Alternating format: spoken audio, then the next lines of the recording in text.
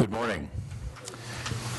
It's 9 o'clock, June 4th, 2013, and we'll call to order the regular meeting of the Board of Supervisors of the County of Tuolumne. And Supervisor Brennan, would you lead us in the pledge, please? I'd be honored to, if you'd all join me. I pledge allegiance to the flag of the United States of America and to the republic for which it stands, one nation under God, indivisible, with liberty and justice for all.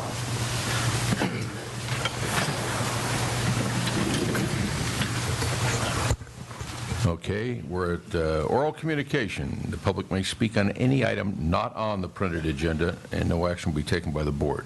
Is there anybody that wants to take advantage of oral communication at this time?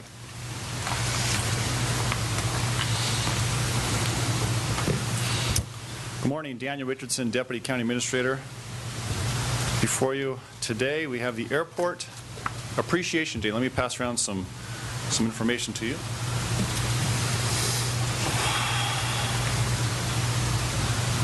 We're here to announce that to the public and to the Board of Supervisors that Columbia Airport will hold an Airport Appreciation Day on Saturday, June 15th from 9 a.m. to 4 p.m. This event is taking the place of the Father's Day fly-in this year only. The change from the Father's Day fly-in to an Airport Appreciation Day is being made because of the recent decision by the FAA to charge airport staff for temporary towers, something they have not done in the past. This year's Airport Appreciation Day will be a one-day event held on Saturday only. Because of that, we will not be charging admissions for this event. It will be similar to the airport flying that we've had in the past, and some of the events that we've had in the past that are traditionally there will be there, such as vendors, aircraft displays, airport rides. We'll have an announcer singing the national anthem, and of course the Vietnam veterans presenting the flag, a Saturday pancake breakfast run by the Boy Scouts, and a Saturday evening tri-tip barbecue. There will not be any airport closure for flight demonstrations as a result of the lack of the actual temporary tower. So that's one thing that will be missing this year. So we encourage everyone to bring their families out to the Airport Appreciation Day at Columbia Airport on Saturday, June 15th from 9 a.m. to 4 p.m. Questions? Thank you. Anybody else want to speak at public comment time? Seeing none, we'll go to the consent calendar and ask the clerk to read the consent calendar, please.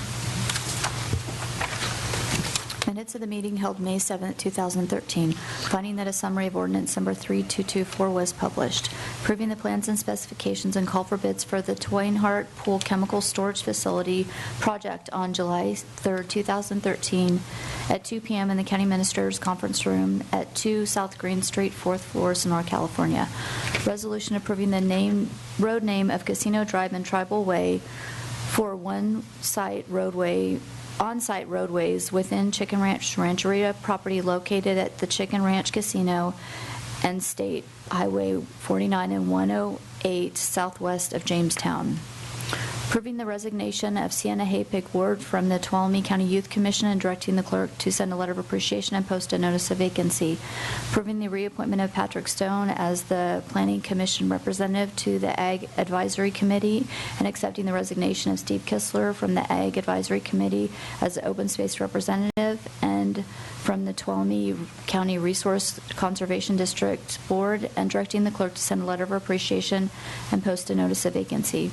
And as the Air Pollution Control District, reappointing Peter Giolito to the Tuolumne County Air Pollution Control District Hearing Board. Okay. Any members want to pull any item? I would like to pull number 5. Number 5. Anything else? I'm going to pull 6. So. Mr. Chairman, I move that we approve the consent calendar with exceptions of items 5 and 6. Second. Okay, I have a first motion from Supervisor Gray, a second from Supervisor Royce. Any comment from the board? How about public comment? Seeing none. All those in favor signify by saying aye. Aye. Any opposed? Carried unanimously. Okay, item 5, please. Do you reread it or? I'm going to read it. Consideration of approving the resignation of Sienna Haypick Ward from the Tuolumne County Youth Commission and directing the clerk to send a letter of appreciation and post a notice of vacancy. Supervisor Rutherford. Yes, Mr. Chairman. I would like to read the letter from Sienna. Sienna served as the president on the Tuolumne County Youth Commission for the past year and has done a remarkably good job. It says, Dear Alicia, I have enjoyed my time as president of the Tuolumne County Youth Commission immensely. The biggest thing I learned was how to properly and effectively run a meeting, and that it is very important to stick to the agenda. I learned how to communicate with my peers and adults to come to concrete decisions. I also learned that city and county governments do have an impact on everyday life. However, next fall I will be attending the University of California at Davis and must resign as president of the Tuolumne County Youth Commission. Although I am moving away, my roots will always be in Tuolumne County, and being on the Youth Commission helped me connect with the county even more than simply living here ever could. Once again, thank you for running this amazing program to help youth understand the importance of government, and thank you for letting me be part of the Tuolumne County Youth Commission. It is an experience I will never forget. Thank you, Sienna Hapig Ward. The Youth Commission is a great opportunity for our youth. It is a testament to Sienna and all the other young adults that serve on that youth commission that they give their time, because it is additional time. They get no credit other than the fact that they're on the youth commission, and they do some very good things. So I hope that, first of all, I would wish Sienna all the best in her future career at the University of California in Davis. I thank her very much for her service to the youth of this county and the county in general, and I hope that her example encourages other youth in our county to partake in our youth commission. And I would very happily move that we accept the resignation. There's a second. Okay, motion by Supervisor Rutherford and a second by Supervisor Gray. Any further comment from the board? Any public comment? All those in favor signify by saying aye. Aye. Any opposed? Carried unanimously. And we do wish Sienna well. Okay, we'll go to item 6, please. Consideration of reappointing Patrick Stone as the Planning Commissioner representative to the Ag Advisory Committee, accepting the resignation of Steve Kistler from the Ag Advisory Committee as open space representative and from the Tuolumne County Resource Conservation District, and directing the clerk to send a letter of appreciation and post a notice of vacancy. Okay, I pulled that because in the last meeting we, by consensus, agreed that we would reappoint all of the planning commissioners at a future date and give, since we've voted to eliminate some of the area planning commissions, that we give all the qualified people in the county a chance to, if you will, apply for the single Tuolumne County Planning Commission. And it seemed to me a little bit premature to be suggesting that we appoint a planning commissioner to serve on the Ag Committee. On the other hand, it is appropriate that we accept the resignation of Steve Kistler and thank him for his service, and post that opening from the Agriculture Advisory Committee. So with that, talking to staff, we have plans to have Ms. Shane will provide us with the appropriate resolutions and action at the next meeting, June 18th, and we will look to appoint planning commissioners in early July. So with that comment, the chair would like to a motion to accept the resignation of Steve Kistler from the Agriculture Advisory Committee as the open space representative, and from the Tuolumne County Resource Conservation District Board, and directing the clerk to send a letter of appreciation, post notice of vacancies, and at the same time continue the rest of the topic. Did you move that? I'm asking for a motion. I so move. Okay. I'll second. Okay, I have a motion from Supervisor Gray and a second from Supervisor Rutherford. Any further comments from the board? Any public comment? All those in favor signify by saying aye. Aye. Any opposed? Carried unanimously. Thank you very much. Okay, let's see. We're now at item 8. Presentation of county service awards to employees from the Public Health and Facilities Management Departments. Mr. Pedro. And Mr. Chair, I believe Ms. Connolly is going to lead the presentation for the Health Department employee, Ms. Perkins, and then Ed Hogue, Ms. Crisp, will lead the presentation on our facilities staff. Okay, Ms. Connolly.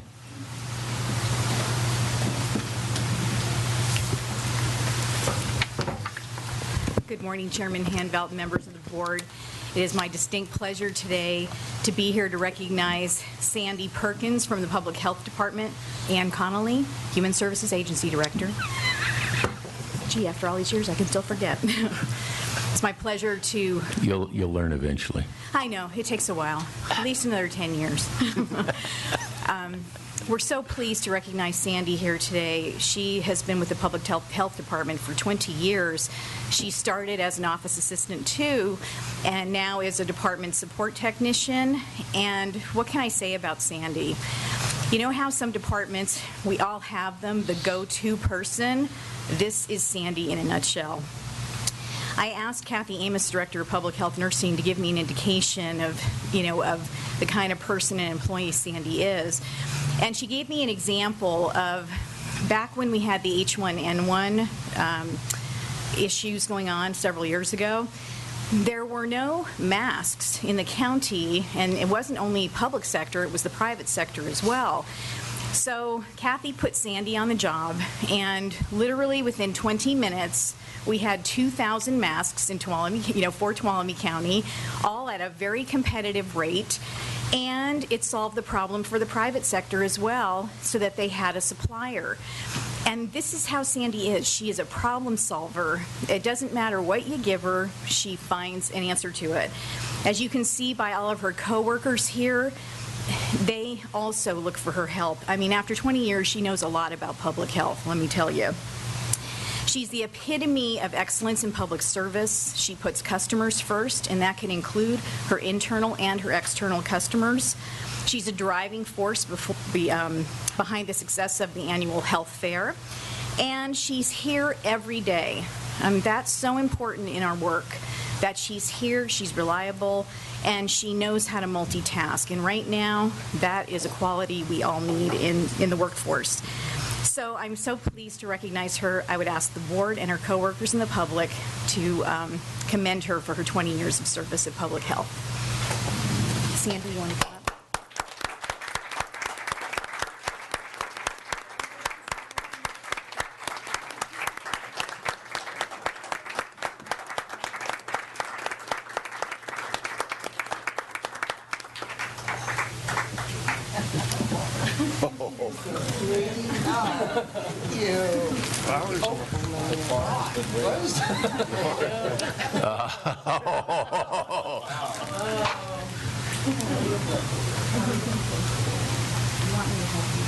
Well, I would like to say a few words here. I can hold all this. I don't think you can not say a few words. You got to say something. Okay, well, Sandy Perkins, Tuolumne County Public Health. I'd like to thank, first of all, my family, my children here, my sister-in-law, Sibby, all my coworkers. Not a better group of people could I have asked to work with. So hopefully it'll be another few years that I'll be hanging around here. So again, thank you very much. And like I said, not a better group of people to work with. Thank you. Thank you, Sandy.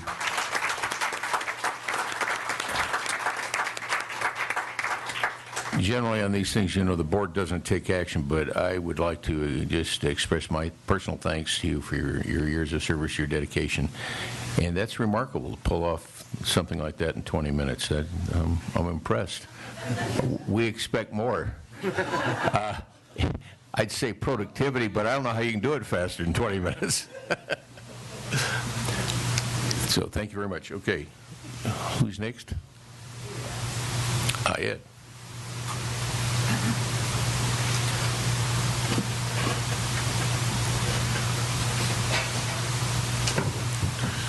Mr. Chair, good morning, members of the board. Ed Hogue, Tuolumne County Facilities Manager.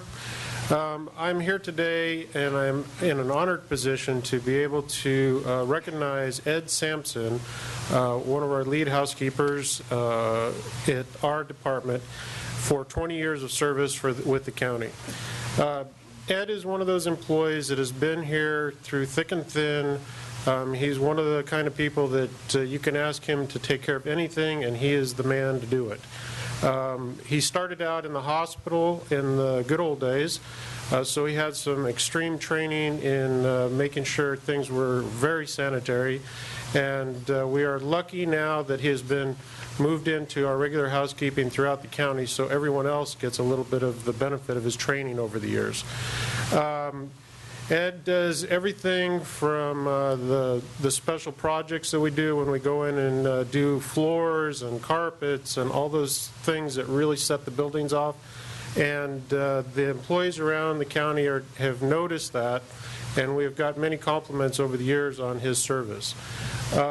Ed has also been a representative with the union for our employees, so he has also taken a step in a little leadership there with our employees. And as of late, he has volunteered to augment the purchasing department and run the courier service when our current courier Peggy is out of on vacation or on sick time. So he's actually picked up a whole other line of duties there. So there's just his work ethic and everything that he does for the county is just a testament to the kind of person that he is, and we're very lucky to have him in our department. Peg, would you like to say something? Yeah. Good morning. My name is Peggy Crisp. I'm your supervising housekeeper for the county, and I'd just like to recognize Ed. He's been with us for 20 years, and as some of us know, he's very high-spirited, so he's been a challenge and a love, and I just want to recognize him personally. Thank you.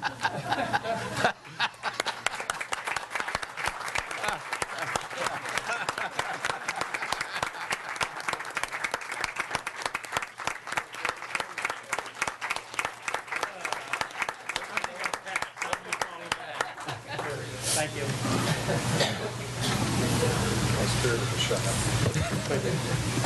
Thank you very much. Ed, are you sure you don't want to say a few words? I mean, after that last comment, Around again, see that? you need to state your name first. My name's Ed Sampson. Yeah, I'm not a real good public speaker. I've worked for Peggy for 20 years. I've worked for the county for the same amount of time. I have been in and cleaned every building this county owns, even some of them I didn't realize we owned or had something to do with. It's been a pleasure. I work with an outstanding crew. These people are great. Yeah, thank you. Thank you, and thank you for 20 years of service. I appreciate Peggy's comment about being high-spirited. That's good, and keep challenging her, would you? I keep trying. Thank you. You know, we sometimes get asked if we ever have any fun. That's fun. It's fun to recognize people with dedicated service and commitment to our county. Okay, we'll go to item 9. Consideration of approving a resolution honoring Pine Mountain Garden Club for their years of hard work and dedication to the Groveland Jail project.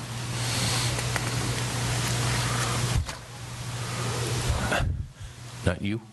Oh, John? Yes, Supervisor Mr. Gray. Chairman, I would be honored to present this resolution, and I would like to do it from the podium, and I would like to ask Under Sheriff Lunny to join me while I read the resolution. And I see some members from the Garden Club, and if they would come up with me, I'd appreciate it. Well, please do that. Do we need to approve this I first? think that would probably be your part of the job. Well, okay. In that case, would you like to make the I would motion? like to make a motion that we approve the resolution honoring the Pine Mountain Lake Garden Club. Do I hear a second? Second. Okay, Supervisor Gray made the motion, and Supervisor Brennan seconded. So any comment from the board? Any comment from the public? All those in favor signify by saying aye. Aye. Aye. Carried unanimously. Supervisor Gray, you have the podium.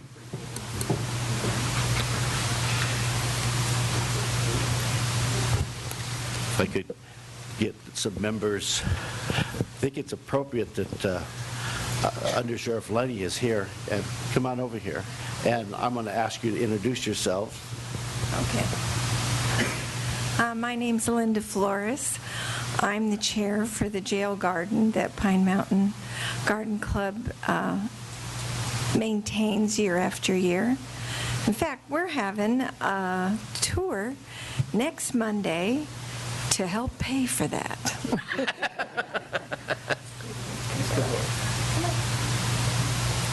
Good morning. My name is Louise Turney, and I have the honor of being president of Pine Mountain Lake Garden Club. And we are so great because of workers that we have like the Flores family and like Sharon Hunt. Thank you. Good morning. I'm Sharon Hunt. I'm one of those volunteers who sits and prunes and plants and fertilizes. She's really good at fertilizing. Thank you, John. Good morning. My name is Tony Flores, and I've been part of the Garden Club for a while. It's been a real pleasure. It's a lot of fun. Thank you. Tony does all the heavy lifting. I think it's important that we recognize groups like this that do work for Tuolumne County. The jail's been there for a long time. Looking at the pictures, you can see the type of work that they do. And I want to tell all the people out here in the county that if there's a community project, this is one to pattern their work after. So I'm going to read the resolution. Whereas the Pine Mountain Lake Garden Club first began meeting in 1992 and had 29 charter members, and whereas at one of the first meetings the club adopted the Groveland Jail as one of their main projects, and whereas the jail constructed sometime between 1885 and 1900, I don't think we have tied that down yet, had fallen on hard times and sorely needed tender, loving care. And whereas the club members scraped it down, painted it, repaired the roof, landscaped the area around the jail, and donated items to the display. And whereas to this day, the club continues to lovingly maintain the Groveland Jail for residents and visitors alike to enjoy. Now therefore be it resolved that the Board of Supervisors of Tuolumne County hereby honor the Pine Mountain Lake Garden Club for all their community spirit and efforts in the restoration and continued care of the Groveland Jail. Adopted by Board of Supervisors of the County of Tuolumne, June 4th, 2013. And again, thank the Garden Club for all their hard work, and I will present the resolution at your meeting, and I believe that's on June 12th. 10th. Okay, have to change that. And thank you again. Supervisor Gray, could we ask for a little clarification? There was a comment made about a tour to help pay for some of that. Since we, we do allow for free commercials here on the air, and I think we ought to do that. Would you like to give a little more information about your... We call it a public service announcement. Oh, thank you. Well, quite frankly, we're sold out right now. But that's a good thing. It is. Okay. Every year, in order to acquire funds to maintain the jail garden, because I spend all the money, we have to have a garden tour and a luncheon. So we beat the bushes for several people in our Groveland area to be on the garden tour, and we try and make it a different garden every year. And then that's usually in the morning from about 9 to 11. Then in the afternoon at the Lake Lodge down by our Pine Mountain Lake, we have a luncheon. And all the ladies decorate the tables splendiferously. And we have donations from the merchants as well as members. And we have a wonderful raffle. And then all that money that we acquire, and everybody is a volunteer, there's no paid anything. After that's all over with, then we figure out how much money we can spend on our budget. We have programs throughout the year, every month, field trips. Speakers come in from all over the county and elsewhere to help us learn about the garden, what not to do as well as what to do. And it's always the second Monday in June every year. Thank you. Okay, so you can't go this year, but you can sign up for next year. Right. Thank you. Thank you. And thank you for your dedicated service. Thank you. I want to make sure that the sheriff is up here because this doesn't come out of his budget. This is something that the community does, takes care of it, and I don't think he's had a prisoner in there for 40 years. Hold it. This isn't, you aren't utilizing the facility? Has the three-judge panel been there? There's 2 of them there now. Yeah, they're long-term residents. They've been there a while. But seriously, this type of activity by community groups is what is really needed in the county, and I really appreciate what the Garden Club does. Thank you. Very good. Thank you very much. Can I add one thing? Certainly. I have to thank John and the sheriff because every couple years I get them to paint the jail, and the prisoners come and clean out the creek that goes all along the backside of Groveland. And that's a big deal. This year I have to pay to have it done, but that's okay.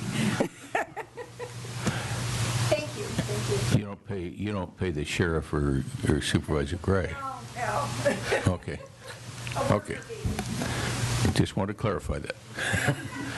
Okay. Thank you very much. That was fun. Item 10, please. Consideration of approving a cooperative agreement between the County of Tuolumne and Miwok Sugar Pine Fire Protection District. Mr. Pedro. Mr. Chairman, members of the board, as you're all aware, for the county's fire and first responder system to work, the key is having successful relationships with each district, because no district stands by itself. We're all interdependent on help from one another, and so those relationships are key. They're essential. In the case of the Miwok Sugar Pine Fire Protection District, it's a unique relationship, given that their strategic location at the easternmost end of our most densely populated area of the county. Recognizing that, we've had an agreement with them dating back to 1986. But after 27 years, the county and district representatives have agreed it's time to refresh and renew this strategic partnership through approval of a new cooperative agreement. And this is something that we've been working on for about 5 months now. We've had the chairman of the Miwok Sugar Pine Fire District Board, Chuck Wagner, who's in the audience today, their interim chief, Larry Crabtree. From your county fire perspective, we've had the former CAL FIRE Unit Chief, Brian Kirk, the current Deputy Chief, Steve Lashy, our Assistant County Fire Warden, Paul Spear, Maureen Frank from my office, and yours truly, working in conjunction with the area supervisor, of course, Mr. Royce. So a lot of involvement over a long period of time bringing this agreement to you. In essence, this agreement continues for the largest part of what we had in our 1986 agreement. It reflects today's new realities. Things have evolved a lot over those 27 years. But the real crux of this agreement, it's all itemized in the staff memo, is that we are recommitting to respond to calls within each other's areas. The county, as we do with all other districts, provide dispatch services, fire prevention services, and provide EMS first responder supplies to the district at no cost. Something unique to this agreement only exists in one other district, and that's the Groveland Community Service District. As an engine is provided for a $1 annual lease. The particular engine that's specified in the agreement is one that's been used in that district for several years now, so this is not something new. It's the same engine that's been there. But it does clarify things such as maintenance, insurance, and those kinds of things. So staff certainly does recommend that your board approve the attached cooperative agreement with the Miwok Sugar Pine Fire Protection District. Their board did approve this agreement at their May 20th board meeting. But I know something that the district would want to have emphasized, and I know Supervisor Royce would as well as myself, is that part of our discussions was trying to look to the future and find ways to foster a renewal of our volunteer programs in that district. not just the volunteers that are considered district volunteers themselves, but also our county volunteers, and having a cooperative relationship and presence at that station once again.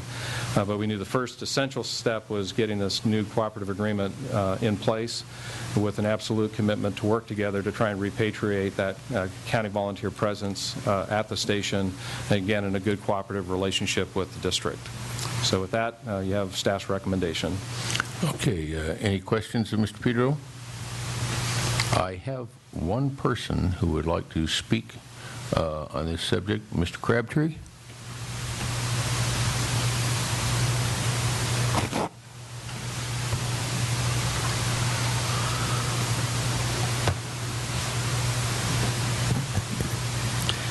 Mr. Chairman, members of the board, Mr. Royce and Mr. Pedro. Good morning. My name is Larry Crabtree. I'm the interim fire chief at the Miwok Sugar Pine Fire Protection District. I'm here today with Chuck Wagner, the board president of that district. I'd like to take this opportunity to thank Mr. Pedro, your fire chief at the time, Brian Kirk, and Chief Lashy, who was the acting chief after Chief Kirk retired, all of whom worked diligently to get where we are today with the agreement in front of you.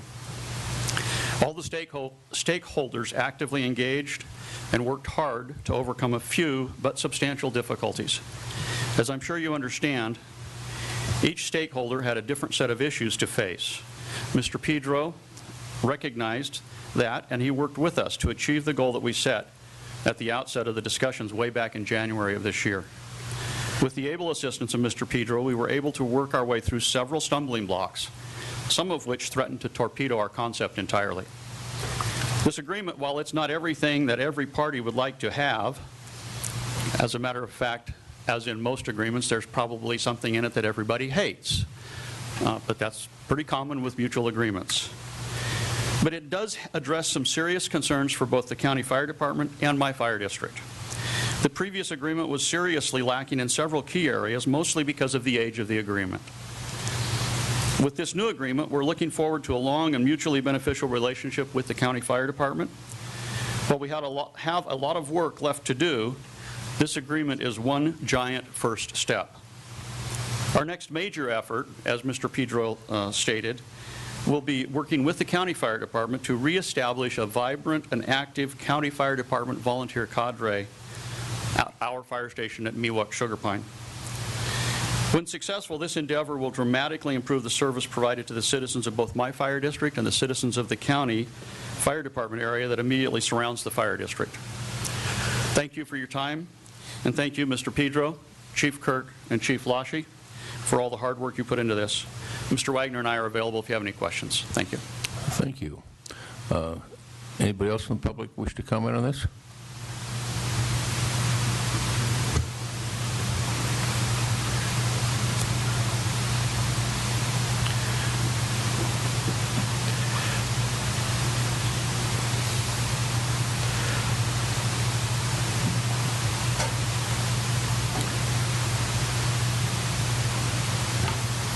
With a large pink sign here, I cannot neglect to state my name. I'm Dennis Randall, citizen of Tuolumne County, a resident of Cedar Ridge, an area served by the Tuolumne County Fire Department.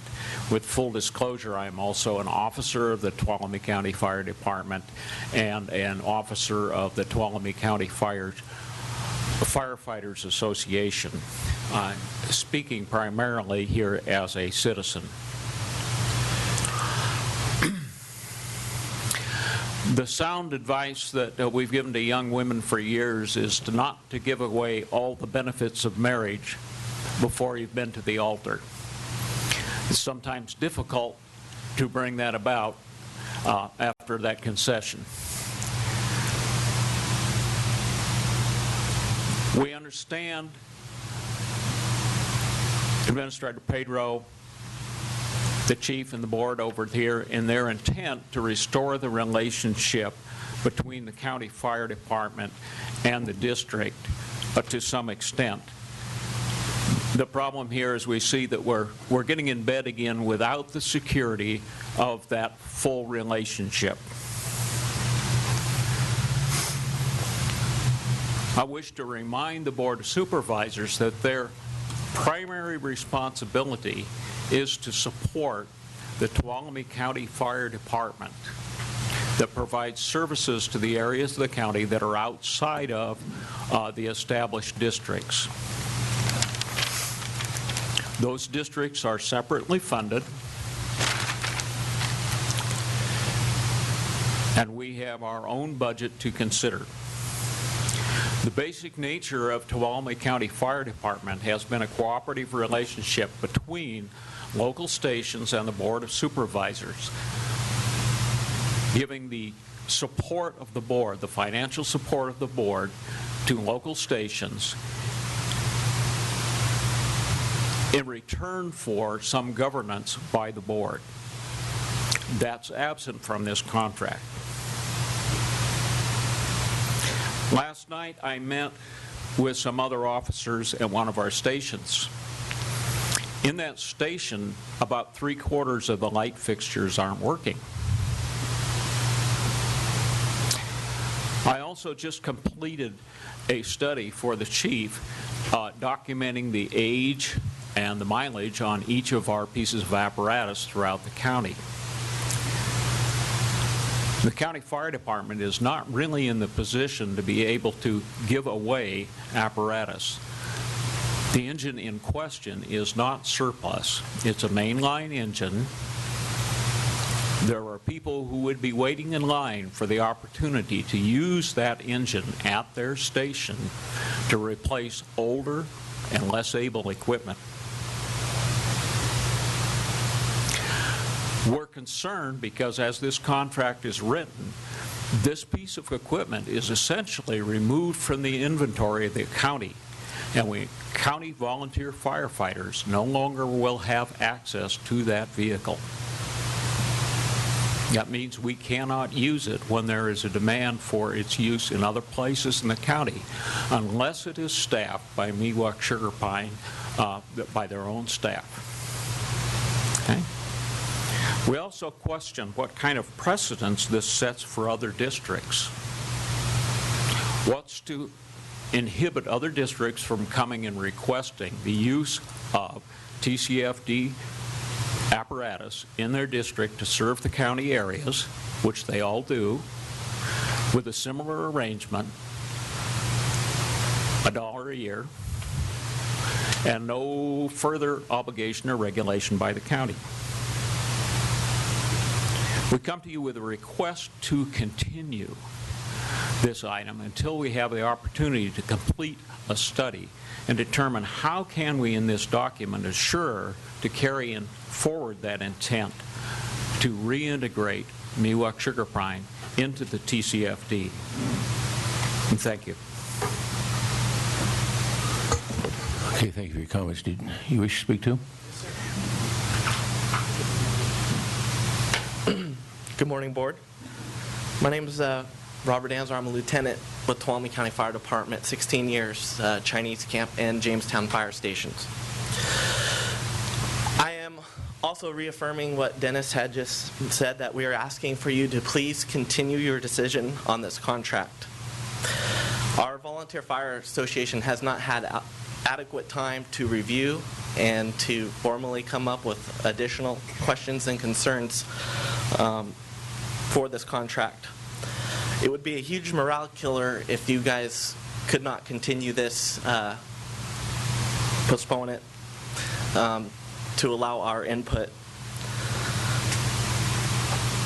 This is going to be a very important decision, and it definitely affects all your volunteers in TCFD. I'd also like to say that our relationship with CAL FIRE has gotten a lot better over the last couple of years, and you guys taking the time to reconsider this contract and listening from us will only enhance our relationship. So thank you very much, and I appreciate your time. Thank you. Is there anybody else from the public who wishes to speak on this subject? Comments from the board, or Mr. Pedro? Well, I can go ahead and address some of the points, and it's regrettable, to hear that folks felt like they aren't informed or had input. That is regrettable.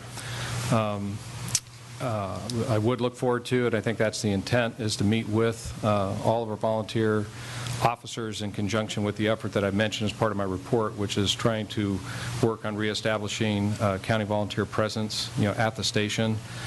Again, I think they're coming from a perspective, though, that this is something new, and it really isn't something new. We've been stationing an engine in Miwok since 1986. If we did nothing else and we stayed with the current agreement, under the terms of the current agreement, we will still station an engine, at the Miwok Fire Station, basically under the same parameters that it's to be used for response to call in county responsibility areas, and it can also be used within the district, but not in lieu of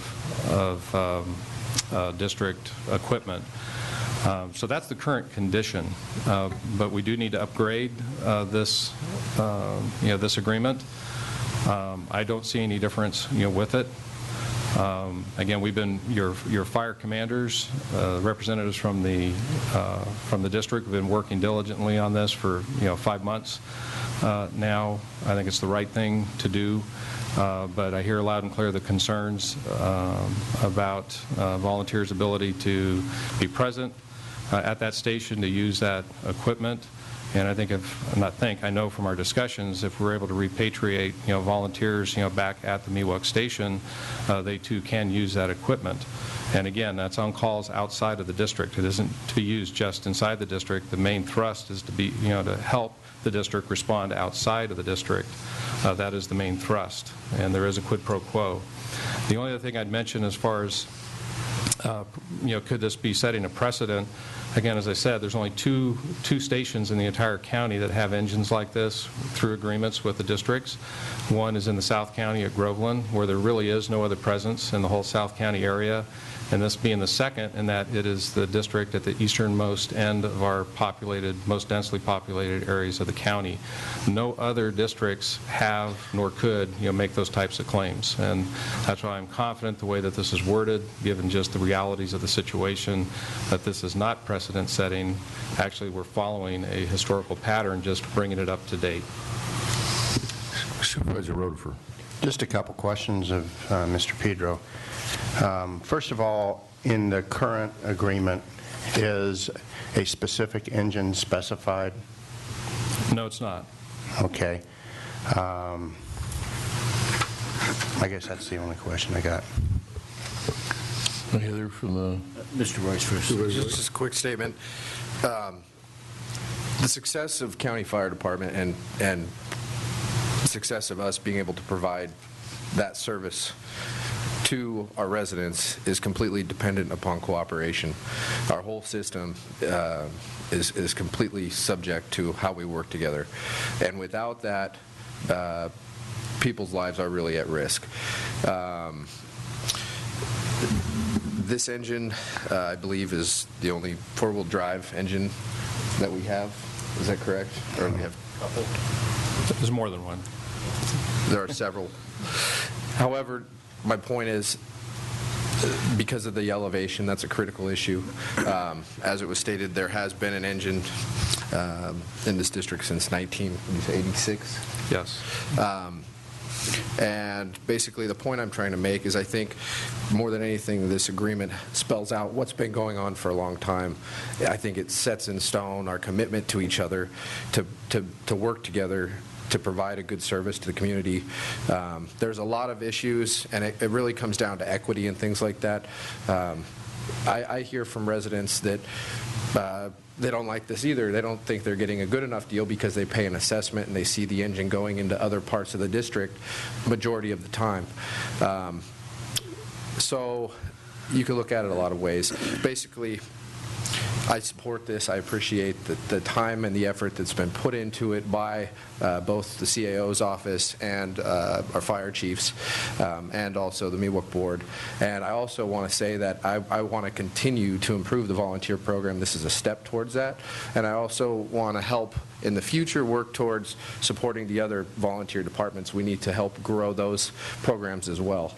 But I don't think that holding off on this is the right thing to do, and I don't think that that we need to turn departments towards each other in an effort to jockey for resources. I think that our position is to support the program as a whole, the system as a whole, for the sake of the public, and I want to try to find ways to solve some of these other problems we've heard about as well.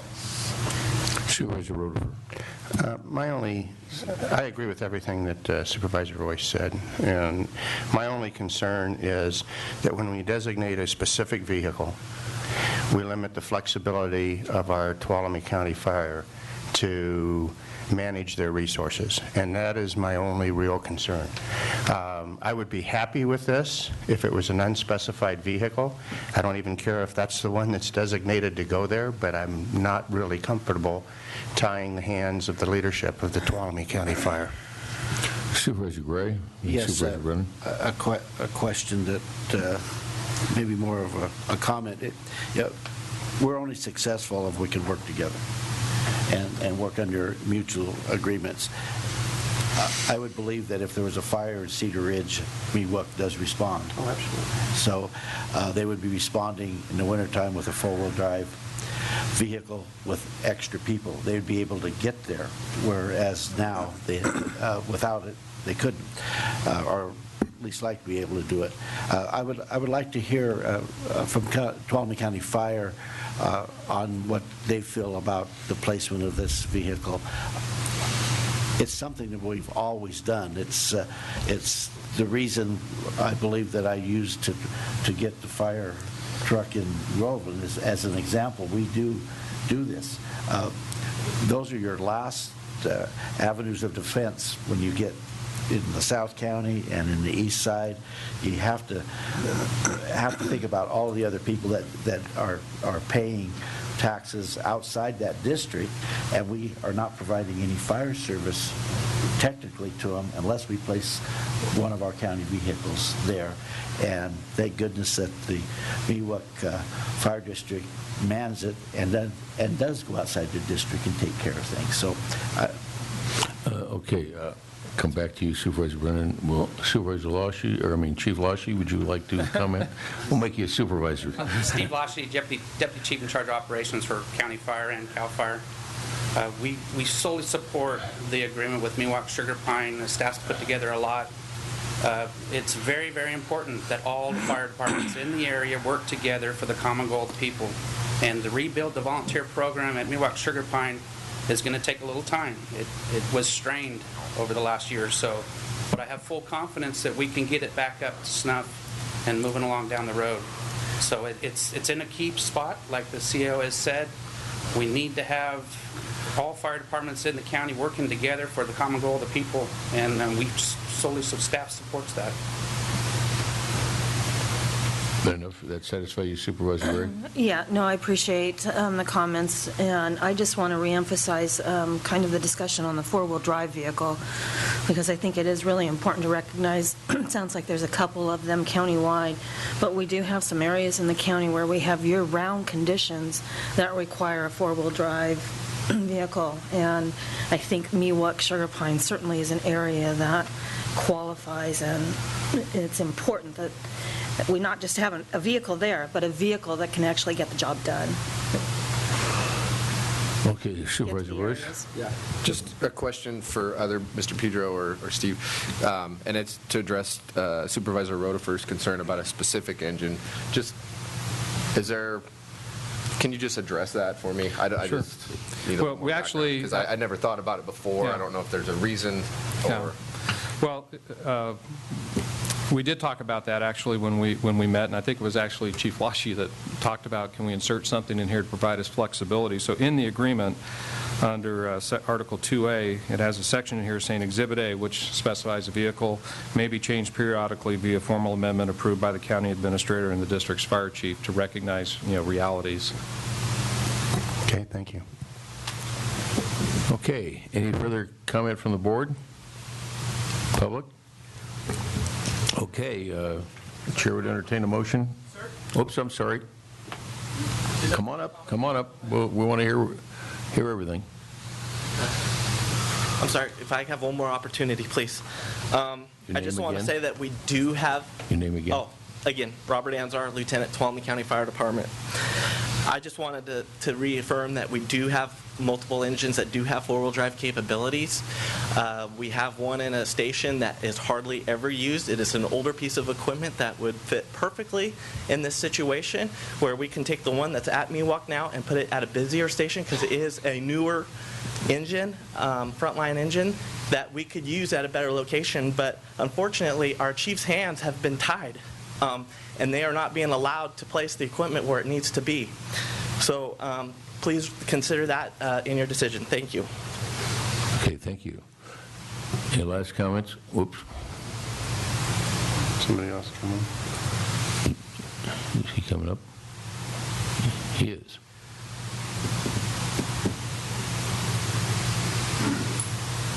Again, Dennis Randall.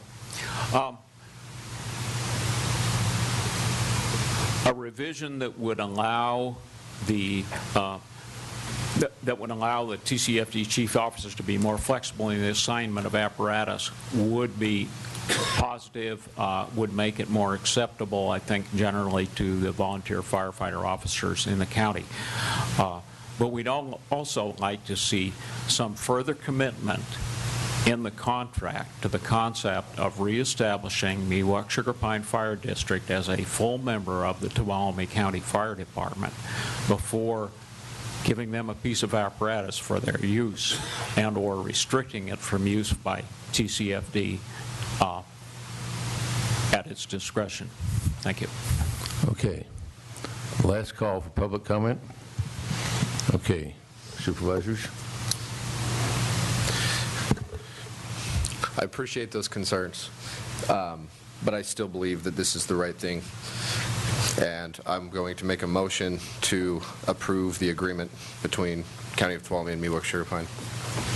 Is there a second to that motion? I'll second. Okay, motion by Supervisor Royce, a second by Supervisor Gray. Any final comments from the board? None. Any final comments from the public? All those in favor signify by saying aye. Aye. Any opposed? Carried. Okay, we are going to temporarily recess the Board of Supervisors of Tuolumne County and convene the Tuolumne Public Power Agency. And would you read our item 11, please?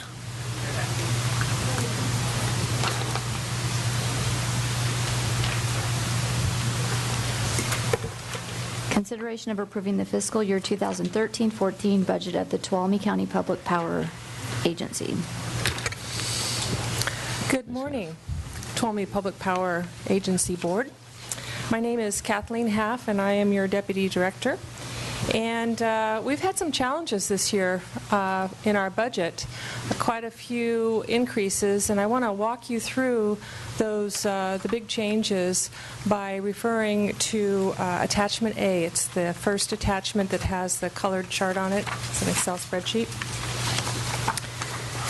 We have three main entities that we pay for our power.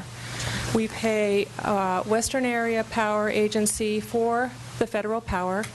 We pay PG&E for the distribution, transmission of the power to our sites.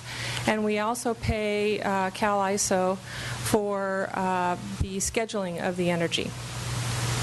And the challenges have come from, increases have come from PG&E and from Western Area Power, which I'm going to refer to as WAPA. But let's start with PG&E. They filed at the end of March, they filed for an increase to their rates. Now, we haven't experienced a rate increase from them since 1997, so they are entitled to an increase. But what they're asking for, right now, we pay for the distribution of our power, we pay 1.9 cents per kilowatt hour, okay? And we only pay 2 cents for that federal power. What they're asking for is 3.68 cents per kilowatt hour. And so their FERC filing, we were just recently, we were able to get a suspension of this rate because it was supposed to start June 1st. We got a suspension until November 1st, but those rates will start November 1st. And we will have our attorneys working on this. We have a very good attorney firm energy attorney firm in Washington, D.C. that we're sharing with Calaveras Public Power Agency, and also with a large water agency consortium down in the valley. So it makes it affordable to fight this filing and to get it to a more reasonable rate. But also at threat is our credit. We get a credit each month of a little over $3,000, works out to $40,000 a year, for the upgrades we've made to installations in the past, up until 2004. Well, they want to take that away. And we're saying, well, you know what? We need actually more than that because we've done a lot more installations since 2004. What happens is when we have, let's say, one of our members adds a new addition to their campus or upgrades a building and needs more power, we end up paying PG&E on the behalf of our member for the work that PG&E does. The member pays TPPA, but then that work that gets done gets dedicated over to PG&E, so they own it. Okay, so in return, because of the way our settlement and our 20-year agreement works with them, we get a credit for the upgrades that we've made. So anyway, until this is settled, and we don't expect this matter, this FERC filing, to be settled until probably after next fiscal year. It takes quite a while. This credit will not be accessible to us. We won't have it. So referring to this chart, from now until the beginning of November, we'll enjoy the 1.9 cents per kilowatt hour, which amounts to about 43% of the year. Okay, and this is based on a consumption of just a little under 25 million kilowatt hours for the whole agency, for all of Tuolumne Public Power Agency members. And then for the rest of the year, we will be paying the 3.682 cents per kilowatt hour to PG&E until we can get this rectified without that credit.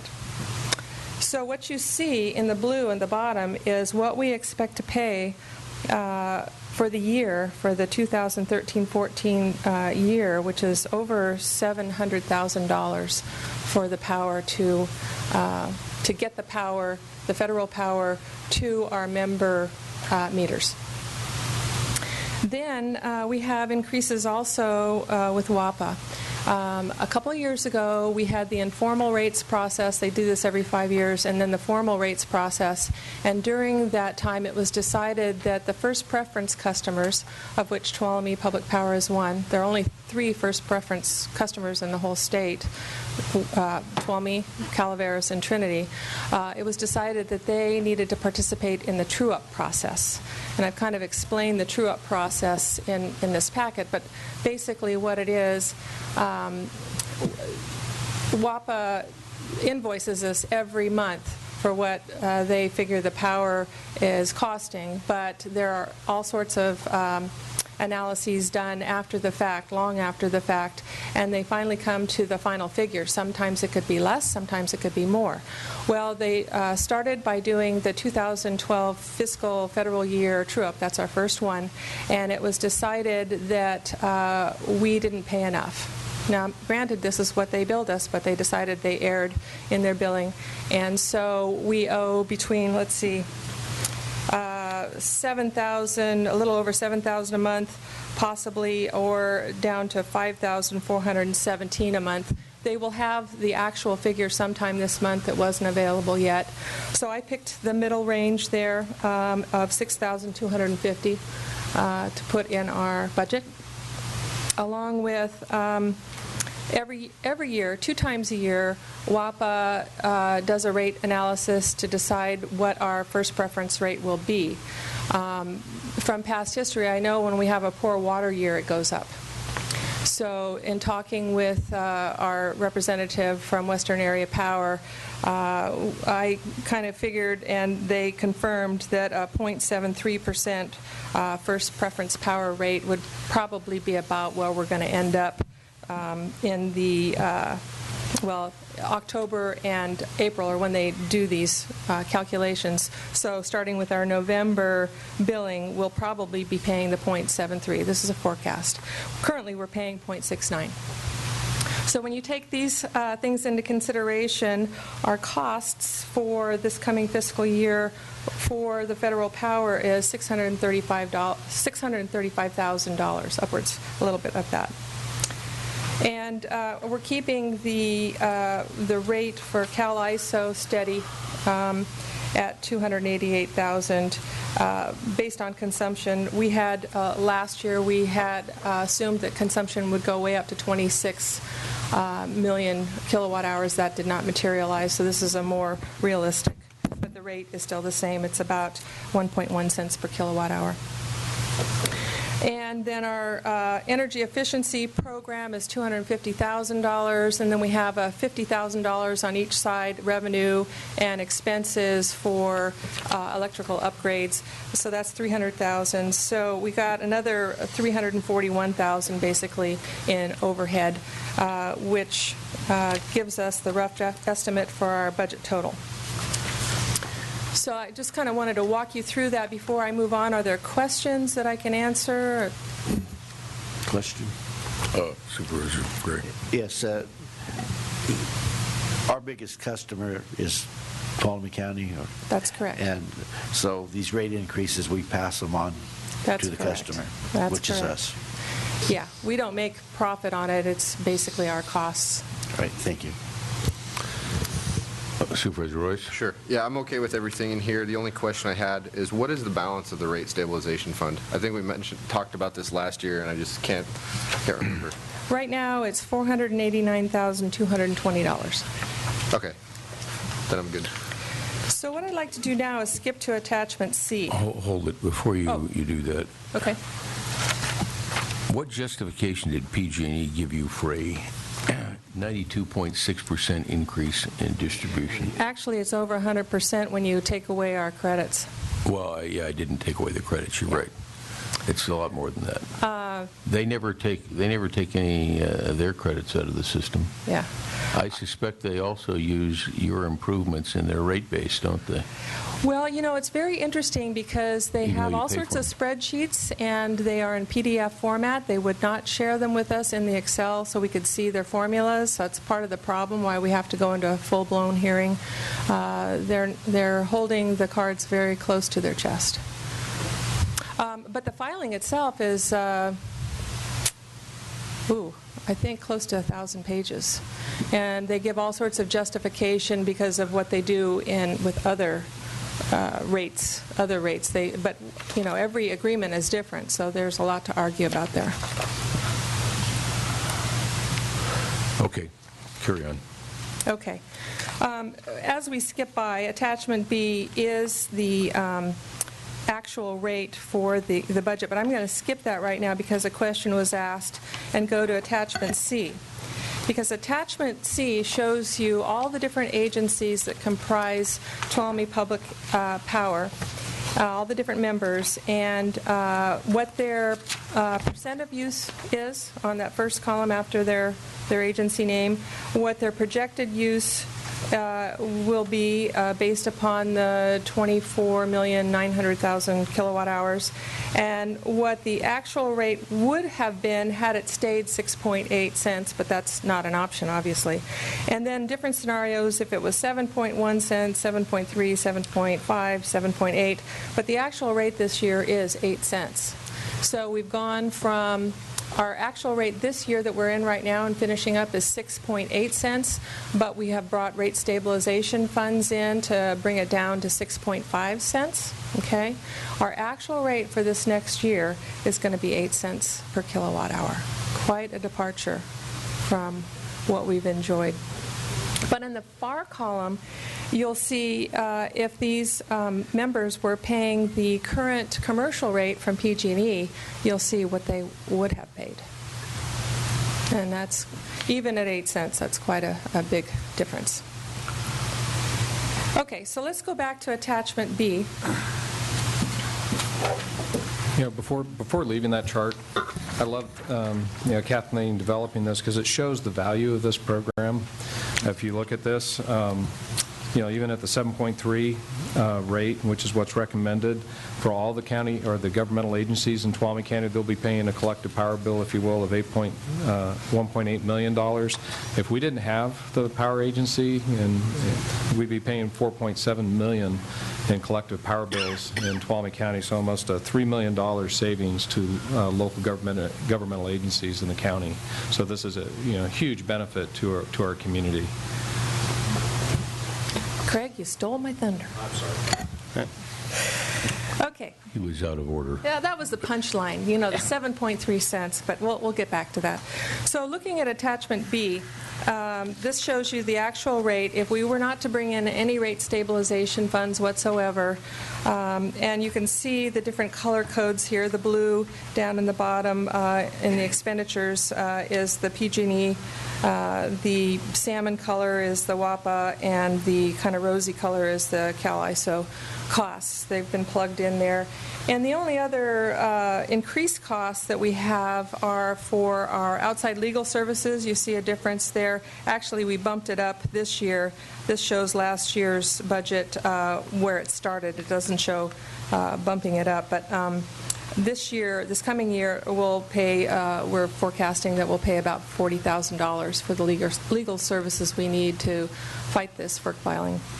And we've also bumped up the travel, training, and seminars, not necessarily for seminars, but for travel for staff to go to Washington, D.C. if needed, because that's where the hearings will be held. Okay, any questions? Comments?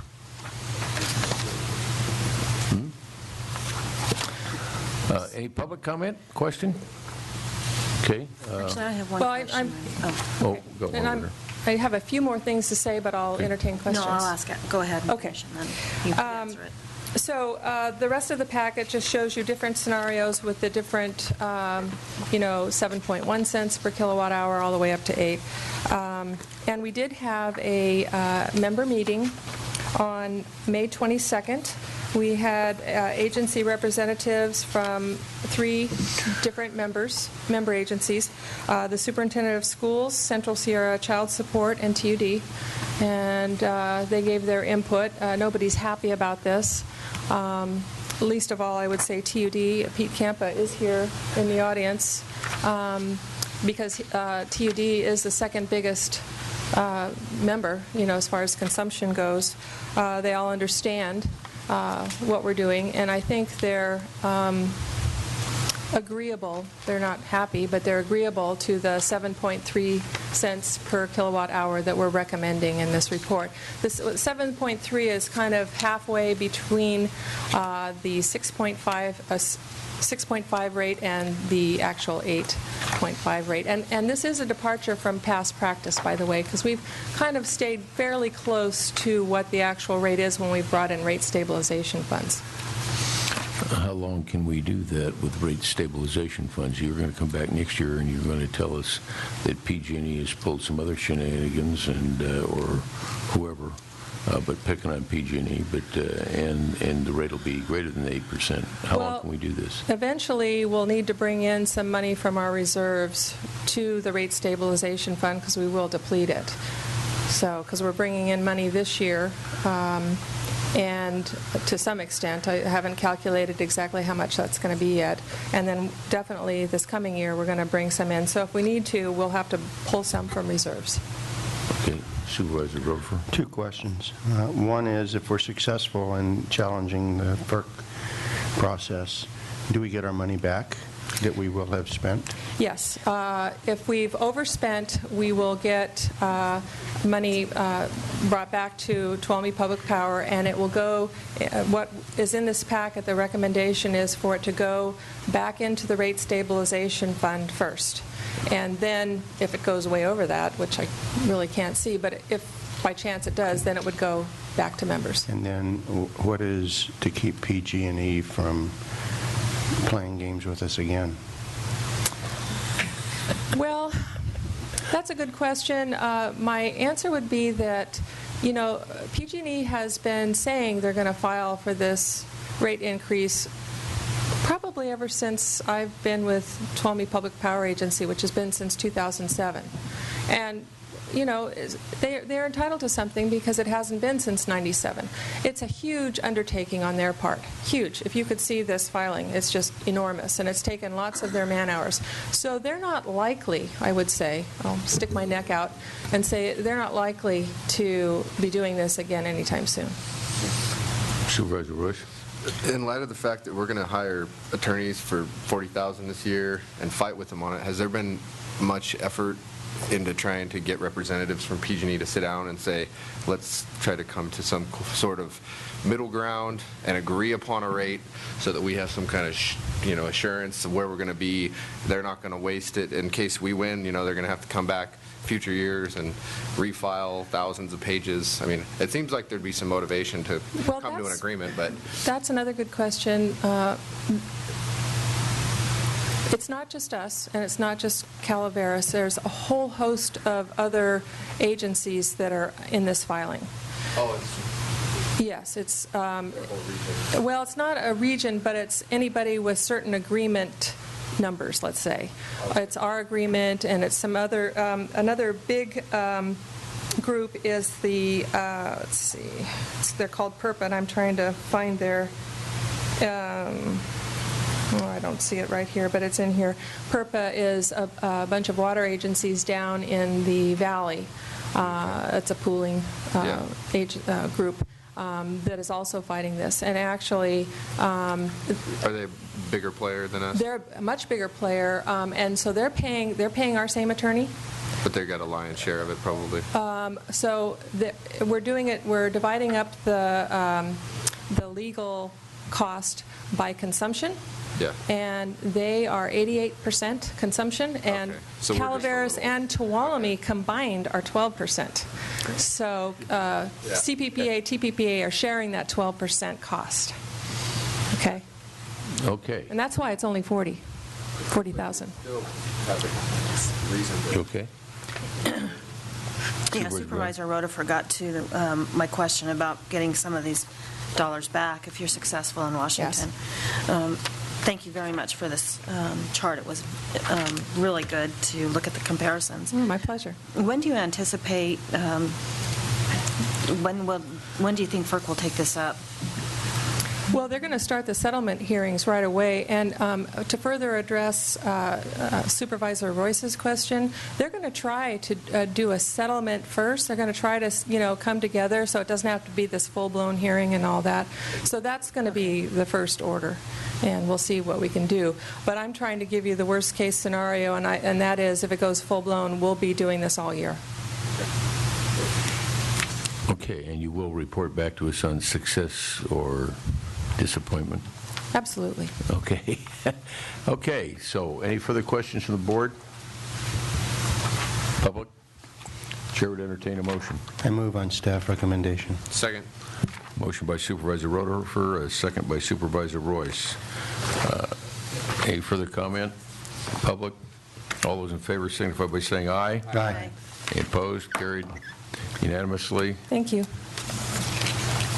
We are going to, I guess, recess the Tuolumne Public Power Agency, and we're going to convene the newly formed Tuolumne County Water Agency. Would you read item 12, please?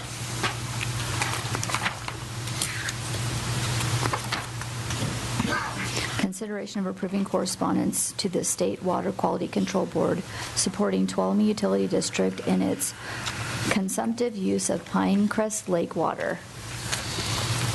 Good morning, Daniel Richardson, Deputy County Administrator. You are now directors of the Tuolumne County Water Agency. We have before you a letter similar to one that the Board of Supervisors adopted 2 weeks ago, which addresses the water issue of being able to draw down water from Pinecrest Reservoir during the late summer months. This letter I added in one paragraph in this letter that's different from your past letter. Other than that, it is a similar letter which encourages the State Water Resources Control Board to allow the drawdown of water at an earlier date than Labor Day. for consumptive use of water in Tuolumne County.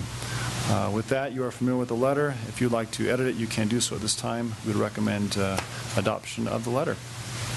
Questions or comments from the board? Seeing none. Public?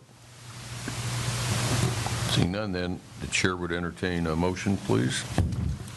Mr. Chair, I would like to move to approve the release of the letter under the chair's signature as recommended by staff. Second. Okay, Supervisor Rotifer made the motion, Supervisor Brennan seconded. Any final comments? Public? All those in favor signify by saying aye. Aye. Any opposed? Carried unanimously. Item 13, please. Consideration of approving establishment of the Pavement Permanent Water Policy Advisory Committee.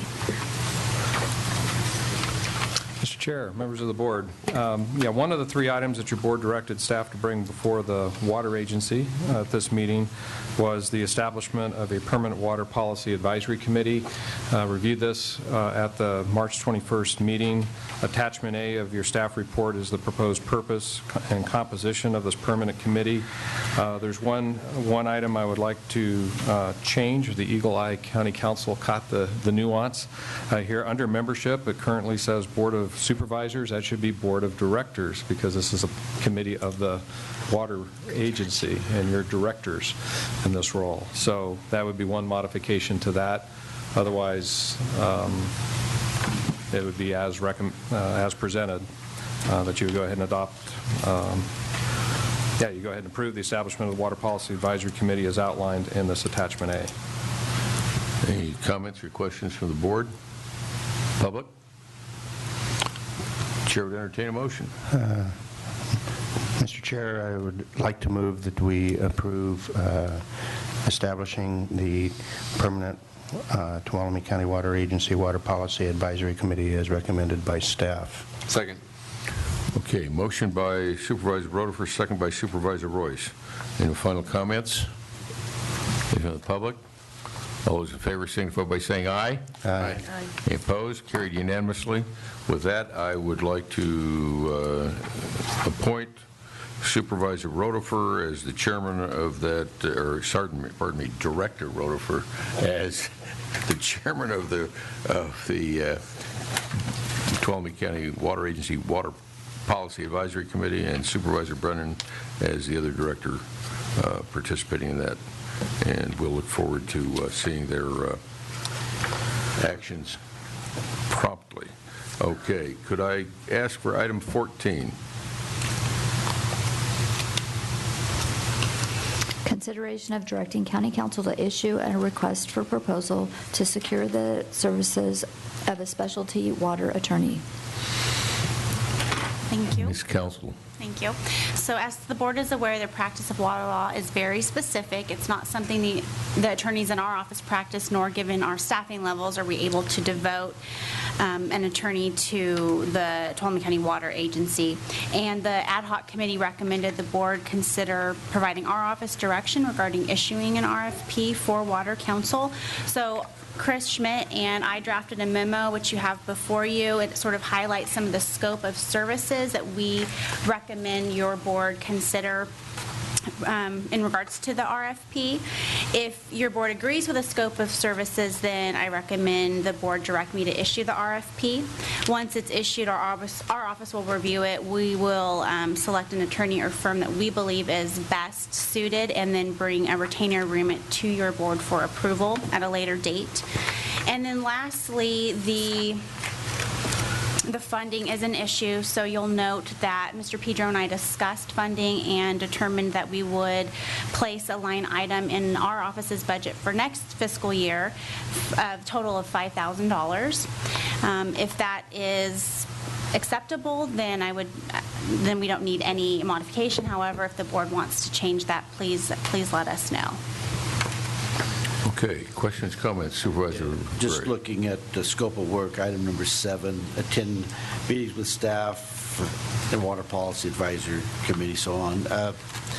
We don't expect to have legal counsel at every advisory. Correct. Well, I would hope not. We would really recommend that your initial use of water counsel would really be on an as-needed basis and be fairly selective. And certainly you can work with our office to determine what issues should be sent to them and what should not, because you would run through $5,000 very quickly. That's right. And I think it's important that when we have those issues to be sent to council, that we do it as a board, not an individual supervisor. Oh, I absolutely agree. Also, the consensus in the ad hoc committee, and I'm sure the membership is going to, of the permanent committee is going to reflect pretty much what the ad hoc committee was made up of. That was the design anyway.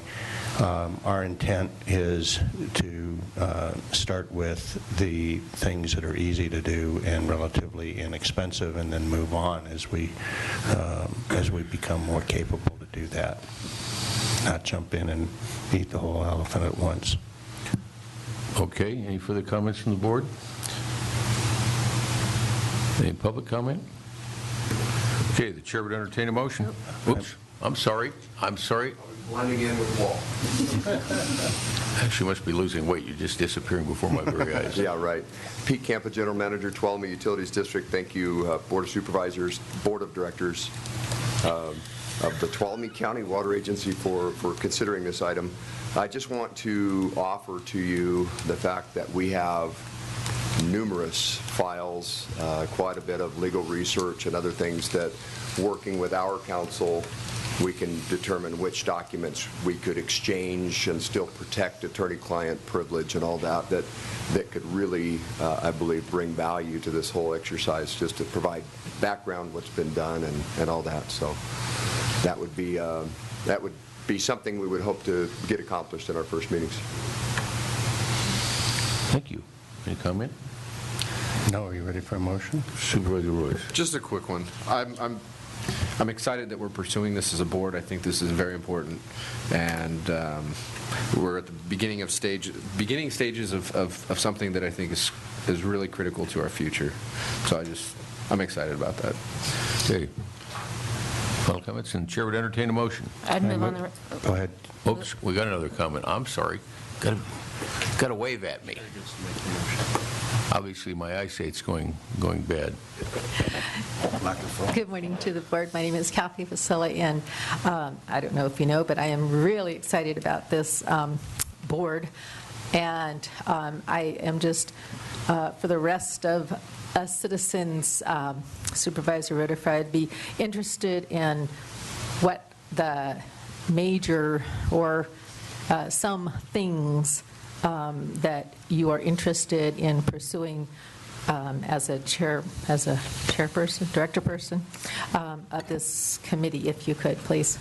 Well, one of the first agenda items that we've got to do as a committee is to determine our recommended work plan and bring it back for approval of the directors. So I would defer comment on that until the committee's had an opportunity to discuss it. But we certainly can provide her a copy of the objectives. Yes, I will be happy to do that. That would be wonderful. Thanks. Okay. I'm going to look very carefully this time. Anybody else from the public? I don't see anybody. Okay. The chair would entertain the motion. Oh, I got a question for the board. No, I'd like to move on staff recommendation. Okay. Got a motion from Supervisor Brennan, second from Supervisor Rutherford. Any final comments from the board? Public? All those in favor signify by saying aye. Aye. Any opposed? Carried unanimously. Thank you very much. We are going to recess the Tuolumne County Water Agency, and we'll take item 15.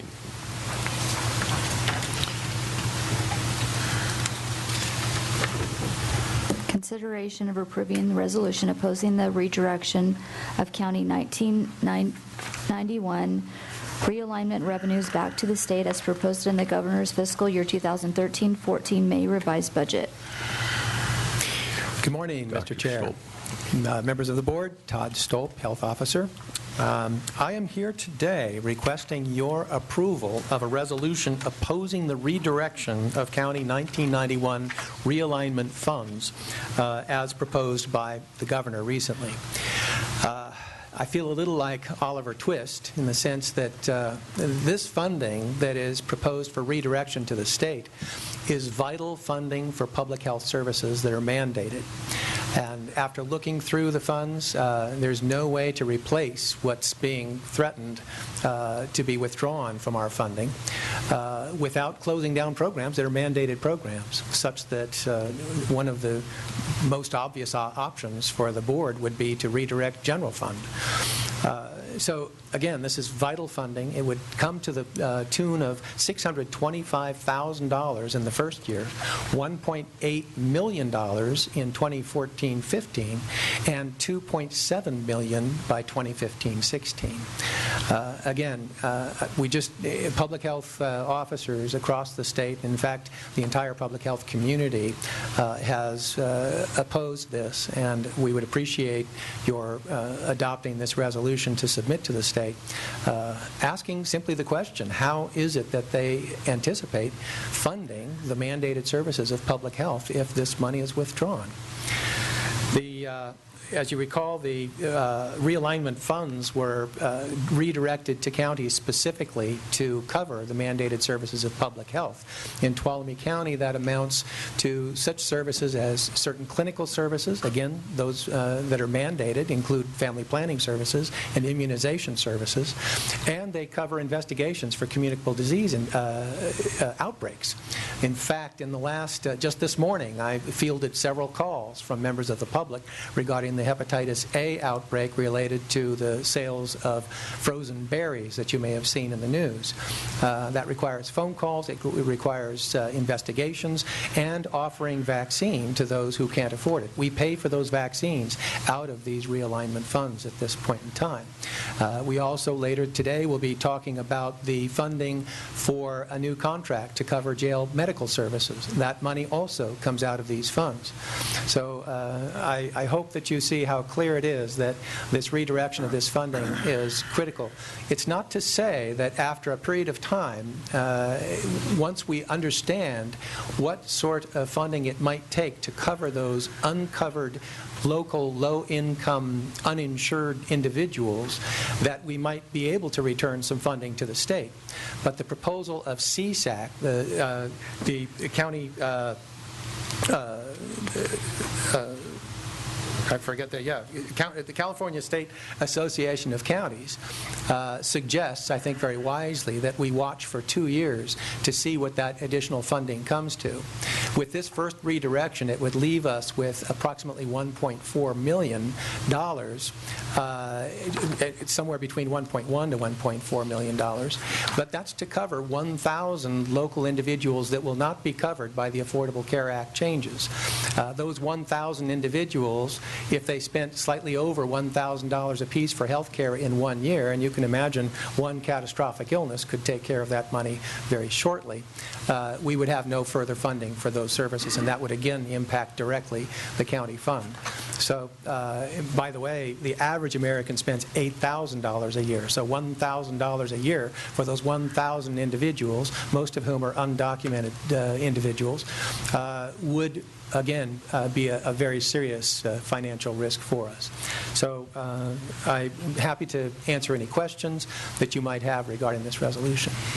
Questions of the board? Just a comment at lunch in Sacramento last Wednesday. I only need $300 million. Not to worry about it. That it'll take care of itself, and I don't believe it will. So I'm certainly supporting of this resolution. Yeah, I think we all discovered last week when we were up at CSAC Legislative Conference that virtually every county in the state and the California State Association of Counties as a body are very much opposed to this, and I think it's in our best interest to be fairly vocal in our opposition as well. As I recall, when I heard the governor speak, he only needs $300 million, wasn't that something like that? And he believes that we should be giving back because the state's going to take over some of our responsibilities, and it would be, him double paying. I don't see it that way. By the way, I'd like to comment and commend Mr. Pedro for writing a letter to the legislators and getting that out because of the timely nature of things. And I personally delivered about 6 copies of that to different legislators to make sure it happens. This is an important resolution, and I'm glad that the other counties are standing up to. I hate to feel like a lone soldier out there. Any final comments from the board? Any public comment? Chair would entertain a motion. Mr. Chairman, I move that we approve the resolution. Okay. I have Second. A motion by Supervisor Gray, a second by Supervisor Rutherford. Any final comments from the board? Public? All those in favor signify by saying aye. Aye. Any opposed? Carried unanimously. The board will take a 10-minute break. Be back here in 20 minutes to the hour.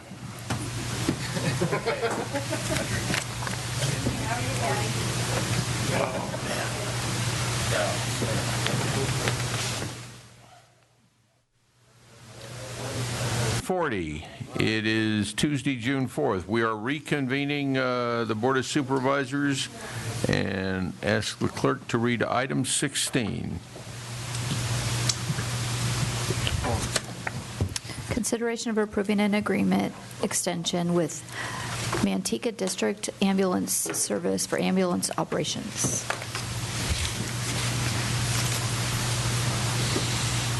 Mr. Chairman, members of the board, Steve Boyack from the Human Services Agency representing Tuolumne County Ambulance today. Tuolumne County has a long-established relationship with Manteca District Ambulance dating clear back to 1987.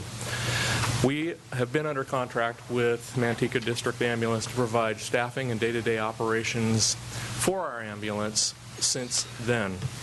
The current contract, which was executed in 2004, had written into it 2 3-year extension options within the contract. We were before your board back in June of 2010 to exercise that first 3-year extension.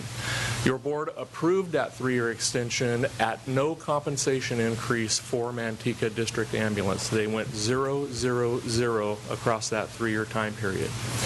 Today, I'm back before you to exercise the second 3-year extension to the 2004 contract. Within this particular extension, you will find that we are suggesting and recommending an increase in compensation for the first year, which is fiscal year 13-14 at 3%, the second year at fiscal year 14-15 at 2%, and the third year we have written into the contract reopener language to discuss with Manteca District Ambulance the options for a compensation increase due to the nature of the condition of the ambulance fund at that particular time.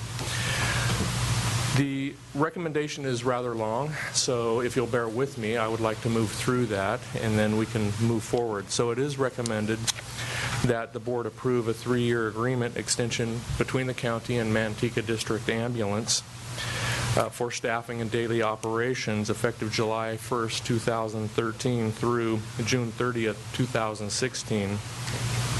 At an initial base rate of $3,206,619, and the second year at a base rate of $3,270,589, and a base rate to be determined through negotiation for fiscal year 15-16, and authorize the board chair to sign.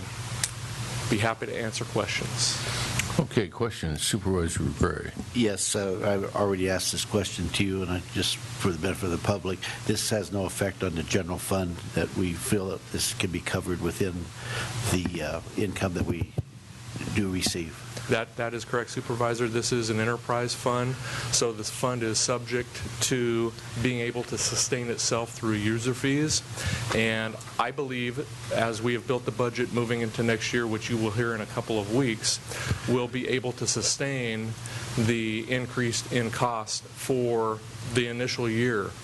However, I'm not so confident the second year, and by the end of this calendar year is our wish to come back before the board with a discussion on our current ambulance rates as they are compared across comparative counties and other jurisdictions, and possibly look to increase the rates as we see a need to sustain ambulance operations.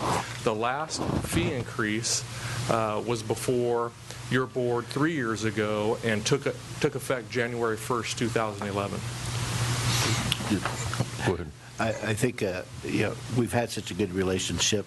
My concern, I see Mr. Caldera here, is he going to stay with us for a while longer? Because I believe did you want to make that a requirement of the contract? The good relationship that we have had is because of his relationship with us. I continue to get compliments on the ambulance service in the South County, how responsive they are, and I think it's a good relationship, and I'm certainly in favor of okay. Any further comments, Supervisor Royce? Yeah, I was just curious, with the ACA coming into play and being ready to be implemented, and you look at our the payer spread, however you phrase that. Payer mix. Yeah. How is that going to affect that and the potential to affect the rates? Just curious. It's not directly related to this agenda item, but I'm just kind of foreshadowing what we're going to deal with later. Well, here's what I can offer you, Supervisor Royce. Utilizing fiscal year 11-12, our payer mix is relatively across 4 different types of payers. Mm-hmm. We have a Medi-Cal payer mix, a Medicare payer mix. We have a private pay, which means the individual pays out of their pocket, and we have an insurance payer mix. The payer mix level in 2011 was about 56%. 2012, about 56% Medicare, and Medi-Cal was quite a bit less in the 15, 16, 17% range. So you're looking at possibly an impact when we see an expansion of health care through the ACA, where we may be impacted from a Medi-Cal perspective, which could possibly increase that percentage of payer mix. Yeah. This particular health delivery system isn't unlike other health delivery systems in that certain sectors have to pay for other sectors to remain solvent.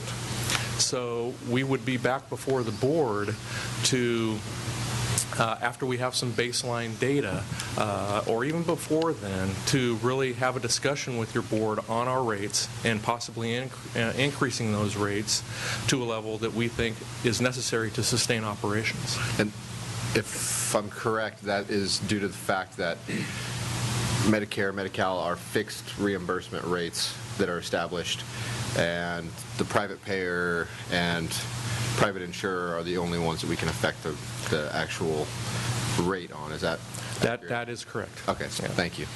Okay, any other questions? I have one. You referred to this as base rate. Yes. What would change that? We are suggesting that the base rate would include 5 full-time 24/7 ambulances. So within that base rate, that is what we are going to have for standard operations for Tuolumne County.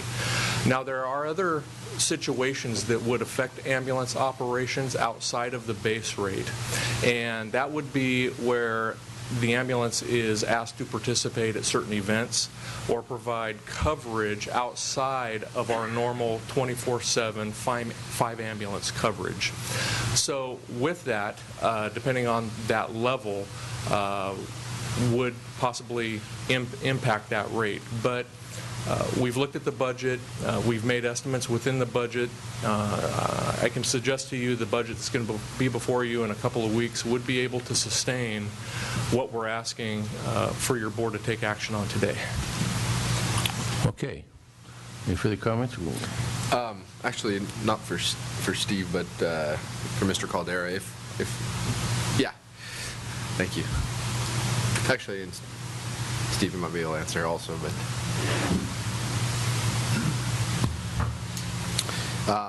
Let's see, where's... Good morning. I'm Bill Caldera with Manteca District Ambulance Supervisor. Thank you. Thank you.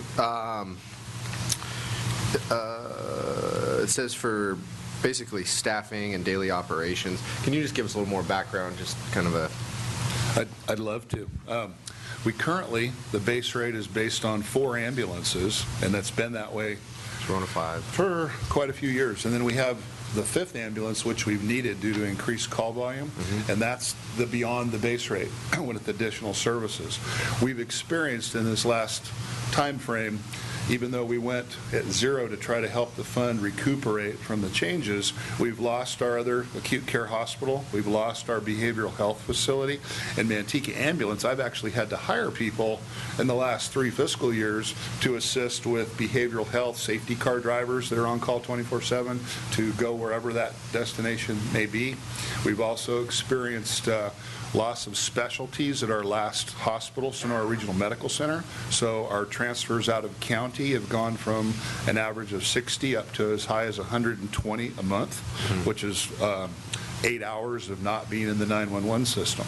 We also provide all the first aid, CPR, recertification training for all the first responder agencies, from the Black Oak Casino to Boat Patrol to all the fire agencies. And with that, I currently have a staff of 54 people, and I still keep my paramedic license. And with that, at 7,000 calls a year, we also have a reserve fleet that Steve and I try to keep up and running. They're diesel. They go for a long time. We just took a car out of service with 270,000 miles on it, and took the equipment and put it in the new car. So we're running it as much as like a business as we can. But those payer mixes that you talk about, Manteca, a nonprofit corporation, we run about 8,400 calls a year, a much higher Medi-Cal mix. We raised our rates twice in the last 6 months, preparing for this affordable health care that's coming in January. We don't know if it's going to make more Medi-Cal. We don't know if it's going to make more of a Medicare.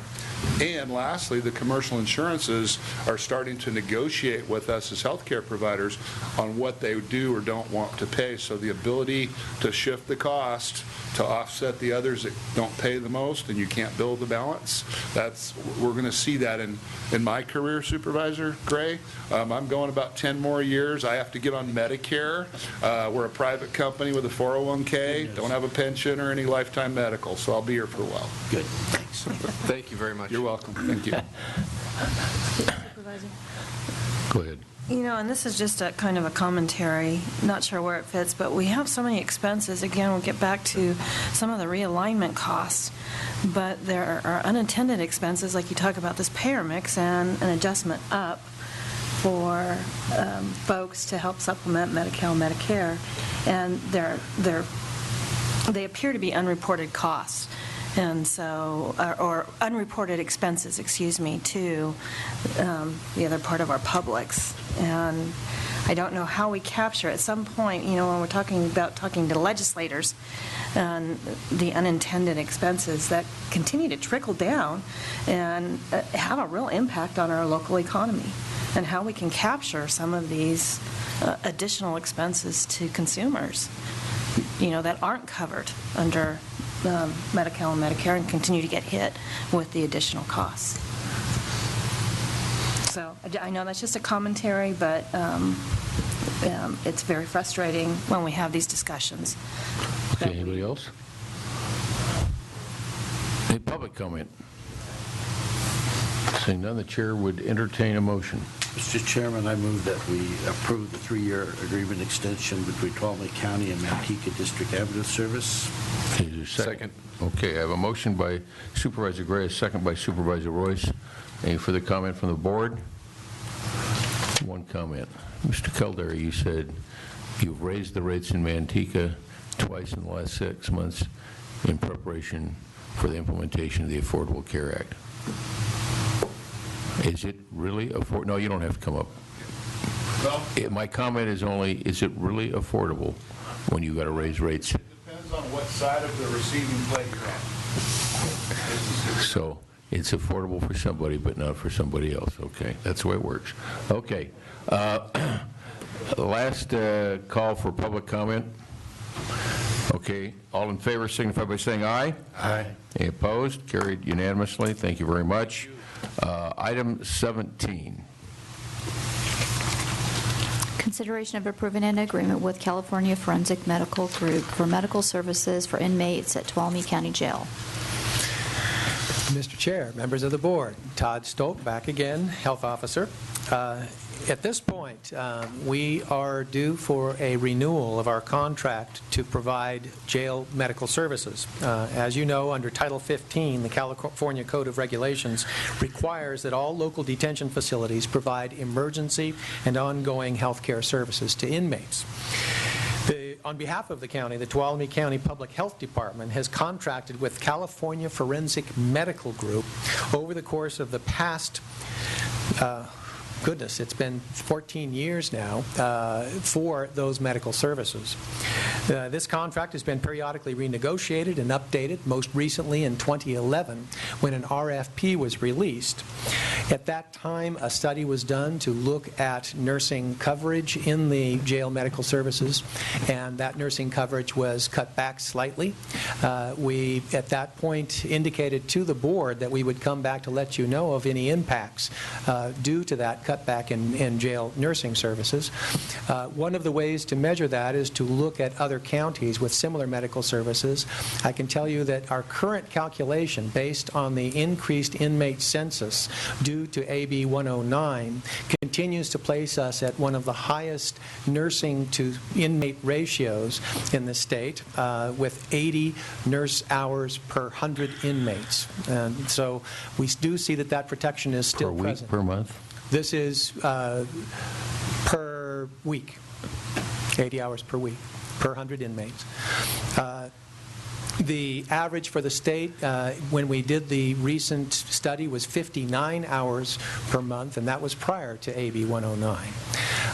Another way to measure is to look at the number of inmates that are referred out of the jail because of medical conditions that require scrutiny, typically done through the emergency room at Sonora Regional Medical Center. And that number has increased from 1.3 to 1.8 per month. So a very small increase, and we've had no significant consequences, medical consequences, due to that minor shift. The shift that is of importance, of course, is that those inmates do need to be accompanied by custody staff. So I'm sure our sheriff colleagues would point out the additional pressure that might occur, that might cause.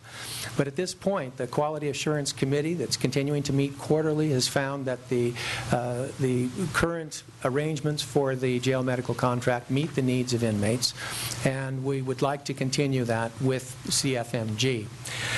In accordance with the CFMG contract, they typically increase rates over these last 14 years based upon the San Francisco Bay Area Medical Consumer Price Index.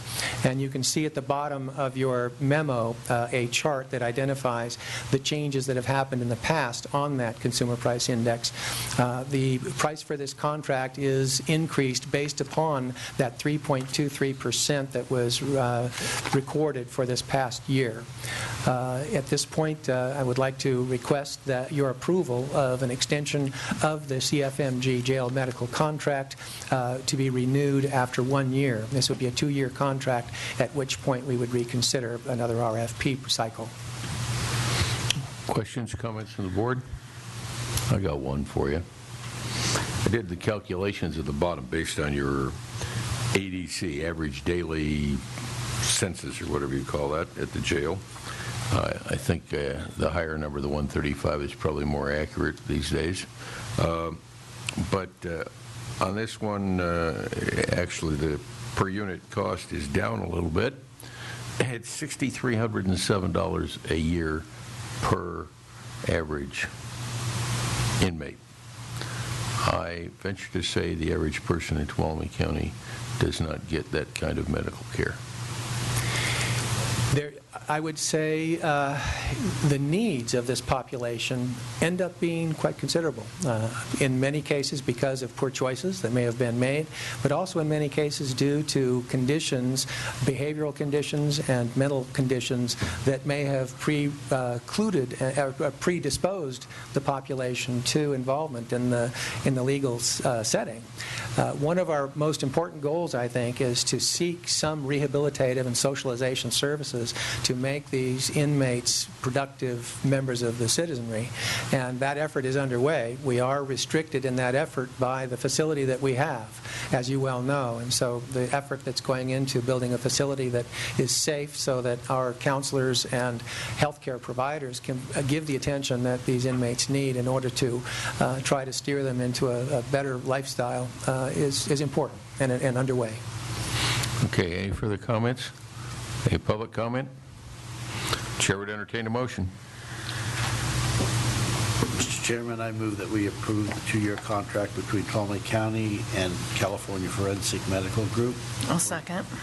Okay, I've got a motion by Supervisor Gray, a second by Supervisor Brennan. Is there any further comment from the board? Public comment? All those in favor signify by saying aye. Aye. Any opposed? Carried unanimously. Okay, we will go to item 18. Consideration of approving Amendment Number 1 to the franchise agreement for the collection of solid waste in Collection Area 3 with Burns Refuge Service, Inc., and Amendment Number 2 to the franchise agreement for collection of solid waste in Collection Area Number 4 with Moore Brothers Scavenger Co., Inc. Ms. Shane. Good morning, Mr. Chairman, members of the board. I'm Bev Shane, Community Resources Director. Your board currently has franchise agreements for the collection of solid waste with Burns Refuge Service Incorporated for Collection Area 3 encompassing the Tuolumne community, and with Moore Brothers Scavenger Company Incorporated for Collection Area 4, which is in the South County.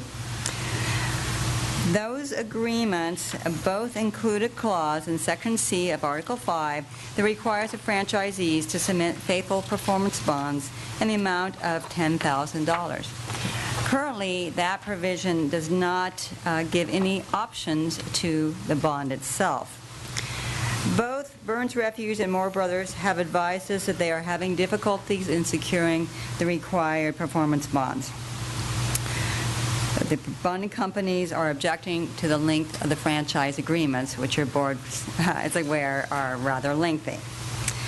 As such, in working with those franchisees, staff has proposed a modification to Section C of Article 5 that would allow for alternative methods of securities to be submitted to the county as approved by the county's risk manager. Many of our other contracts in the counties have this provision, so this is not unique.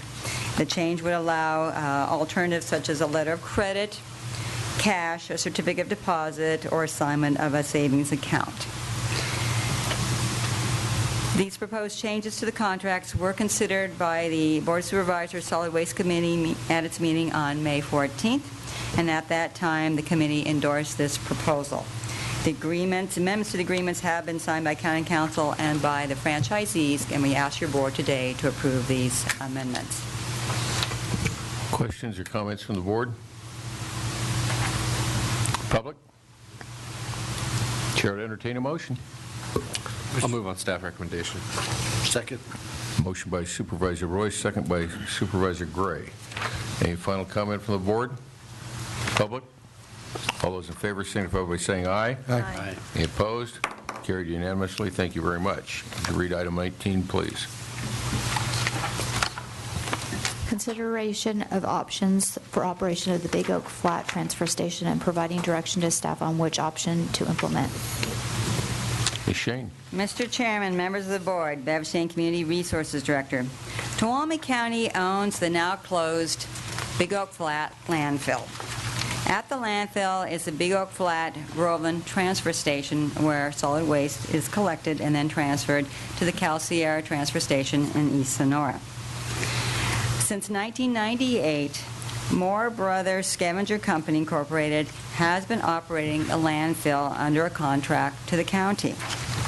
The current contract was executed in 2004, and that contract expires at the end of this month. Staff viewed this as an opportunity to look at options for operating that transfer station in order to save costs. As the first step in that reviewing options, the county staff did prepare a request for proposals that was released on March 8th. We received no proposals for operating the transfer station. As such, we are here today to ask your board for direction on how you would like us to proceed in deciding how to operate the landfill. Moore Brothers, although they did not submit a proposal as a response to the request for proposals, they did submit a letter stating that they did have an interest in continuing to operate the Groveland Transfer Station. The transfer station currently provides two main functions. That is that it is a local site for self-haulers so that the people in South County can deposit their garbage there rather than driving it all the way to East Sonora. And also it provides a facility for Moore Brothers to consolidate the waste from their collection service before it is transferred to East Sonora. The transfer station is open to the public 2 days per week on Wednesdays and Saturdays from 8 a.m. to 4 p.m. During 2012 calendar year, 2,377 tons of solid waste were received at the Groveland Transfer Station, of which 706 were from self-haulers, and the remaining were from Moore Brothers Collection Service. Approximately 247 tons of the waste were diverted. These were from metal and wood waste, and the remaining 2,130 tons were transferred in a compactor by Moore Brothers to East Sonora to the Cal Sierra Transfer Station. The county paid Moore Brothers approximately $80,000 during 2012 for that service. That equates to $28.53 per ton. Staff prepared various options for consideration by the Board of Supervisors Solid Waste Committee at its meeting on May 14th. 9 options were proposed, and those range from status quo, continuing operations as they currently are, or to closing the Groveland Transfer Station. Other options were to look at the rate structure. The rates collected at the Groveland Transfer Station are not consistent with those at the East Sonora facility. There is currently no gate fee at the Groveland Transfer Station, while there is one at the East Sonora Transfer Station. Another option was to have mandatory collection in the South County as a way to collect additional revenue to operate this. And then also one option is to have the county operate the facility rather than through a contractual arrangement. During the Board of Supervisors Solid Waste Committee meeting, Moore Brothers indicated that their preference is that there be no change in operation. So that is the status quo option number 1. The Solid Waste Committee, after deliberating for some time about this issue, made several recommendations to your board. And that is that your board would direct staff to prepare ordinances and agreements to implement the following. The first would be to increase the franchise gate fee at the Groveland Transfer Station to $90.50, which would then bring it into parity with the fee charged at the Central Sierra Transfer Station. Second would be to establish a gate fee for self-haulers at the Groveland Transfer Station. The committee has recommended that be phased, so that initially there would be a $2 fee for 1 year, and then that would increase 1 year for each of the next 2 years for a total of a $4 gate fee. That is the same amount that's currently charged at the East Sonora facility. They recommended that the current agreement be extended with Moore Brothers for 30 days in order for staff to work on a alternative arrangement with Moore Brothers or to work out just a longer-term arrangement with Moore Brothers to operate the facility. Staff feels the 30 days will not give us enough time, so we would recommend that your board give us 180 days to work with Moore Brothers and come up with an agreement that we could rely on for a number of years in the future. And then finally, that once we do have a more concrete proposal from Moore Brothers for operation of the facility, that we would bring that back to your board before we actually draft the new agreements. So those are the recommendations from your Solid Waste Committee. And our Solid Waste Manager, Belinda Barlow, and our CRA Deputy Director, Mike Laird, are here to answer questions you might have about any of these various options that your board could consider today. Supervisor Royce. If I recall correctly, I think the current gate fee, the $4 gate fee at this transfer station, does that go into the solid waste fund? Yes. Would this gate fee also go into the solid waste fund, or will it be used to help operate? Because I think part of the reason we established that was to pay back some of the expenses with the closure of the old landfill over here, correct? That's right. So I'm just curious how that all correlates, or we're just trying to make it, I don't know. That would be up to your board. The county, again, is essentially subsidizing the operation of this landfill at approximately $80,000 a year. Moore Brothers does collect fees, and that pays for the rest of the operation. So your board could decide that the operator receives that gate fee, and then that should reduce our subsidy, or vice versa. It just comes to the county, and then we pay them, again, the difference, because it just is not cost-effective at this point. Exactly, and that would be up to your board. For consistency... Would it be worth... I'm just thinking out loud here, but instead of having it be a gate fee and making it just the same as the other, what about just changing the rate to where it actually was based on the cost, or I don't know. You could certainly do that. That's an option. I don't know what the Solid Waste Committee discussed. I don't want to... Supervisor Gray, you want to comment? I can comment that what we're trying to do is trying to find a way to reduce the subsidy. Yeah. And trying to do it in such a way that is arguably fair, equitable for everybody. For everybody. Yeah. And if we look at it from the standpoint of charging the per load additional cost, makes more sense than raising the rates. If we raise the rates will be higher than everybody else in the county. So we're not being consistent, and the key was trying to get consistent.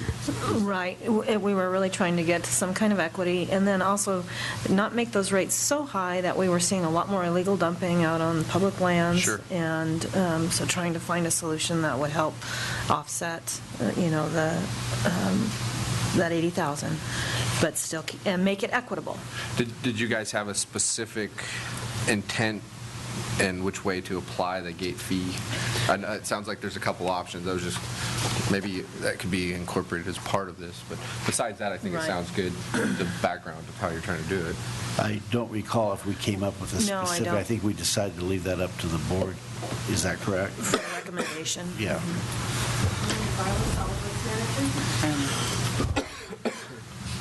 Belinda Barlow, Solid Waste Manager.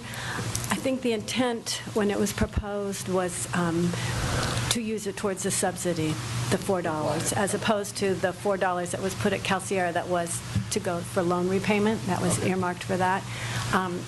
Last year, we raised the rates at Pinecrest, approximately $4. What had happened when we put the gate fee in at Cal Sierra transfer station, that made the rates higher than Pinecrest. Yeah. So that $4 at Pinecrest goes in to help finance that remote transfer Okay, so it's basically the same then. Okay, that sounds good. Okay, any more questions from the board? Any public comment? Chair would entertain a motion. Mr. Chairman, I move that we approve the staff recommendations 1 through 4, and the 180 days makes sense, and hopefully we can come to an agreement with Moore Brothers very quickly, and maybe less than 180 days. Any second on that? Second. Okay, motion by Supervisor Gray, second by Supervisor Royce. Any final comments from the public? One quick question that I should have asked before, I apologize. Why wouldn't you just make the gate fee the same as everybody else? Instead Go of ahead. phasing it? I mean, we're subsidizing this thing already, I hear. The concern was primarily with the people who bring in the minimum loads. Mike Laird, Deputy CRA Director. The concern was primarily with the folks at Groveland Transfer Station who bring in the minimum loads. If we increased the rates to bring that up to Cal Sierra, it would have been a $6 or $7 increase rather than a $4. So the thinking, I believe, from the committee was that that would be too much. People wouldn't use it, and we'd have increased illegal disposal. Okay, so you're going to phase it in and then make it too much. Couldn't resist. Okay. Any last comments? Public? All those in favor signify by saying aye. Aye. Any opposed? Carried unanimously. Before we go to reports, we have an 11:30 appointment. We have 15 minutes. Can we do any closed session items in 15 minutes? The first two? Why don't we do those? Okay. Okay. Could you read items 21 and 22? Closed session, conference with legal counsel, existing litigation, Authority Government Code Section 54956D1, Stephen Olmsted et al. Versus Tuolumne County Superior Court Case Number CV 57612, and conference with legal counsel, anticipated litigation, Authority Government Code Section 5495669D2, one case. Is there any public comment on either of those items? Do we expect to report out on either of those items? On one item. On one item, we expect to report out. Okay. The Board of Supervisors will go to closed session for the next 15 minutes, returning at 11:30 for our appointment. Thank you very much.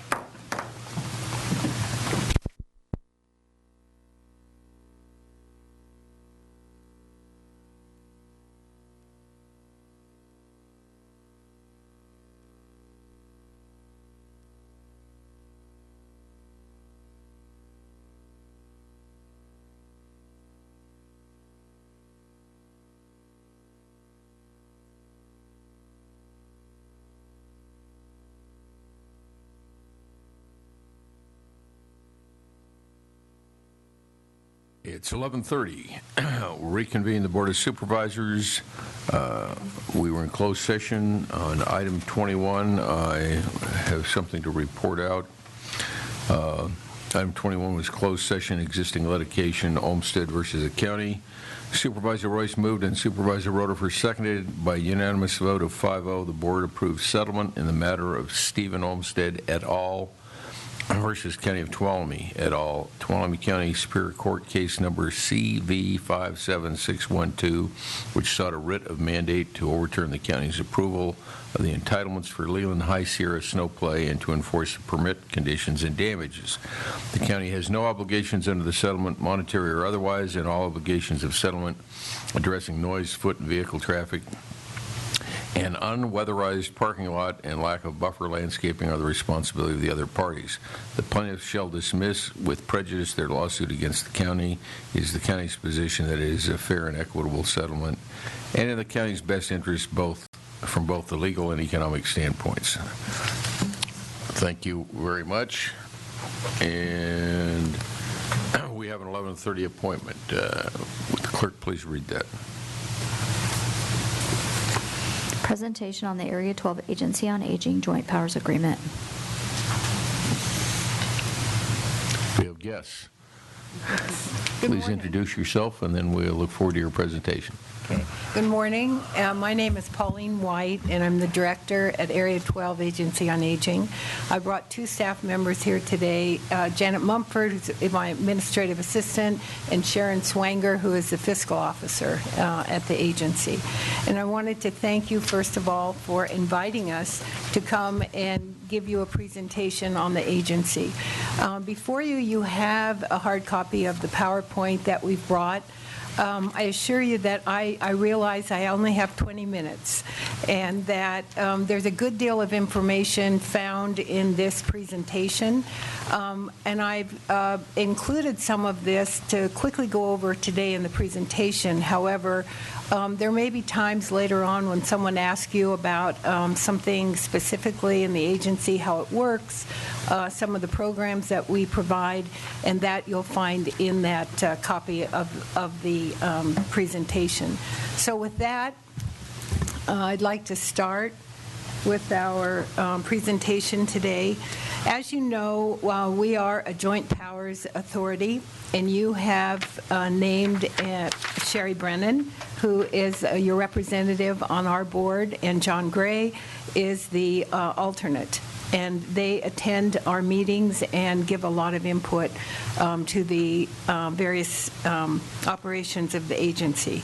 The agency was established in October of 1987, and it was established for a 5-county area, including Alpine, Amador, Calaveras, Tuolumne, and Mariposa counties. The agreement was signed for the purpose of the agency to be able to implement portions of the federal Older Americans Act and then the state California Older Americans Act. The agreement established the agency as a separate entity to function to provide services for seniors in the 5-county area. The JPA agreement also allowed for an advisory council, and a little bit later this morning you will be entertaining a motion regarding the advisory council meetings and the original agreement, the JPA agreement. Our governing board is a membership of one supervisor from each of our counties, and as I mentioned, Sherry Brennan is currently the supervisor representing Tuolumne County, and she's appointed by your board. And then, go ahead with that. The governing board's responsibility is to establish the policy that the agency follows, and also has the complete fiduciary responsibilities. The governing board also adopts our area plan, which is mandated by the California Department of Aging, and our annual budget. They really consider our advisory council to be an important aspect and integral part of the agency, and relies heavily on the information and the input given them by the advisory council.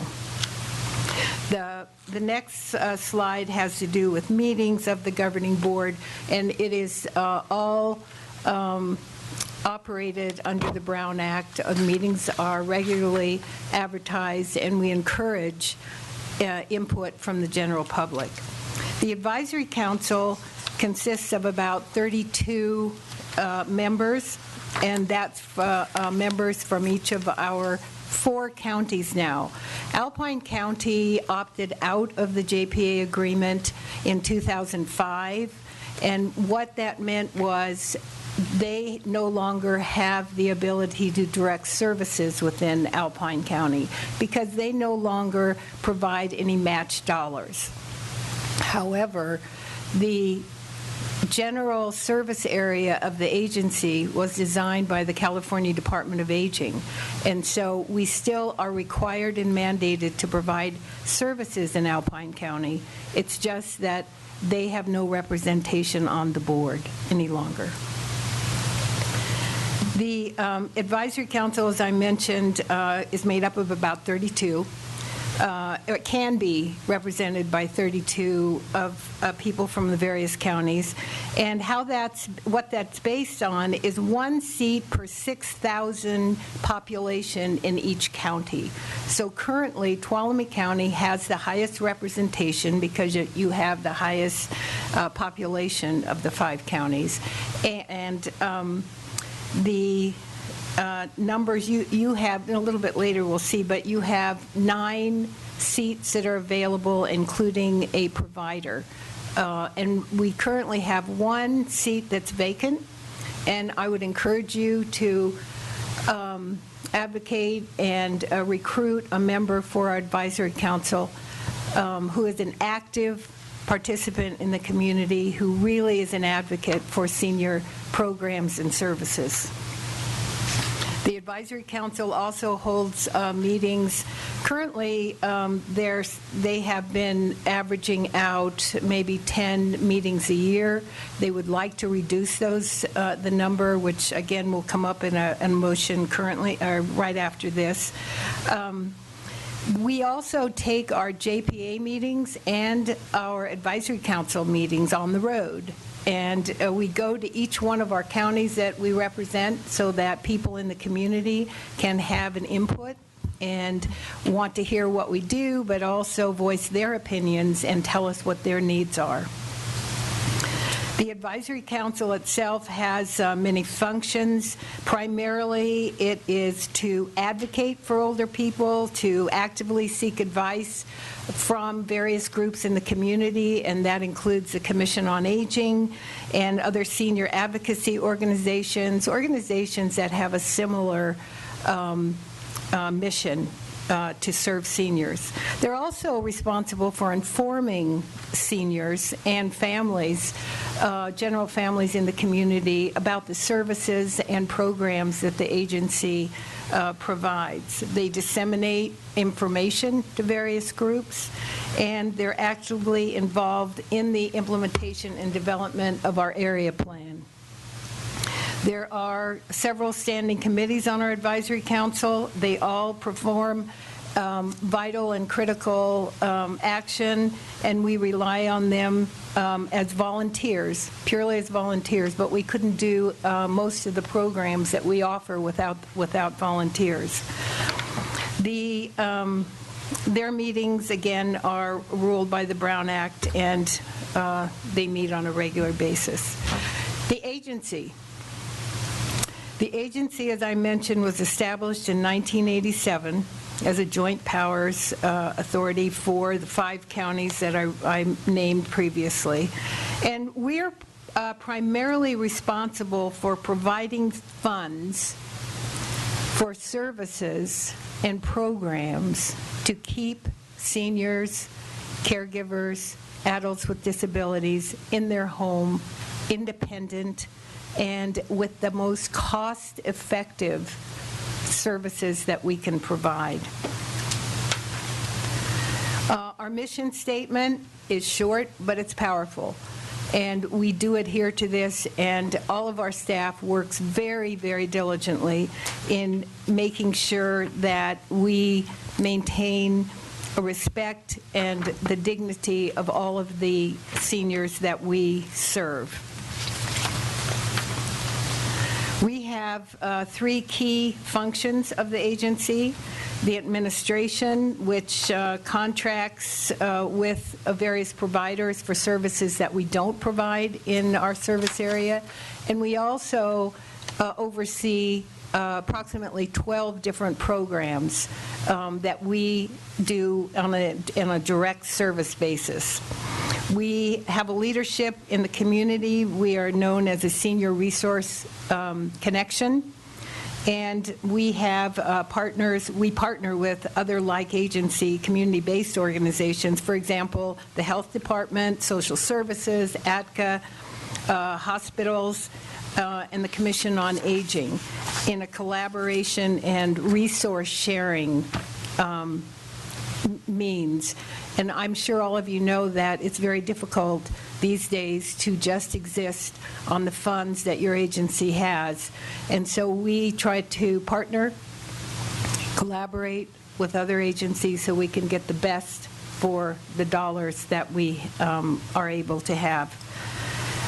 We advocate for positive policy and legislative changes in the local, state, and federal levels, and we have an active group within our advisory council that does that.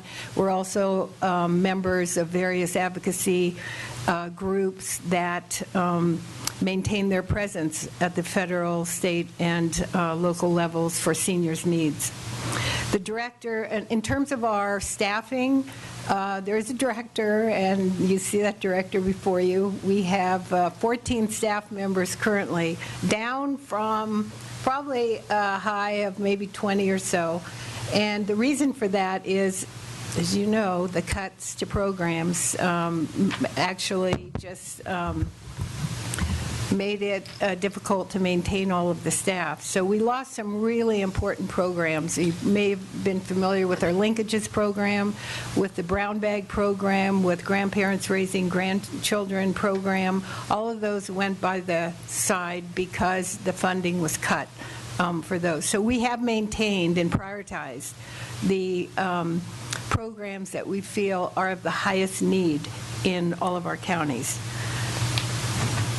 The funding for Area 12, we have direct funding from the California Department of Aging is the pass-through, and they get their money from the federal government under the Older Americans Act. And then the state government also put some monies in, very little these days compared to what it used to be.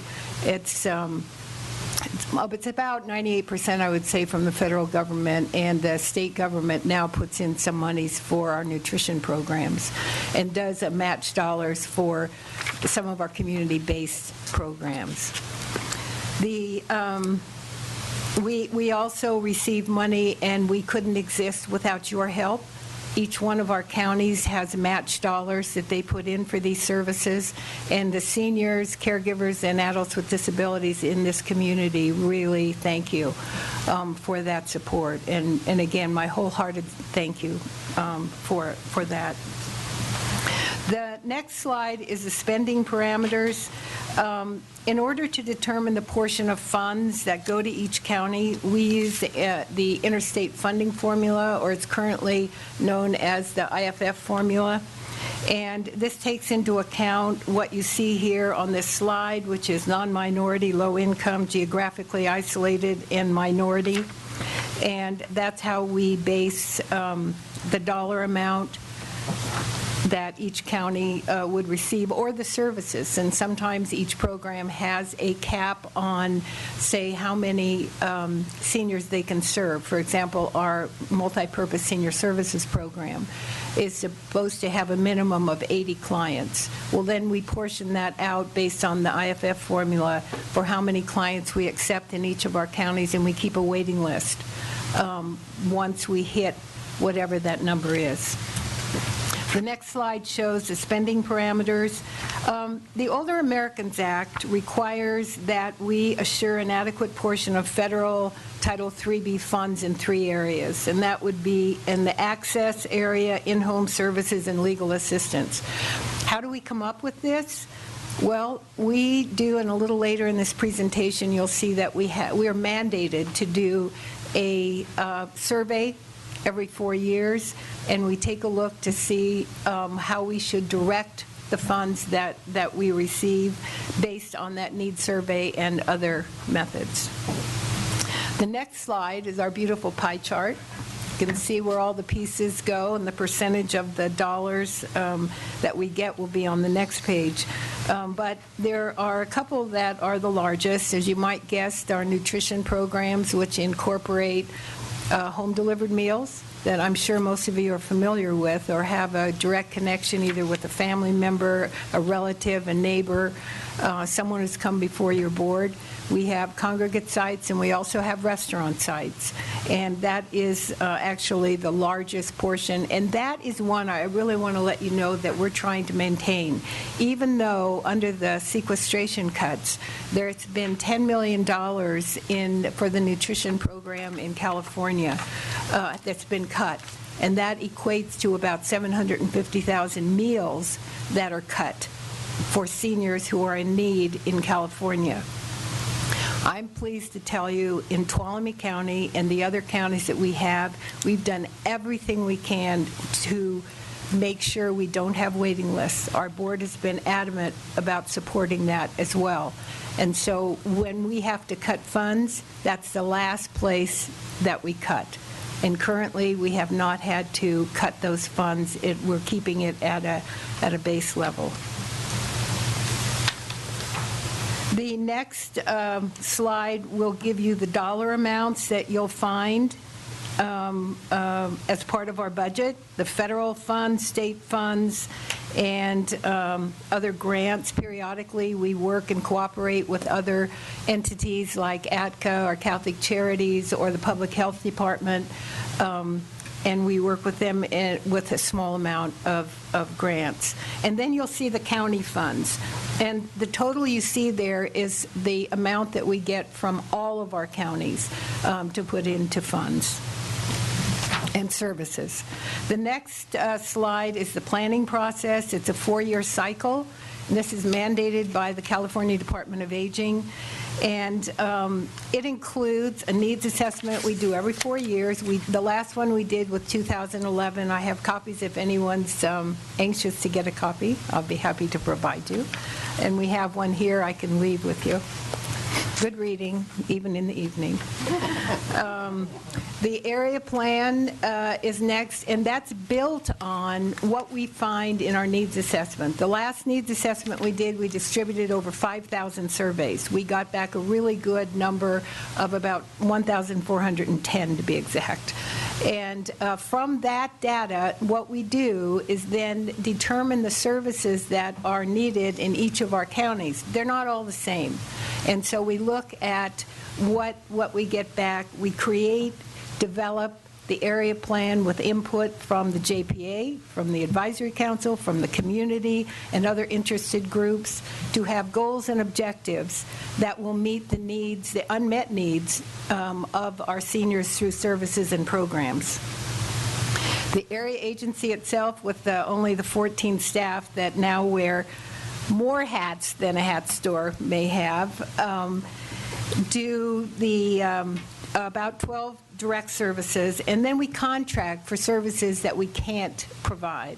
And most of those come in the form of the nutrition program. A little later in this, you'll see what each county gets in terms of the services and who we contract with. The next slide is the needs assessment, and this was the one I was just mentioned. You can see that the 3 highest needs from seniors overall, this is overall in all of the counties, was enough money to live on, paying for health care, dental care, and prescriptions, and having someone to do home repairs.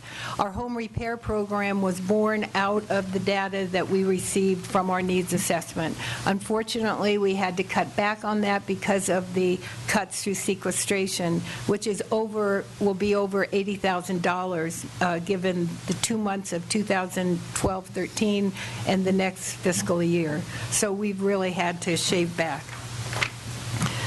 The area plan goals, greater community awareness and understanding of senior needs. We're always in the community making presentation. Our ears are always open. We want input.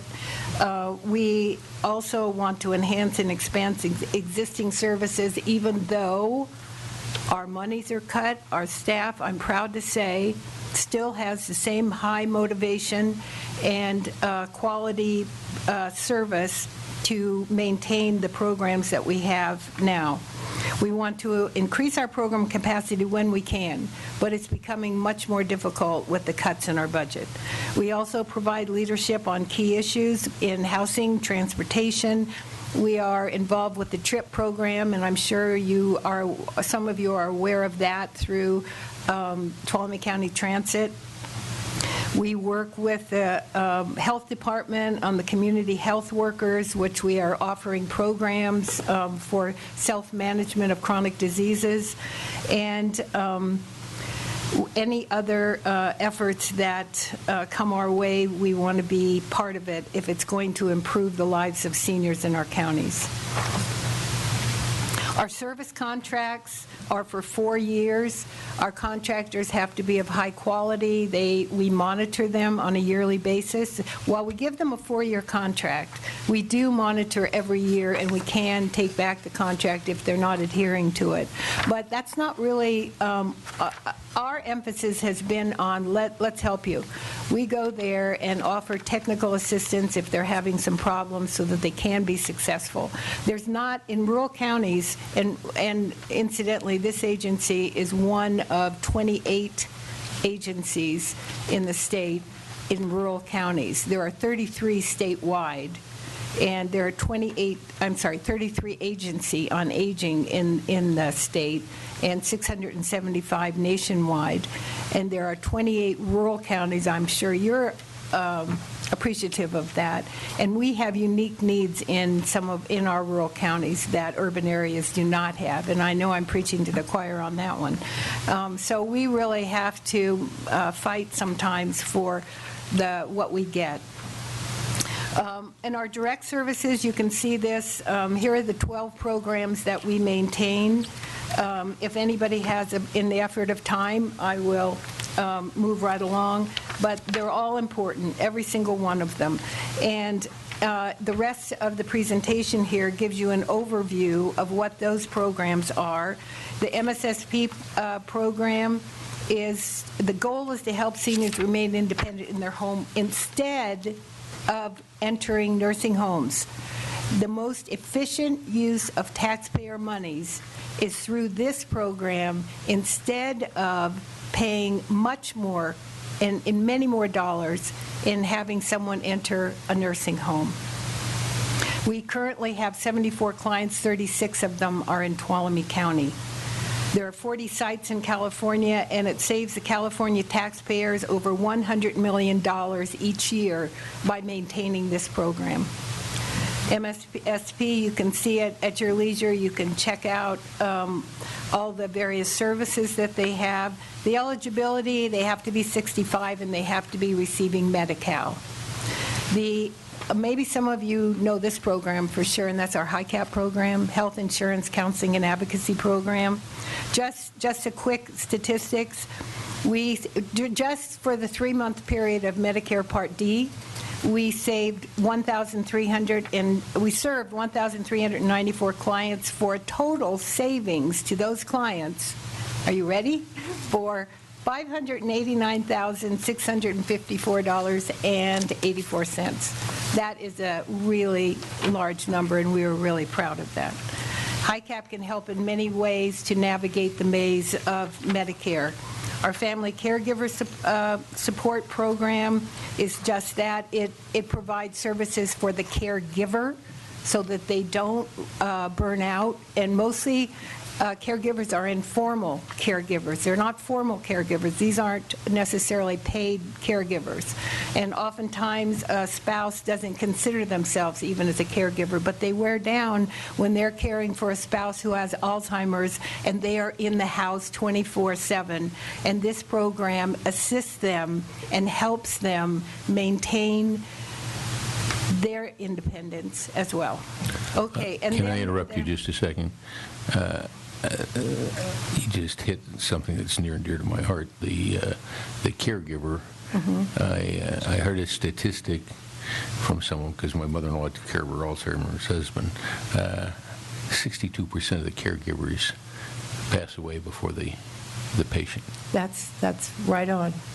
And that's it's a pretty serious issue. Yeah, it really is. And it's going to touch every family, I think, at some point, especially with the great silver tsunami we have with seniors, just so many seniors, and the baby boomers coming into the senior.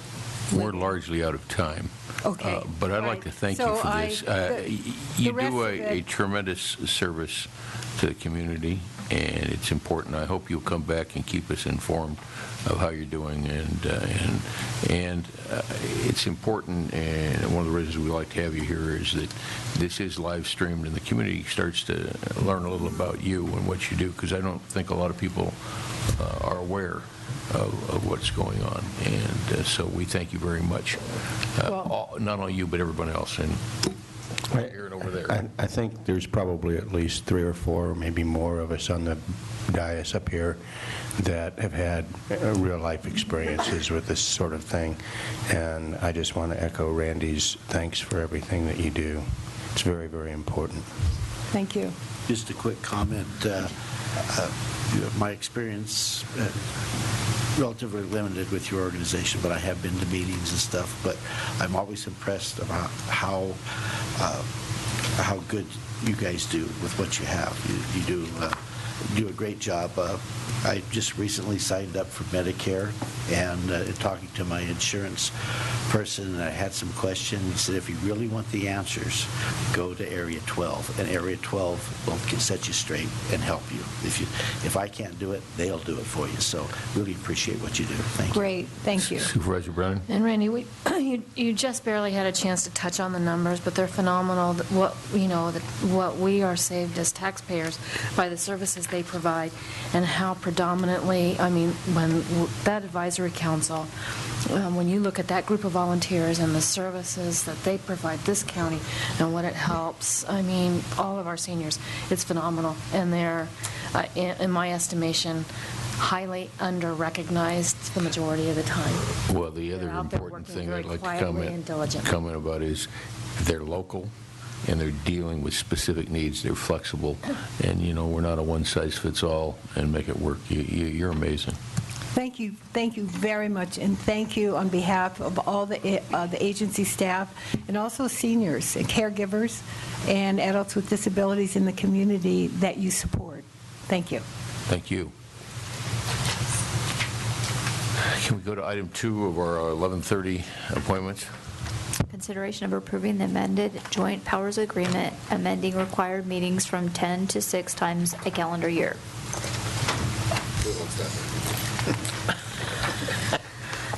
Let's see. Did you move on staff recommendation? I'd second that. He's jumping ahead. Mr. Pedro or Ms. Riggs, do you have anything you want to say on this? No. Oh, me? No. Oh, no. Yeah, I thought so. Good morning, Tracy Riggs, County Administrator's Office Analyst. And Pauline actually has the item before her right now, and she wanted to address that. That's why I wasn't up here. Oh, I'm sorry. So no, it's okay. She is ready to discuss this with you and ask for your approval on this recommendation. After the presentation, she doesn't have to do much of a sales job. Thank you.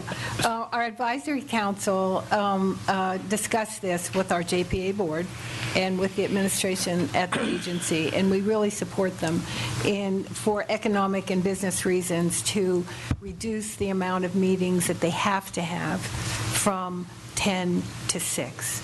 And I would ask that you support this as well. Supervisor Royce, did you want to make your motion now? Yeah, I just did. Oh, you did. Okay, and did you second? Second. Okay. They jumped the gun, but I just figured Okay. like, okay, now we'll get some comments. Supervisor. I always vote for fewer meetings if they're not necessary. Okay. Anybody else? I just would point out that there, like she was brought up in the presentation, there are a number of subcommittees, and so they actually are meeting a lot more than the 6 times. Subcommittees are usually more efficient. Yes. Okay. Any last comments from the board? How about the public? Okay, all in favor of the motion signify by saying aye. Aye. Any opposed? Carried unanimously. Thank you very, very much. Thank you. And please come back and keep us posted. I will. I love what you do. Okay, thanks. And with that, I'm going to recess the Board of Supervisors for lunch. We will return at 1:30 for our appointments, reports, and the last closed session item. Thank you very much.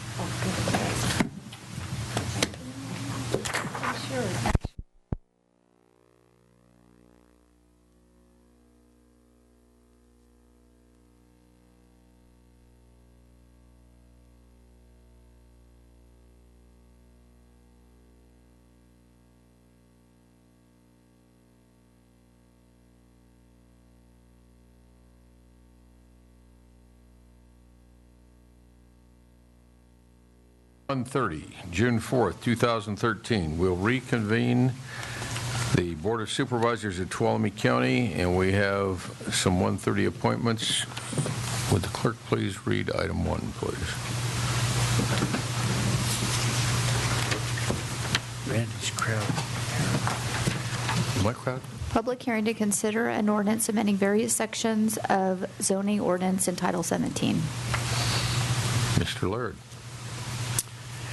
Good afternoon, Mr. Chairman and members of the board. I'm Mike Laird, Deputy CRA Director. Over the past year or so, several issues have arisen that require amendments to Title 17, the county zoning ordinance. The need for the proposed amendments has arisen due to changes in state law, inability to accommodate the desires of property owners under our existing regulations, and the need for streamlining. The issues that need to be addressed include cottage food operations, mobile food vendors, music festivals, obstructions of easements, provisions of entertainment within 200 feet of residential districts, commercial timber harvesting, non-conforming agricultural uses, and the requirement to obtain a plan unit development permit in a couple of our zoning districts. I'd like to touch briefly on each of those. The California Homemade Food Act was enacted in 2012 and went into effect January 1st of this year. The law allows cottage food operations to prepare or package low-risk food products in private home for sale to consumers. Amendments to the zoning ordinance are proposed to enact that provision in state law. Mobile food vendors have never been addressed in the zoning ordinance. Mobile food vendors are vehicles, usually vans, trucks, or trucks with trailers that sell food or beverages directly to consumers and move from location to location throughout the day. Amendments are proposed to add provisions for mobile food vendors in the zoning ordinance. Chapter 5.12 of the Ordinance Code is the county's outdoor music festival ordinance. With some exceptions, any outdoor music festival at which it is contemplated 1,000 persons or more will be in attendance must obtain a special use permit from the county prior to holding the event. Section 5.12.020B specifies that nothing in Chapter 5.12 allows an outdoor music festival at any zoning district other than allowed by Title 17. However, Title 17 is silent on the issue of music festivals. Therefore, we're proposing to add some language in Title 17 that addresses that issue and allows music festivals subject to requiring use permit. Section 17.56110 of the zoning ordinance prohibits obstructions of easements. The county no longer has the staffing to deal with complaints regarding private easements, so we're proposing some changes to allow staff to only deal with complaints regarding public easements. The private easement issues should be dealt with between the property owners or through civil procedures. Section 17.52020 prohibits any establishment where liquor, beer, or wine is served, or any place where entertainers are provided closer than 200 feet to a residential zoning district. A use permit may be obtained from the county to allow service of beer and wine when accessory to food service within 200 feet of a residential district. However, there's no provisions for entertainment. During the past year, owners of several businesses in this situation have inquired about providing entertainers to increase their patronage. So amendments are proposed to Section 17.52020 that would allow entertainment, except that including amplified music, at establishments located within 200 feet of residential zoning districts.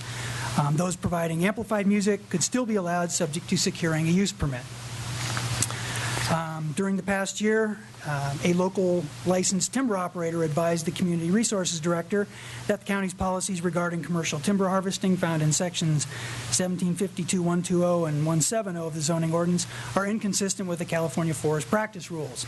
We consulted with CAL FIRE and are proposing amendments to rectify that situation. At your meeting on February 19th of this year, your board expressed concern about agricultural uses made non-conforming by zone changes, specifically those to open space and open space 1. Therefore, Section 17.58025 is proposed to be added to the zoning ordinance to exempt permitted agricultural uses from the provisions for abandonment of non-conforming uses found in 17.58020. Just one note, as drafted, 17.58025 contains no provision for abandonment of those non-conforming agricultural uses. Therefore, they would essentially become permitted uses and allowed to continue regardless of the length of time they were abandoned.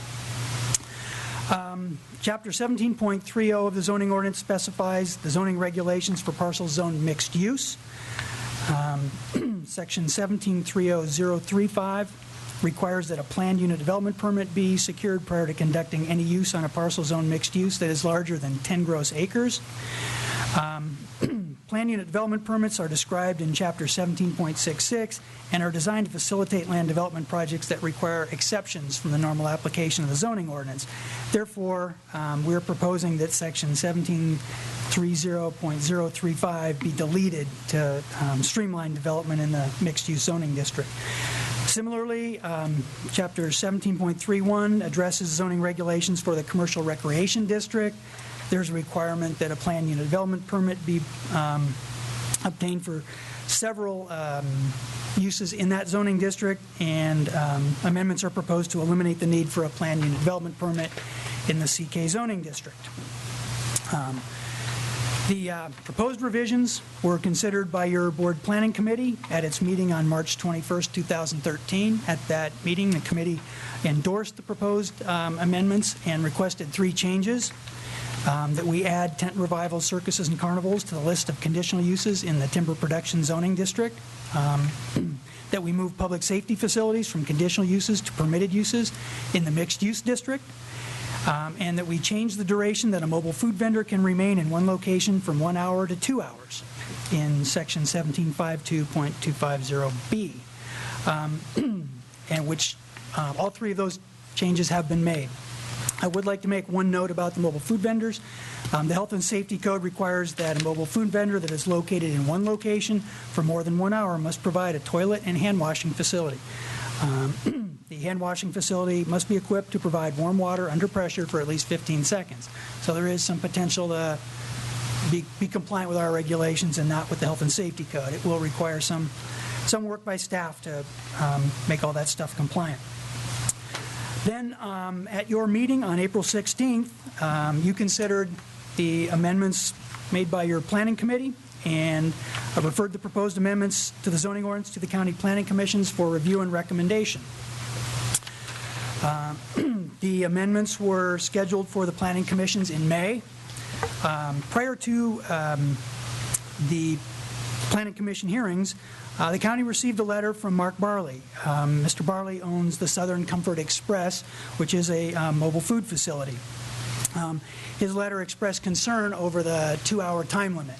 I wasn't aware, but many of these mobile food facilities aren't just the guy who has a bunch of ice and puts sandwiches and drinks in and goes from construction site to construction site. They actually do a lot of cooking and prep and everything to get their food to where they, where it's for sale. And Mr. Barley explained that it takes him quite a bit of time to set up to be ready to sell, and then it takes him quite a bit of time to take down. Mr. Barley is here today, and I believe he would like to speak to you on this matter. So as I said, the amendments were proposed to be heard by the commissions in May. On May 8th, the Jamestown Area Planning Commission recommended approval of the proposed amendments as proposed.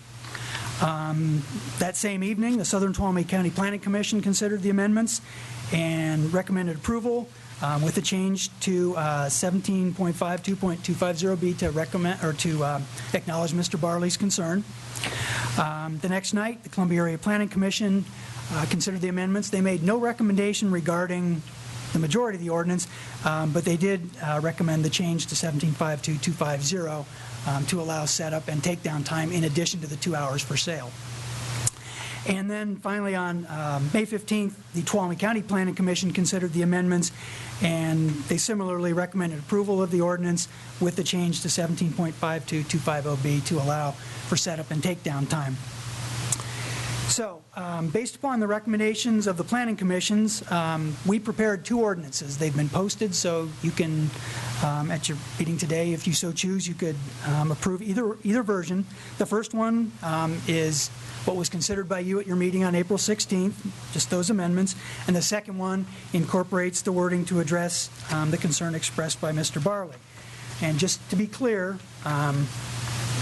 that change to section 17.52.250B would read, a mobile food vendor shall not remain on the same parcel for more than 2 hours per day, exclusive of setup and takedown time, except as provided in subdivision D. So, if you have any questions, I'd be happy to answer them at this time. Okay, questions from the board? I have a couple. First of all, on the cottage food operation, funny I should worry about that. The question I have is, why are we limiting it to a single-family dwelling? Is there something in the state code that requires that restriction? Actually, the state code says one option is to make it a use of residential property. Okay, that's fine, but why not multifamily dwellings? Well, the ordinance doesn't really distinguish between that. If it's a single-family residence within a multifamily dwelling, they could do that there. This says within a permitted single-family dwelling. I'm missing, am I missing the, could someone, for instance, in an apartment complex participate in the cottage food industry? Yes, that was the intent of the ordinance, that any single-family residence, it would be a permitted use. Okay, I think we need to change the word dwelling to residence. I'm not sure. Actually, Supervisor Rutherford, our ordinance code defines dwellings and we define residences. And so, Bev Shane, Community Resources Director. So we'll take a look at that, but I believe it's defined as dwelling. We're probably okay. Okay, then I'm okay with that. And then I think I had one more, but I can't find it. Well, if you find it, we'll come back to you. Supervisor Gray. No question, just a comment. This is a lot of cleanup work, a lot of work from staff and all the commissions that looked at this, and certainly appreciate it. And I appreciate Supervisor Brennan for sitting in with the Board of Supervisors Planning Commission when this was in payback, yeah. Because it looked she too Supervisor Royce that day? Go, but, no, so, thanks for the hard work and diligence, and this cleans up a lot of stuff that's been pending for a long time, so thank you. Okay, any further questions, comments? Right? Oh, I can answer legal the- counsel wishes to. The dwelling unit question. The way that our ordinance reads, a single-family dwelling unit would include one unit within a multifamily structure. Okay. So. Okay, with that hearing from the board for now, I have Mr. Barley, Mark Barley, would like to speak, so we want to hear from you. Oh, this is a public hearing. I'm sorry. We're going to open the public hearing, so you're first. All right. Mark Barley, my wife and I own Southern Comfort Express, and going through the proposed amendments that you guys have put together, we appreciate it, and we agree with all of it, except, like I said, the 2-hour limit. We do need 45 to an hour to set up, to get the trailer in position, turn on the fryer, get the steam tables all up to the proper safe temperatures before putting the food into it. It takes about the same amount of time to break down, let the fryer cool down enough to safe travel.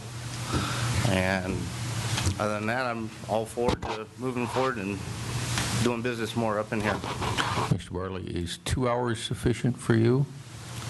I'm willing to make it work to move around with the opening of the parcels to where it doesn't limit it to C2s and businesses. That opens up a lot of more possibilities for us. Okay. Yeah. Just wanted to get clear on that, because you're a real operator. I am the operator. Okay. Thank you. Is there anybody else in the public who'd like to speak in favor or comment on this ordinance? I don't see any. So I guess I can close the public hearing. Back to the Board of Supervisors. Any more comments? I got a couple. In the entertainment thing, we talk about 200 feet residential zoning, R zoning. That's R, not RE, right? That's correct. Okay. R1, R2, and R3. Do we have places where we have these zonings and we have R, say 200 feet away, but there's no residential building there? Yes, we do. Well, why would we put that restriction on if there's nothing there? I mean, if it said occupied or developed residential zoning, I'd feel a little better, but the 200 feet doesn't make any difference if there's nothing there. Well, we may have a vacant parcel here or there that's zoned R1, but the vast majority of them are improved. So if one's vacant, the guy next door has a house. So it's... Well, I understand, but the 200 feet limit can be punitive if someone wants to be there. And that's one of my questions. We'll come to that later, about how you're going to enforce this.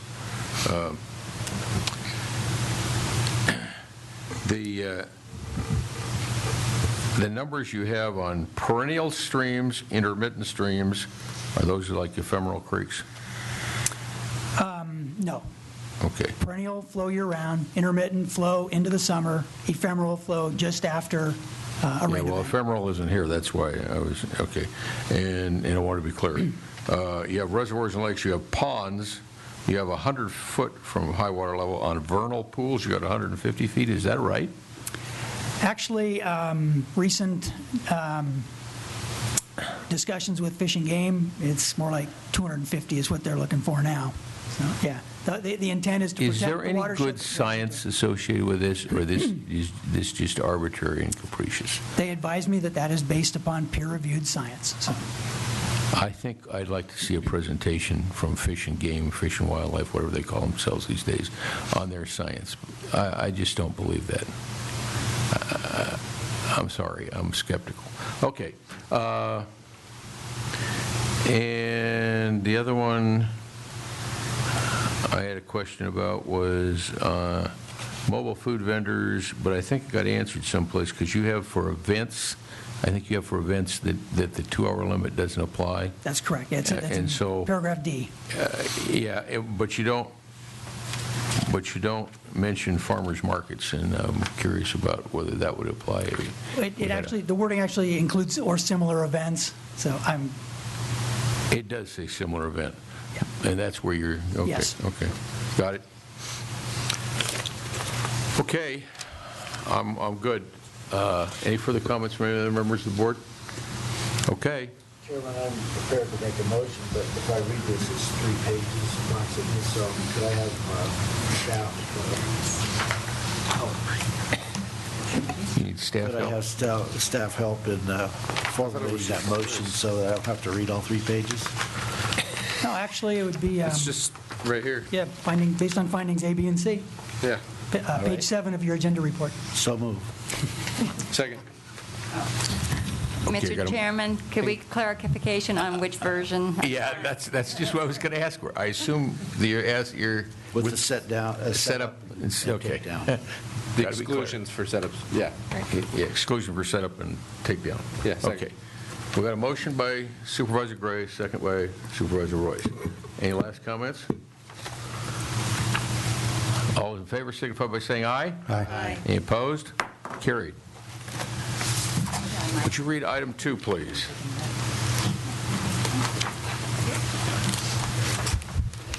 Continued public hearing to consider adopting a resolution updating the growth in government expenditures and revenues fee.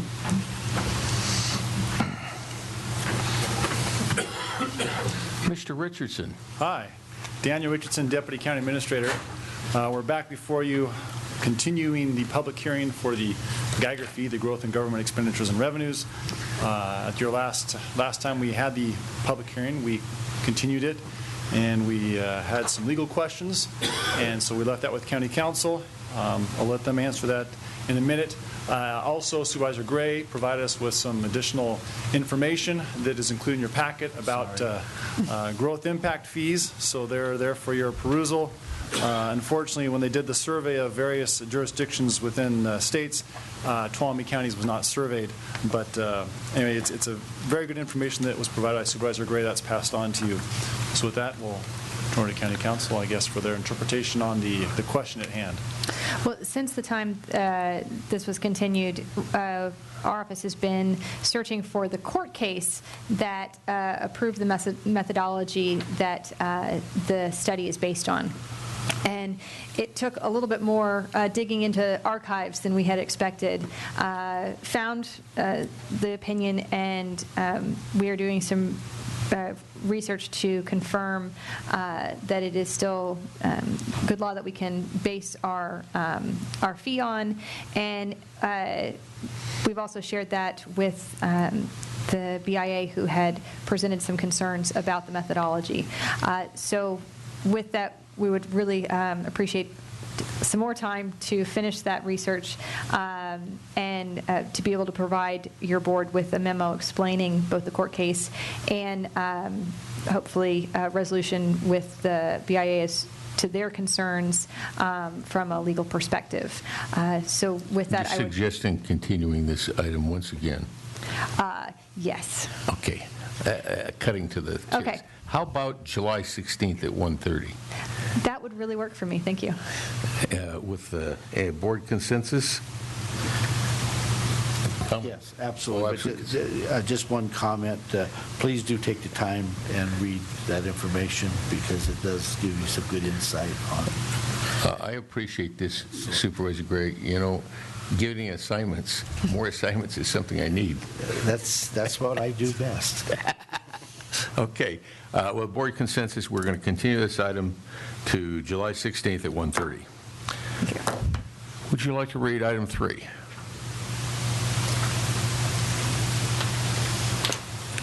This is a public hearing to consider T5 Ranches Echoplex Inc. amendments to the conditions of the approval for a conditional use permit. Ms. Shane. Good afternoon, Mr. Chairman, members of the board. I'm Bev Shane, Community Resources Director. On November 13th of 2012, your board issued conditional use permit CUP 12-006 to T5 Ranches to allow construction of a solar power generating facility by Echoplexes Incorporated on a 14.6-acre portion of an 887-acre site that is zoned AE37AP and that is located at 5980, 5990, 6000, and 60060 Auburns Ferry Road. You approved that conditional use permit after adopting a mitigated negative declaration that had been prepared for the solar project. During the preparation of the environmental document, the California Department of Fish and Wildlife, which is a trustee agency for the state of California for fish and wildlife resources, had identified potential habitat for the California tiger salamander on the project site. The tiger salamander is a listed threatened species under both the federal and state Endangered Species Acts. The Department of Fish and Game recommended what became condition number 10 of the conditional use permit, which required a biological survey be conducted for the salamander. That protocol survey can take up to 2 years. Echoplexes has an agreement with Pacific Gas and Electric, PG&E, for construction of the solar facility and to sell power for distribution by PG&E. Under that agreement, Echoplexes was to have the facility constructed by the end of 2012. Because of that deadline, they advised us that they would not be able to do a 2-year protocol biological survey for the tiger salamander and asked that we look into alternative mitigation measures. Staff worked with the Department of Fish and Wildlife and did come up with an alternative mitigation program, which became condition 11 of the conditional use permit. That condition was adopted by your board, and the condition does essentially assume the presence of the tiger salamander and then provides certain measures that must be implemented in accordance with the U.S. Fish and Wildlife Protocol for minimizing impacts to the species. One requirement of that condition, however, is that an incidental take permit be obtained from both the California Department of Fish and Wildlife and also the U.S. Fish and Wildlife Service. DFW, as what I'll refer to the California Department of Fish and Wildlife, has advised that it takes a minimum of 90 days to obtain that permit. Ecoplexes has applied for a building permit and a grading permit to construct its project. They have not yet complied with either condition 10 or 11, as well as other conditions of approval that must be met before we can issue those permits. They have obtained an extension from PG&E, so their new deadline for construction is July 15th.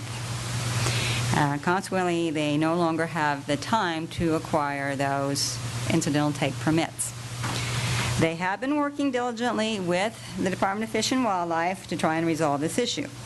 They had contracted with a biological consulting firm, Live Oak Associates, to prepare a habitat suitability assessment for California tiger salamander, and that study was then peer-reviewed by another biological firm called ESA. And both of those firms, which are have very good reputations, have determined that the site does not constitute suitable habitat for the tiger salamander. So again, baseline biological reconnaissance level surveys have said we do not feel that this is suitable habitat. That study was given to DFW, and again, Ecoplexes has been talking with that agency, and if DFW had agreed that this was no longer a suitable site or that this project could go forward without the incidental take permits, then I, as your environmental coordinator and community resource director, would have concurred with their opinion, and we would not be here today. Unfortunately, we have not gotten confirmation from DFW that they are in agreement with that study that was done. As such, Ecoplexes has asked your board to consider amending Condition 11 of their conditional use permit, which would allow them to move forward and get their permits from the county to construct the project without obtaining the incidental take authorizations, but they are willing to comply with all of the minimization requirements that are spelled out in that condition. Earlier, before the meeting, I handed out another memorandum to you. Yesterday, you received a letter from Ecoplexes attorney, Braden Chadwick of Downey Brand, who gave you several arguments in favor of their request for this amendment to their conditions. And in his letter, Mr. Chadwick advised that Madera County had a similar situation, and they dealt with it by adding a requirement that the applicant shall be responsible for compliance with the requirements of the Endangered Species Act, including an incidental take permit if it is determined that take will occur. Mr. Chadwick advised that Ecoplexes would not object to the same condition here. As such, if your board wishes to approve this amendment to the conditions of approval, I would recommend that you consider adding Condition 9A, which would be the language that Mr. Chadwick proposed, that the applicant shall be responsible for compliance with the Endangered Species Act. And then Condition 10 does not need to be modified, but then a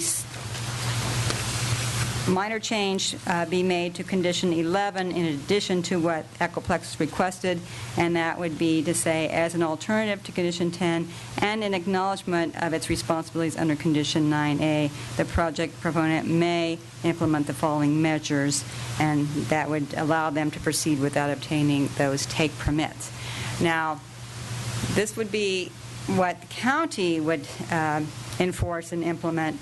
The applicant is required to comply with anything else that DFW or U.S. Fish and Wildlife Service wants. It would just make clear that that is their responsibility, and it would no longer be a specific condition before they can get their construction permits from the county. And I know Deputy County Counsel Carlin Dribdahl has also given you a memorandum today, and she'll explain that. And afterwards, the project planner, Anna Paskowski, and I are here to answer questions you might have. I will mention this is a public hearing today because it is an amendment to a conditional use permit. Counsel? I sent sent out to you a brief memo regarding the letter from Downey Brown that you received yesterday. I do concur with the analysis, the legal analysis in that memo. However, I did want to point out just a few things in that the County of Madera case, that involved an environmental impact report, and your board approved a mitigated negative declaration for this project. So there are different levels of, or different standards that would apply. With an environmental impact report, if you have substantial evidence on both sides of an issue, you can weigh that and make a determination to go one way or the other. With regard to a mitigated negative declaration, if there is substantial evidence saying that there would be an impact, then you would not be able to just discount that. You would have to go forward with an EIR in order to do that. With regard to the new information before you, the site, the suitability assessment survey, and then on the other side, we do have the June 12th, 2012 letter from Fish and Game at the time with regard to the California tiger salamander. That was the impetus for the original conditions. However, with the addition of Condition 9A, if you so choose to make these changes, then the findings listed out in Ms. Shane's memo, specifically finding G, would be sufficient to move forward if that's the direction your board would like to go.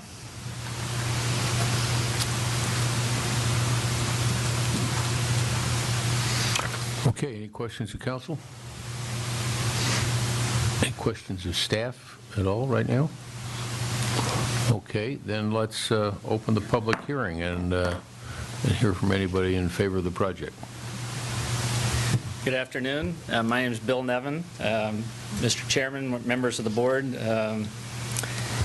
wanted to come before you today to talk about the California tiger salamander species with our project. We've currently done a site assessment that was not done earlier, and based on that new assessment, we'd like to discuss the condition of approval with our project. The existing conditions of approval dealing with the salamander state we either do a 2-year protocol survey, provided we have perfect weather conditions, or we assume the salamanders on the site and go through a 3 to 15-month incidental take authorization with state Fish and Wildlife and the U.S. Fish and Wildlife agencies. According to the Fish and Wildlife, our project site is in the outer fringe of the historic range of salamander. We've been working with one of the state's most respected herpetologists, Mark Jennings, and his colleague David Hardisfeld, both with Live Oak Associates. The first step to determine if a protocol survey is needed is to do this biological assessment of the salamander in and around the project site. This salamander biological assessment was completed May 15th of this year and was subsequently peer-reviewed by ESA Associates, as staff has indicated. The findings included reviewing some 10 ponds within 1.3 miles of the project site, and no salamander breeding ponds were located. A CTS typically can travel 1.24 miles from a breeding pond. The nearest known salamander was located some 15 to 20 miles from the project site. 2 separate biologists have concluded a negative finding for the salamander in and around our project site. Our condition of approval asks us to consult with both state and the federal Fish and Wildlife agencies, which we have done, and we have no results to date.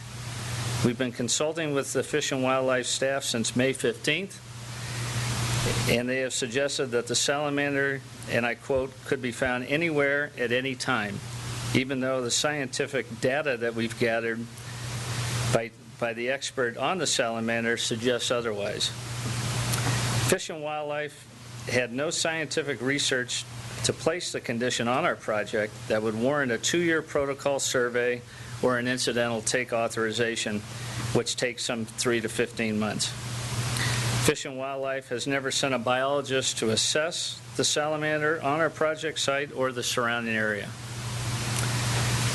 These solar projects have been mandated have a mandated time requirement stipulated by PG&E as part of the RPS mandate by Governor Brown that put forth that California must provide 33% of all its power to green energy by 2020.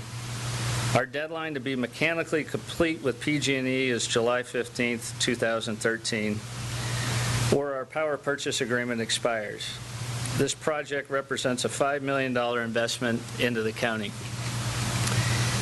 It is concerning, as an applicant bringing a development project to the county, that we would get conditioned to either have to do a 2-year protocol survey, which costs some $50,000 to $100,000 to complete, or to obtain this 3 to 15-month incidental take permit to address a salamander issue, when in fact Fish and Wildlife claims the area is in the outer fringe of a possible salamander range. I'm wondering how many of these projects in the Jamestown area would ever get built if the applicant had to go through this type of process when we have a negative impact from that the salamander is some 15 miles away. As a green energy company, Ecoplexus, we are concerned obviously about the environment and are looking to use best practices in every aspect of each project we develop. We feel having 2 separate biologists look at the CTS issue in and around the project area and concluding a negative finding that our proposed modifications to the original CTS conditions of approval is a fair and reasonable request. The project was supported initially in November of 2012 by the Sierra Club. Our proposed modified condition of approval maintains specific salamander monitoring mitigation measures, and that if any salamanders are located during construction, that we will halt work and consult with Fish and Wildlife over any taking of a salamander. I have today our land use attorney Braden Chadwick with Downey Brown and our biologist Dave Hardisfeld with Live Oak Associates if you have any specific questions of the applicant. Thank you. Any questions? Okay. It is a public hearing, so anybody else in the public wish to speak?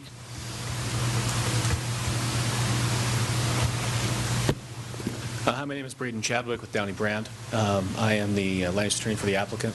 I did want to say just one thing, and Ms. Drivdahl and I had actually conferenced prior to this hearing regarding her memorandum and mine that you have in front of you as well.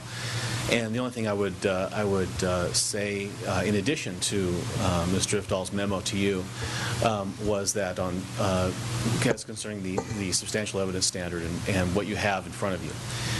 What you have is what was appropriately what the county put on there initially on the permit, which was the 2 conditions regarding the California tiger salamander: assumed presence or to do 2 years of drift net surveys to the tune of $100,000 on a good day.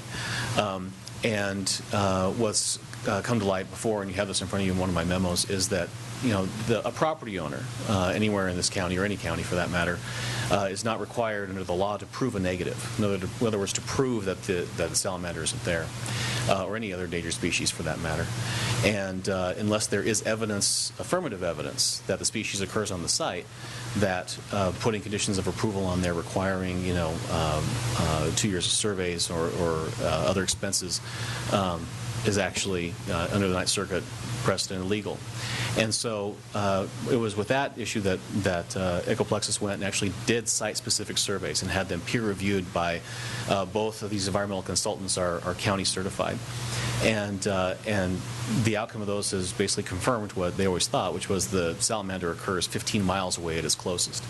And CDFW, in our discussions with them, we have been working with them we were trying to get you a letter, and that's one of the things I was looking at my phone to see if it had come in, because I had actually got an email this morning from CDFW, hopefully with a letter to you saying that although they would like to obviously 100% preclude any possibility of salamander, that obviously getting an ITP or an install take permit is up to the applicant, because Fish and Wildlife has their own independent process to enforce California Endangered Species Act. And so what the county's doing here is essentially leaving in place all the mitigation measures associated with the salamander, with the exception of the requirement to get an ITP.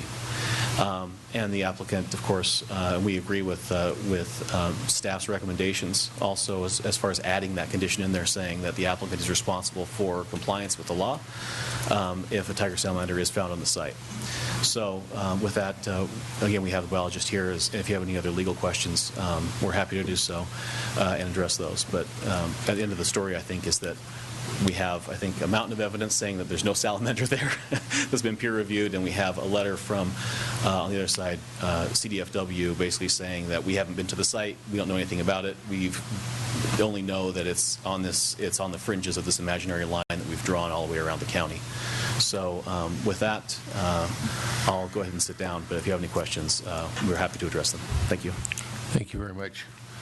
Anybody else from the public want to speak? I don't see any enthusiastic response, so I'm going to close the public hearing. Members of the board, any questions, comments? Just disclosure, I did have a meeting with Mr. Nevin on this subject. As did I. Prior to today. As did I. As did I. Okay. Didn't need you. Okay. No questions? Is the public hearing closed? The public hearing is closed. I would like to move to approve the recommendation of the staff in Ms. Shane's latest memo based on findings A through G. Could I get some clarification on the memo first? The recommendation, actually, we didn't have a staff recommendation, but I assume that you're looking at the findings of approval. So you'd like, the motion is to approve the recommended changes? Yes. To condition 11 and then adding 9A? Yes. Correct. And then just one change on finding G, that it's the amendment to condition 11 and addition of condition 9A. Okay, so moved. Thank you. Second. Okay. I heard stereo seconds. So Supervisor Rutherford moved and Supervisor Brennan seconded. You're a gentleman. Okay. Final questions, comments? Just a quick one. Pardon? Just a quick one. Okay. I think it's important that we have flexibility to try to make things happen when you have technicalities like this that are holding up any kind of progress. And I think this is a good project, and I appreciate staff's efforts and also the proponent in trying to find a solution to make this happen. And I think we need to always strive to do that. So I commend you and encourage you to continue to do that. Okay. Any final ones? All those in favor signify by saying aye. Aye. Any opposed? Carried unanimously. Okay, it is not 2:30, so we will not go to our 2:30 appointment. We will back up and take item 20. Please read it. Reports. Okay, let's start with legal staff. Do you have any report? We have a new intern in our office. Deanne has joined our office. She's in college and is learning the ropes, and she started yesterday, and we didn't scare her off, and she came back for day 2. So if she comes back tomorrow, it means y'all didn't scare her off either. We'll see how long it lasts. Oh, welcome. Okay, Supervisor Brennan.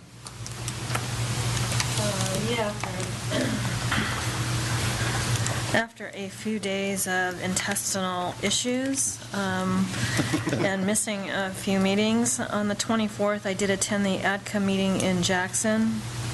And on the 29th, actually, this was a lot of fun. Went to the Sonora High School Scholarship celebration that they had over there.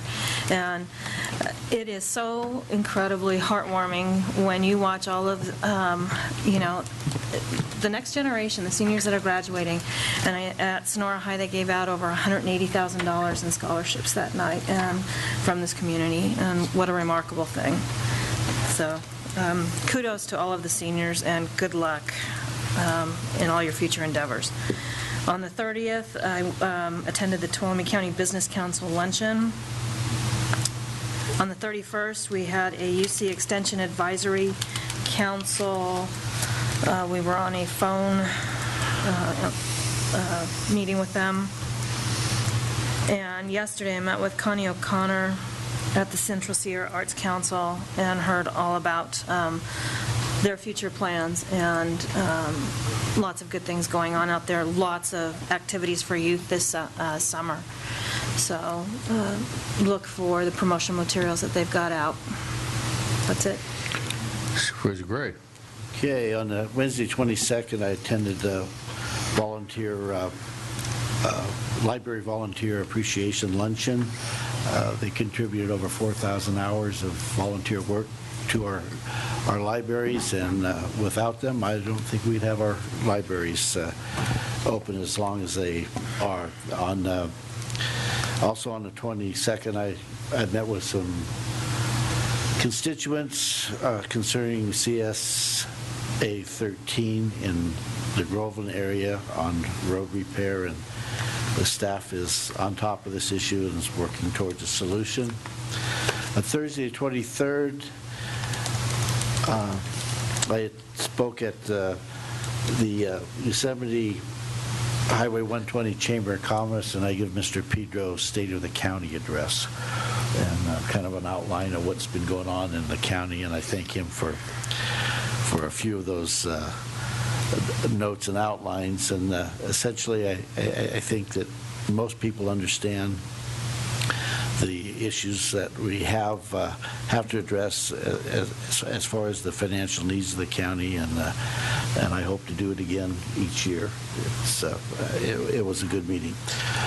Also on the 23rd, I attended the Museum Board of Governors meeting. 24th, closed session with all you fine supervisors on Friday. And then the 28th to the 30th in Sacramento, listening to presentations on, I don't want to call them problems, but all of the extremely important issues that we have to address in county government, and left with the frustration, like I usually do when I attend that event, that there's not enough money to do what we do, but we still do it anyway. And I mentioned earlier today at the luncheon list to the governor, and I really looked last night for some Latin words to describe his address, but I think I couldn't come up with any because I don't speak Latin.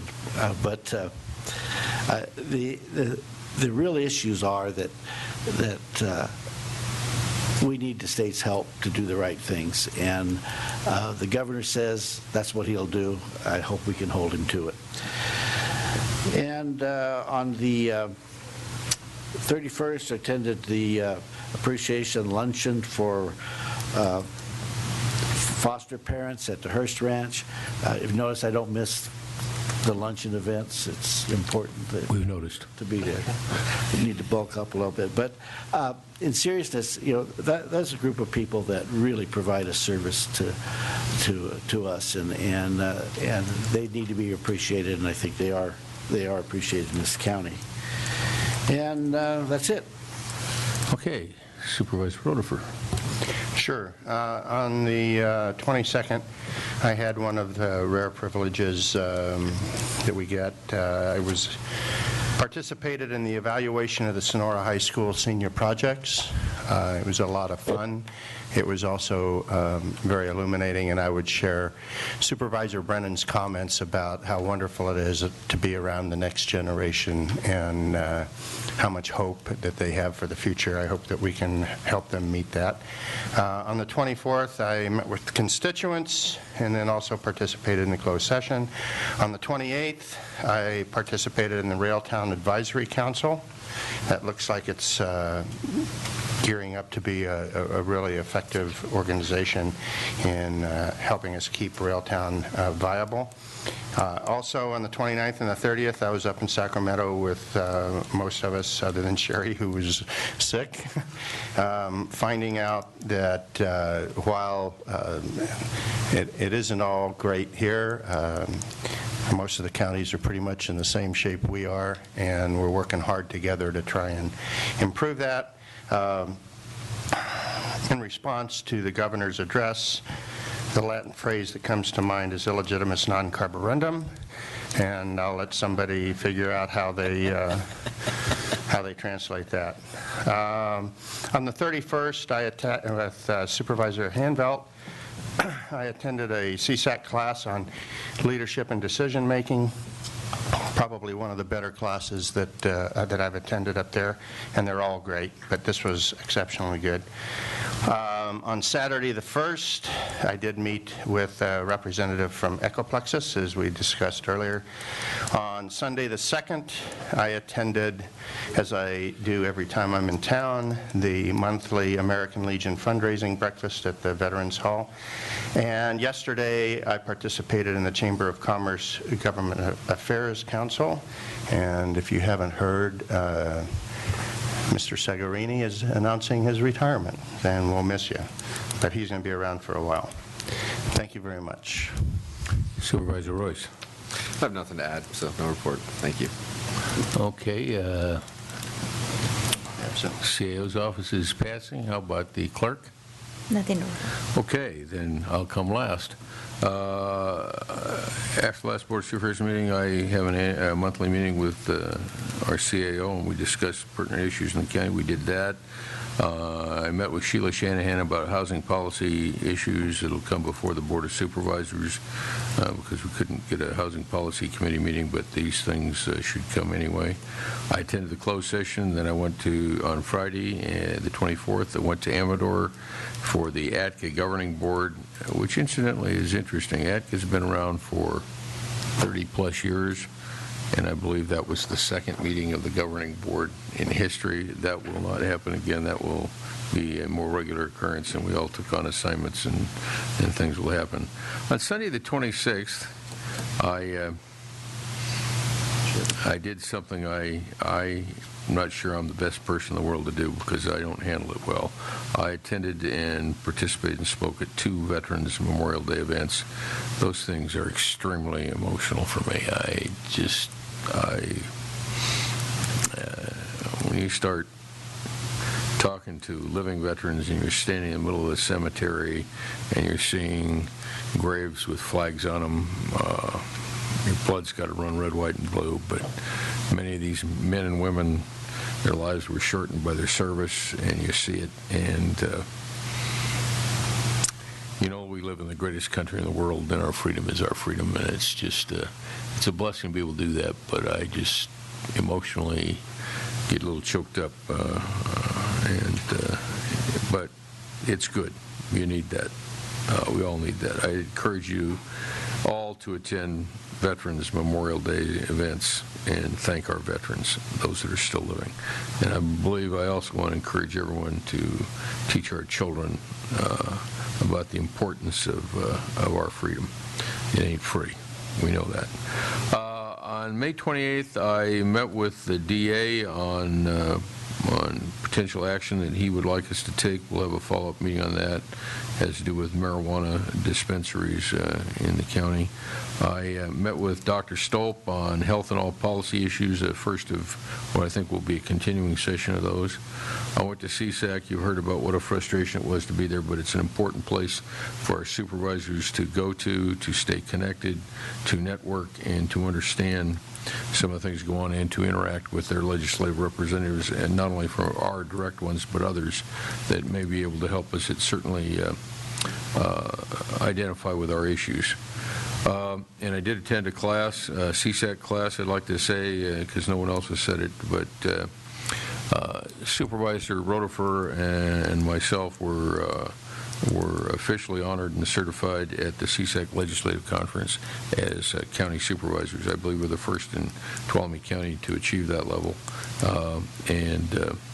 It's a series of classes you take, and I do that personally because I learn more about how the public sector works. I'm not used to that. I'm a private sector kind of guy, and public sector just operates completely differently, and it's really an important thing to go to these classes and learn how the other people in public sector and how to make things work. Never get enough education. Then yesterday, Doug Miller and I met for about an hour or so. He's from Senator Barry Hill's office on issues that affect Tuolumne County and the Senator might help us with. And we did talk about the mental health realignment issue again. And I also passed out several copies of Mr. Pedro's letter while we were up there. With that, that's the end of reports. We've got a few minutes. We'll take a 5-minute break, come back at 2:30, at which point we will take our 2:30 appointment.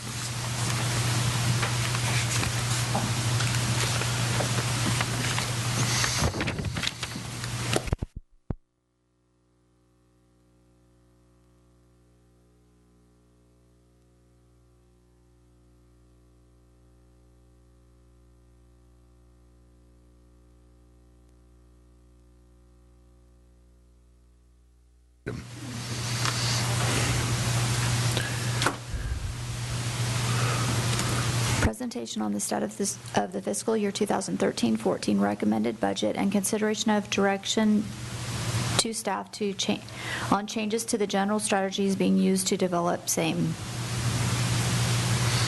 Mr. Pedro. Hey, Mr. Chairman. I think this is your item. This would be our item. All right. Yeah, that's right. Okay. Well, Mr. Chair and members of the board, this is an item to talk about next year's fiscal year budget and give you a status report on the development of that budget and give you a chance to tell me how to get my act straightened out and fix things and make it better, or whatever direction you'd like, so that the budget is pretty much ready to go by the time we get to June 18th, when the preliminary or recommended budget of the county is scheduled to be adopted. Prior to getting into the presentation about the budget, though, I've been asked to kind of give County Government 101 and some of the funding for folks, so that the public at large is well-versed in, well, not well-versed, but at least given an overview of how the county is structured financially and what you can or can't do at a very high level. So I'm going to take a few minutes at the very front end of this and go ahead and do that with your indulgence. So let me go ahead and start. And I'm going to move. I'm going to go ahead and move aside. It's easier for me to point this way. I start off talking about the major types of county services that we have. And there's one group, again, this is very simplified. I call it state-directed services. And this isn't comprehensive, but it gives you a good idea. We have areas such as public health, which we spoke of this morning, behavioral health, social services, child support services, and this is a group of services that are highly regulated and mainly financed by state and federal governmental funding. And so we're responsible to go ahead and provide these services, but again, one of the big parts of the message here is this has its own bucket of money. We still have to be good stewards of that money and provide those services, but it's not like we could decide that, we're not going to do social services anymore and go, do road funding or, add a whole second division in our sheriff's department or something like that. The second group of services is over here, the locally directed services. We have law enforcement, fire, planning and building functions, roads, recreation, libraries, and transit. I think most folks, when they think of the county, would be thinking about this group of services. And while there is some state and federal funding that go into those areas, particularly when you get to roads and transit, for the most part, those are areas that are financed with local taxes, and that's the flexible revenue that your board has. Overall, again, I'm only going to do part of this presentation, but overall, our total budget, if you put all of our different funds together, that's what we call our governmental funds, which are comprised of things like our general fund, our road fund, our fire fund, behavioral health, social services, our main capital funds, and then you throw in our enterprise funds, such as your ambulance, your airports, and then our internal service funds, real sexy things like our workers' compensation fund and our liability fund and things like that. You put it all together, and our budget is about $135 million. And just for comparison, that's about $57 million less than it was back in 2006-07. And as far as our total permanent employees, we're currently sitting at about 587 permanent benefited employees, and that's down about 315 positions compared to 2006-07. So how big is the county, the overall county budget? That's how big it is, but it's substantially smaller than what it was not that many years ago. Okay, where do we get our funding? And this is for our governmental funds. I forget the enterprise funds now and those internal service funds, but the governmental funds. This is, again, for things like our general fund, road fund, fire fund, behavioral health, social services, and those kinds of things. Over on the right-hand side, only about 26% of our overall funding comes from local taxes. So that, well, taxes, period, but primarily property tax, sales tax, transient occupancy tax, and things like that. And then you'll see about 29% is funded money that comes from the state government, about 17% from the federal government, and there's a category called others, which include transfers between funds. There's one-time dollars that are in there, such as money that we're getting from the sale of some lands and things like that. So it's a big category. It's made up of a number of different things. But if you look at the state and the federal combined, what's that about? Do the math, Craig. It's about, was it 40 what? 45% total. And then you're going to see in a minute the expense part of this pie chart, and you're going to see that this money is roughly equivalent to what we put towards public assistance, health, and roads. But this is our pie chart. This is where the funds come from, but primarily this little part of the chart, which is taxes, and a part of this other is where your board's flexible dollars come from. I've been asked a number of times, and it's a fair question, well, where does my property tax money go? And I do different iterations of this chart and always get help from the auditor's office in putting this together. I'm just going to call your attention to this column, because this is on average throughout the county. It varies where your property tax dollars go, but on average in Tuolumne County, only 26% of the money that you pay for your property tax actually comes to the county of Tuolumne. About 1% to the city of Sonora, about 4% to fire districts, about 64% go to local schools, and then there's a variety of special districts. Those can be lighting districts, cemetery districts, and things like that. And that's about 5% of the property tax goes to those. And there's some other columns here that kind of contrast, like if you lived in the city of Sonora, instead of like the county, on the countywide average, only 1% goes to the city. Well, of course, if you live in the city, about 17% of your property tax, goes to help fund city government, and then there's other changes in the percentages. But on average, I think this is important because that really surprises a lot of folks that only 26% of the property taxes collected in the county actually end up to help support the services that your board oversees. On the expense side of the pie chart, where's the money spent? We have areas such as general government, which would include everything, for example, in this building, from the Board of Supervisors, my office, County Council, the Assessor Recorder, moving on down, the Auditor Controller, Treasurer Tax Collector, your Human Resources Department, our Information Technology Department, our Facilities Management folks and so forth are all coming out of general government. 31%, again, of all of our governmental funds, 31% goes towards public protection. And again, this is with all the different revenue sources, state, federal, local, counted.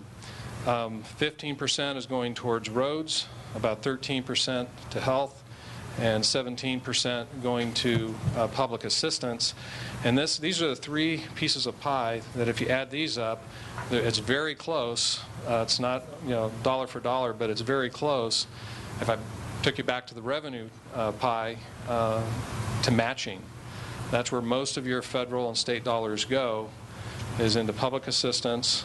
So a lot of the social service type areas, public health, environment, and behavioral health, and then your road department.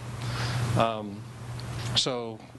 could we again just go ahead and say, well, I don't want to spend so much in public health, and I want to go put it on roads because of the color of money used, the type of money used to fund public health and behavioral health?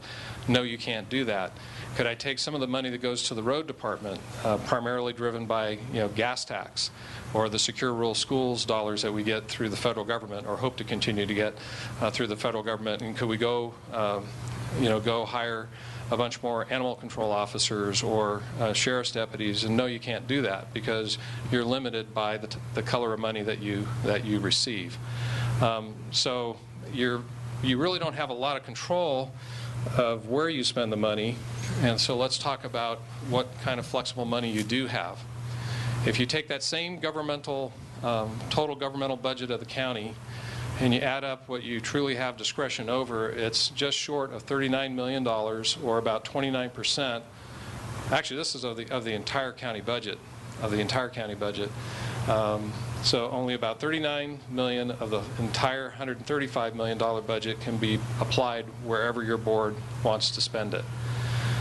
And so if that's what you truly have discretion over, where does that money go? About 28% of it goes to general government. 51%, over half of it, is going into public protection. And those are things such as the district attorney, public defender, the sheriff and all of his divisions, from patrol to dispatch to the jail and so forth, to, if I didn't mention, probation. I can catch them all. And then we do have the Community Resource Agency, because of their regulatory function, is also included in that number. But 51% of your discretionary money, your board has seen fit to put towards public protection. Libraries and recreation, just under 5% goes there. Transfers to other funds, there's about 12%. Some of this is a little deceiving because there's a certain amount of that money, we call it discretionary, but it's really not. It's several $1 million that your board receives from the state government in the form of vehicle license fees, and it comes into the general fund into one pocket, and then you're required by law to take it out of your other pocket and transfer it over to public health, social services, and behavioral health. And that's a fair amount of this money. And then the rest of this is going to things such as your road department and your fire department and capital improvements. That's where the bulk of the rest of it goes. And then lastly, your contingencies. I was sitting as the board originally adopted the budget, about 5% or $1.9 million was being placed in your contingencies, but as your board may recall, in late September, your board chose to go ahead and allocate some one-time dollars that we parked in contingencies, and we sent some of it to do some improvements in the county jail. And we also spent some of it on some one-time road projects and then some other miscellaneous, I think it was technology projects. But when you look at what you actually have discretion over, it's about $39 million of your full $135 million budget. And here's where it goes, with over half of it going towards public protection today. I'm going to skip past challenges and positives moving forward, just talk about some of the fiscal challenges very quickly. Mention again, the economy is still fragile. Our local revenues have stabilized, but with only modest growth in our discretionary revenues. This is the first year, and probably the last 5, that we're actually going to see some growth in our property tax, albeit very small. We're still absorbing trickle-down impacts of prior state budget actions. Again, anytime you see the word realignment, duck. We had it happen in 91, 92, where we got 83 cents on the dollar when we first took on public health, social services, and behavioral health. And most recently with AB 109, there's been a few others in between. That's the public safety realignment, and now we're looking at yet another realignment coming from, or a redo of an early realignment coming from the state. More impacts are coming as a result of the federal budget balancing actions, things such as the sequester. Will there be enough money to pay for things like the extension of the Secure Rural Schools Act and things like that? There's final adjustments to county expenditures that are needed in 13-14 to reach long-term sustainability, which is really the theme of this year's budget. We do have funding of long-term liabilities that we have to pay attention to in areas such as PERS and workers' comp, and those that were at the conference. I know I saw in one of the workshops, Supervisor Hanvelt was sitting in the same one, and I think Supervisor Gray may have come in. They were talking about PERS and changes they're having to do to make PERS rates actually start to pay down future liabilities, and this means just more bad news in the future as far as our PERS rates, having to go up substantially, over time. And then I do throw this one at the bottom because it's been such a priority of this board, rightfully so. It says guard against attacks on our county water supply. Well, why is that in here in a fiscal presentation? Because if we don't have control over our water and we don't have the ability to supply water to new development, it's going to choke growth in our county. And that's one of the reasons why it's been such a priority to this board. So just some of the constraints that you're facing. And then I'm going to just talk about one side. Just issues on the horizon. We're dealing with it now. Implementation of healthcare reform. We talked about that this morning. It's touched on in this budget. Continued evolution of our fire and first responder system. We kind of touched on that, this morning as well. There's a need for additional sustainable pay and benefit reforms, and that's certainly part of our bargaining and our budgeting structures. And then we need to be looking towards succession planning for the loss of baby boomers that many have retired. There's a bunch more getting ready to retire. And this is something that we're going to have to focus on much sooner rather than later. In the capital area, and this I think is important to mention because this is an area that I get a lot of questions about. We have been making progress on the Law and Justice Center. Our next priority is the new jail. And we have some folks have asked, well, can't we take the money that you guys have been spending on the water, power, sewer, and roads for the Law and Justice Center and put it, again, towards law enforcement or, recreation or libraries? And the answer is no. The money that we spent have either come through growth impact mitigation fees that are going to mitigate impacts of new development, and these are areas that we need to expand, or they're coming out of specific funds such as the Criminal Justice Construction Fund or the Courthouse Construction Funds, and those are fed by dollars collected for people who have violated the law and they've been fined, and those are fines and fees collected through the court system specifically for criminal justice projects. We certainly have a need for more investment in the road system, and your board heard a presentation on that at the prior meeting, and we have way more need than we have funding. We have some building needs that we have to pay attention to, as well. So this is kind of the backdrop for your discussions. We have plenty of challenges ahead. We've been fighting through many challenges over the last several years. But this board has been really, really good about paying attention to your financial fundamentals and trying to do the right things, not only in the near term, but with the long term in mind. So anyway, that's kind of the County Government 101, how we're structured and how we're financed. So before I get into my formal presentation, are there any questions?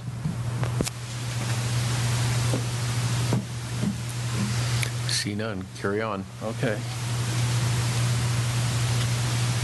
Turn the lights down.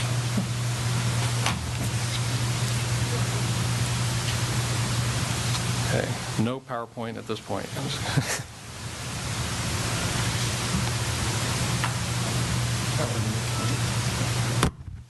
Okay. So I'm going to draw, Mr. Chairman, members of the board, I'm going to draw your attention to the memorandum dated June 3rd. And again, I'm going to emphasize that this is not your budget. It's not a budget hearing. It's not even to consider adoption of the recommended budget. This is really a report on how we're doing as we progress in putting next year's recommended budget together, which you will consider at your June 18th meeting. So starting on page 1 of the June 3rd memo, I start with just a review of the multi-year forecast. And the multi-year forecast took a look at in the future for the next 5 years from fiscal year 13-14 through fiscal year 17-18. And the two big good news aspects of that projection was that our property tax revenues would start to see sustained growth beginning next year, albeit small, but for the first time we're going to start to see sustained growth in our property tax revenues. And then second, growth in our general revenues will begin to exceed growth in our expenditures starting in fiscal year 16-17. And that's good news, but that's 4 years from now before we really see that crossing. The bad news is that if this is left unchecked, meaning we did nothing, we would have an approximate $3.3 million projected shortfall in each of the next 5 fiscal years. And we've never done that. We always, look at the problems that we're facing and take action. And that's really one of the reasons we do the multi-year forecast, is to project those needs and then come up with strategies that make sense moving forward. So what actions were needed in response to the forecast? The summary was that we needed a definitive strategy to make approximately $3 million in permanent expense adjustments in this coming fiscal year. And this would give certainty to our employees in terms of future job security and base compensation, and would also give certainty to the public in terms of the services that they can expect moving forward. And then the next line is, I don't want to be prophetic, but it's always scary. It says, once these adjustments have been made, barring some new major jolt from the state and federal governments, Tuolumne County government will have finally weathered the worst of the financial storm that's been called the Great Recession. So translated, I think we're doing pretty good at the local level. If we were left to our own devices and our own economy, and the state and federal government leave us alone, we could slowly grow out of the challenges that are in front of us. The biggest threat right now that concerns me is what could come from further state and federal actions. At the top of page 2, it makes mention that on March 5th, your board approved a set of strategies for developing the 13-14 fiscal year budget. Those strategies reflected the need for a combination of labor concessions and budget reductions while respecting the board's adopted budget policies. And some of those policies include things like balancing ongoing expenses with ongoing revenues and using one-time funding for one-time uses. The next section of your report is entitled Refining the Fiscal Year 13-14 Budget Challenge. Again, in the multi-year, there's a lot of effort that goes into making those projections. It's a line item projection made by departments, line item by line item, every revenue line, every expense line, just using the best information that's available. We double-check the personnel costs with a master personnel spreadsheet. But the forecast is different than a budget. The actual budget is developed using the county's more precise budget system, and of course you have the benefit of the most accurate up-to-date information. Since the multi-year was prepared, there's 3 positive things that have happened. We've adjusted our internal service charges for things like workers' compensation, liability insurance, post-retirement medical, and things like that, and reduce those by almost $500,000, particularly as it affects the general fund. We've also calculated personnel costs to reflect realistic start dates for vacant positions. If you recall, the forecast assumes every position is filled from July 1 to June 30 of a fiscal year. Well, when you're in real life budgeting, that's not how it works. You always have vacancies, and people are turning over, and so you try to reflect that as accurately, as you can. And there was about another $250,000 in savings. And then we had the good fortune of our statewide sales tax has been positive, so we've been able to increase our Prop 172 public safety sales tax revenues. So you put that all together, and it represents about a $900,000 improvement compared to the multi-year forecast for 3 of your major funds, the general fund, the road fund, and the fire fund. In the general fund, you're looking at about a $1.8 million problem, the road fund about a $600,000 problem, and the fire fund about a $100,000 problem. All told, it's about a $2.5 million problem. And again, it shrunk by almost $900,000 between those 3 funds, and that's good news. And that is good news. The problem is it's still a sizable problem that remains. And if we tried to solve this exclusively by budget reductions, you could be facing approximately 32 position reduction in your county workforce. So that, I think it was 587 employees, would go down to, what does it be, 550 some odd employees. And that would be problematic as far as service reductions, the loss of the jobs for those employees and the service reductions for the public. Since the multi-year, we've also focused in on a lot of the other funds, and the solid waste fund is looking at about a $227,000 problem, and the airports fund about a $50,000 problem.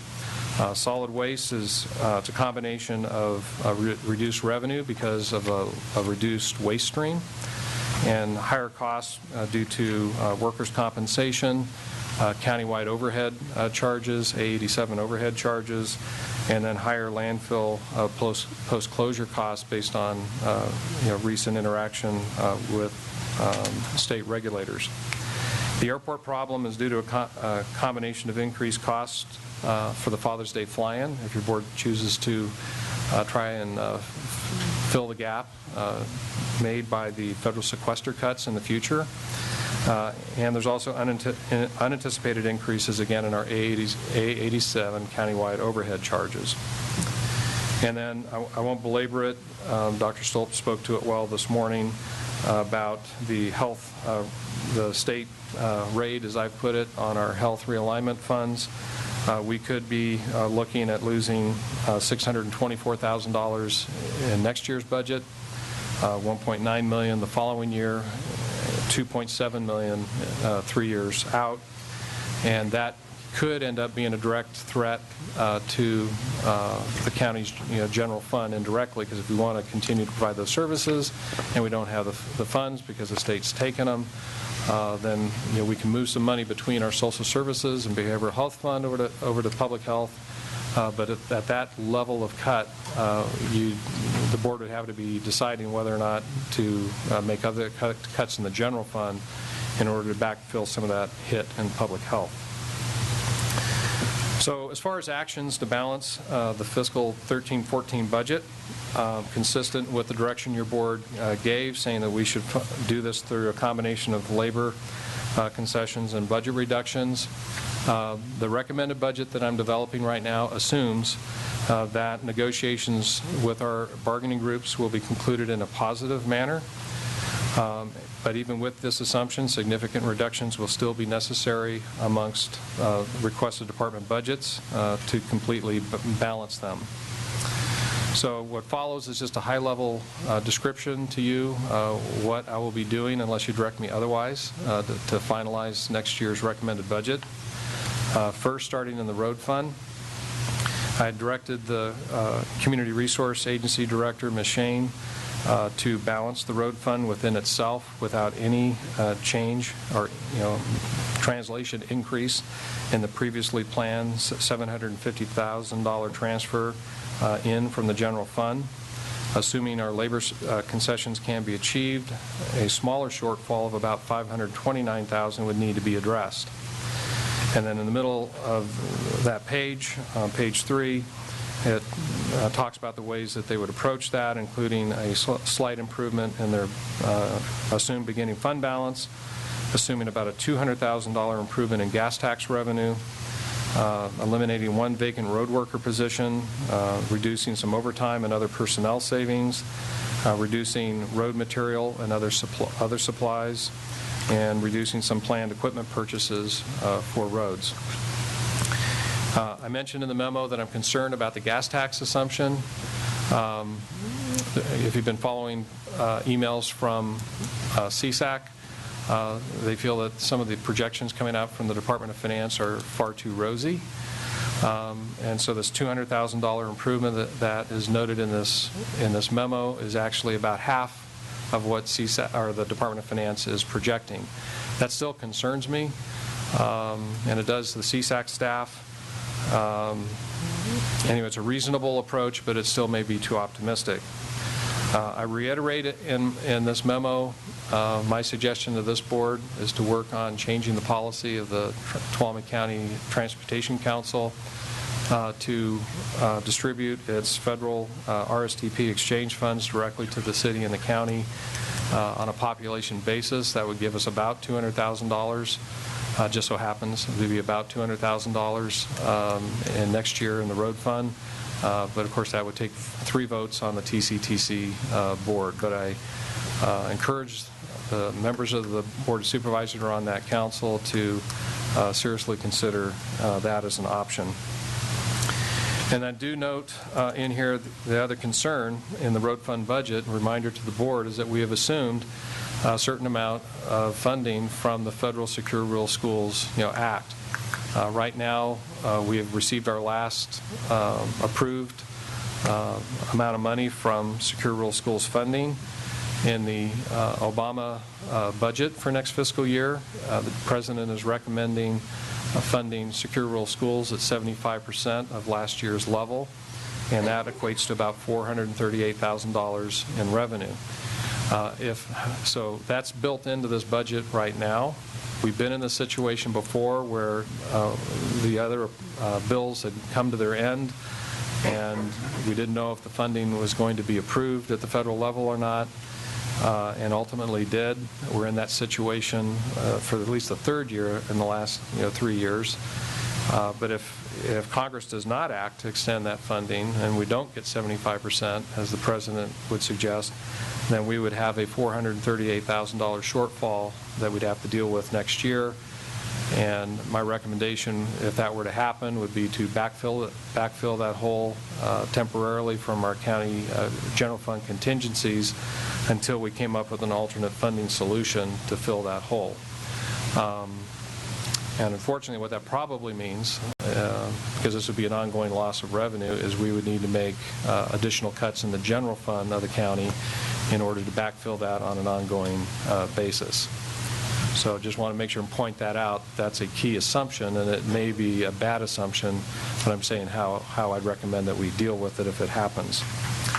In the fire fund, I'm recommending that the transfer between the general fund and the fire fund be reduced by approximately $89,000 down to $350,000. This can be accommodated mainly by net funding the county's contract with CAL FIRE. If you remember just a few weeks back when we were talking about the contract, there is a cap of how much we can be charged each year. But in all my years that I've been here with the county, we have never spent that entire amount. So if we were to net fund what we think we're going to spend during the year rather than what the cap, what the ultimate could be, that would go a long ways to helping us balance this budget, along with some assumption of some revenues and going down the path of lease purchasing replacement fire engines rather than purchasing them out straight out with cash. In the general fund, where your largest problem resides, we have an approximate $1,557,000 problem, again assuming bargaining goes well. To arrive at the reductions in the general fund, I'm following board direction to not make whole-scale departmental eliminations. And I've listed some areas that have been discussed in the past, but instead to distribute cuts amongst all departments with lesser reductions in the areas that your board has identified as priority areas. Your board has also identified that overtime reduction is a prime goal in order to minimize position and service reductions. So there is a special $400,000 allocated cut for overtime expenditures, in the Sheriff's Department. After taking into account the $89,000 reduction in the general fund transfer, the $400,000 targeted cut in overtime, that leaves about $1,068,000 in general cuts that need to be distributed amongst most general fund cost centers.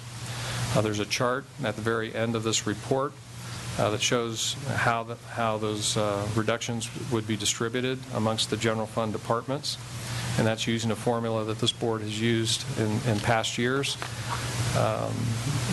Again, giving priority to your public safety departments and revenue generating departments. And then starting on page 4 and continuing through page 5, there's a listing of how the various departments would address reaching their funding reduction targets. And I'm just going to pick a couple of these. Again, I can go through them all if you'd like, but I thought I'd just pick a couple of them. For example, very importantly, in the sheriff coroner area, if you take all of the different sheriff's cost centers, put them together, there's about a $326,000 general cut allocation based on that attachment A chart, plus the $400,000 overtime targeted reduction. That would give the sheriff about a $726,000 target to cut.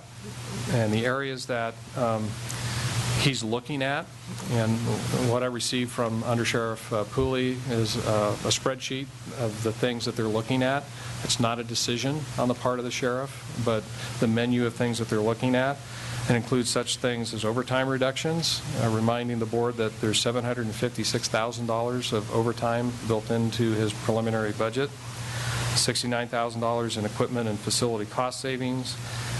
He's mentioned the consideration of eliminating a vacant dispatcher, a vacant sheriff's clerk, and 4 vacant deputy sheriff's positions, but also looking at the possibility of getting some AB 109 revenues. And there was an increase in the allocation. There will be an increase in AB 109 allocations, not a lot, but there will be some additional revenue.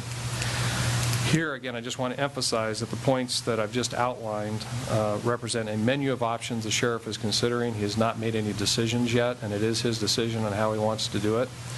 But I also note that not all of the actions I just went through are needed to meet the sheriff's reduction targets.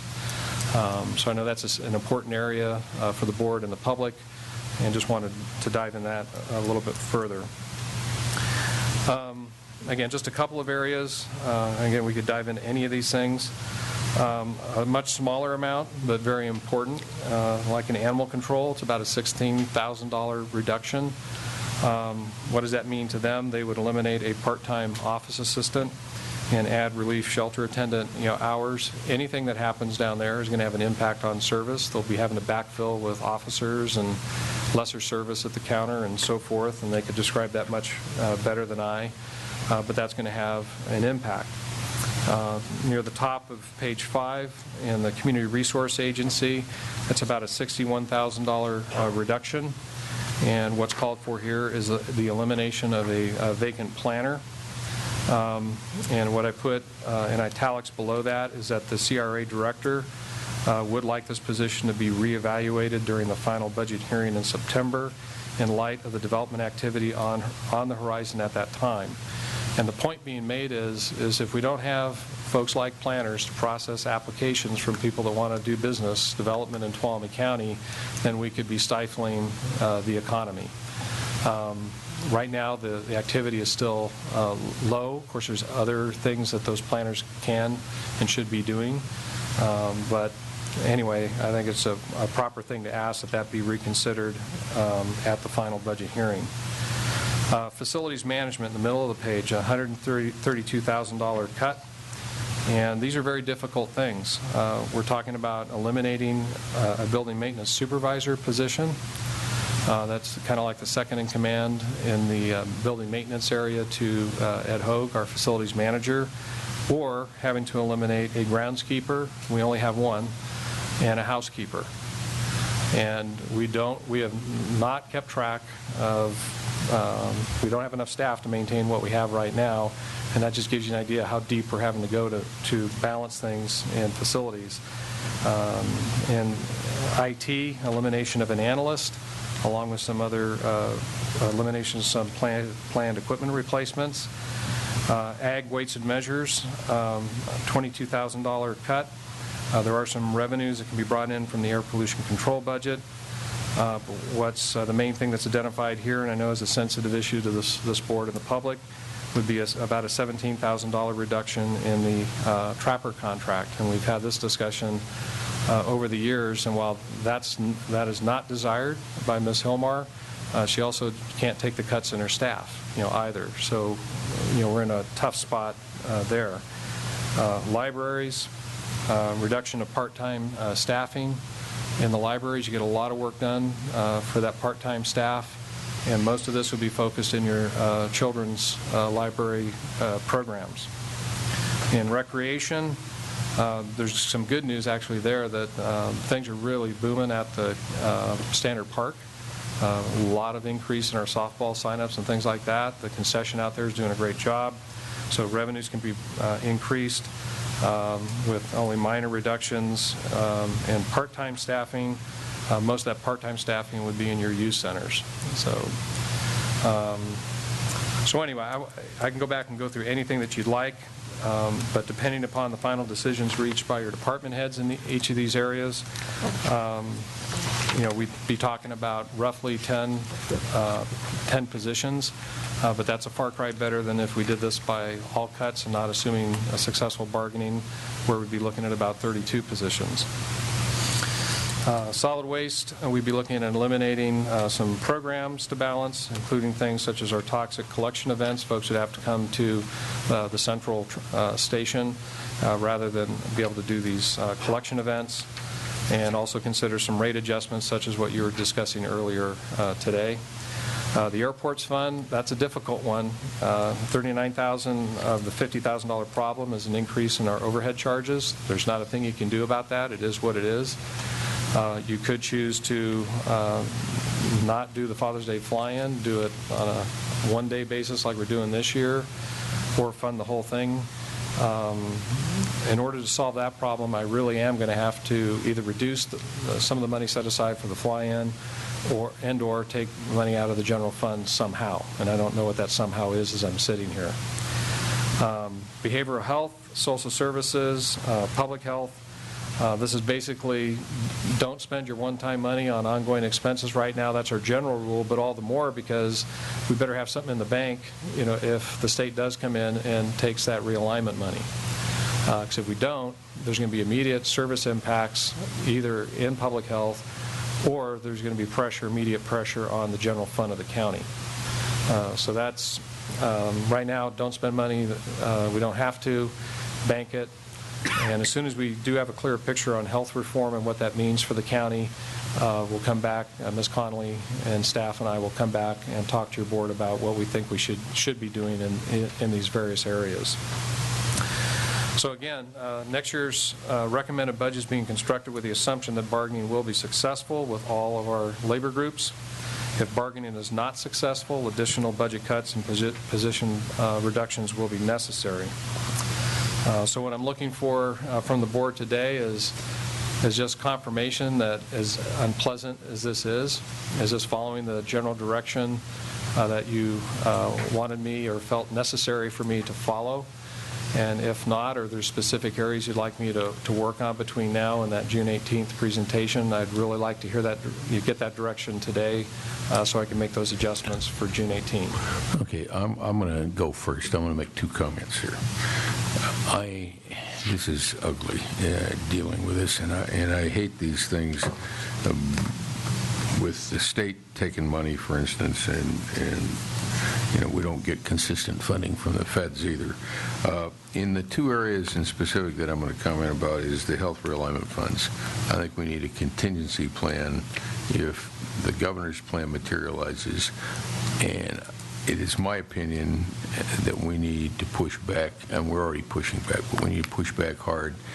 We cannot fund that out of general fund money, and I will not vote for that personally. The other one is secure rural schools. We've been on the edge of that for a couple of years, and we pulled it out. And I think we need to maintain our pressure with our representatives and our friends in Congress to do the right thing. But I think we need to prepare ourselves. I think we're on borrowed time on that. It is my opinion that the federal government, for years, and particularly in the Forest Service, has not managed the forest well, and if they were managing the forest, we would solve a lot of economic problems, not only for our county, but our country, and we solve a lot of the problems with funding of our schools and funding of our counties and our roads and lots of other things.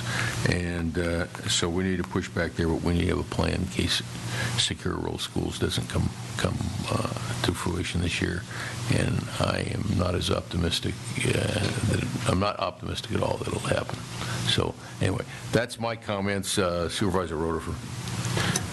First of all, Craig, thanks a lot for the presentation. Especially, I hope the public was listening to the front end of that, because I think there's a lot of misconceptions out there about some of the flexibility that we have in some of our financial decision-making among the public, and we really are hamstrung in a lot of areas.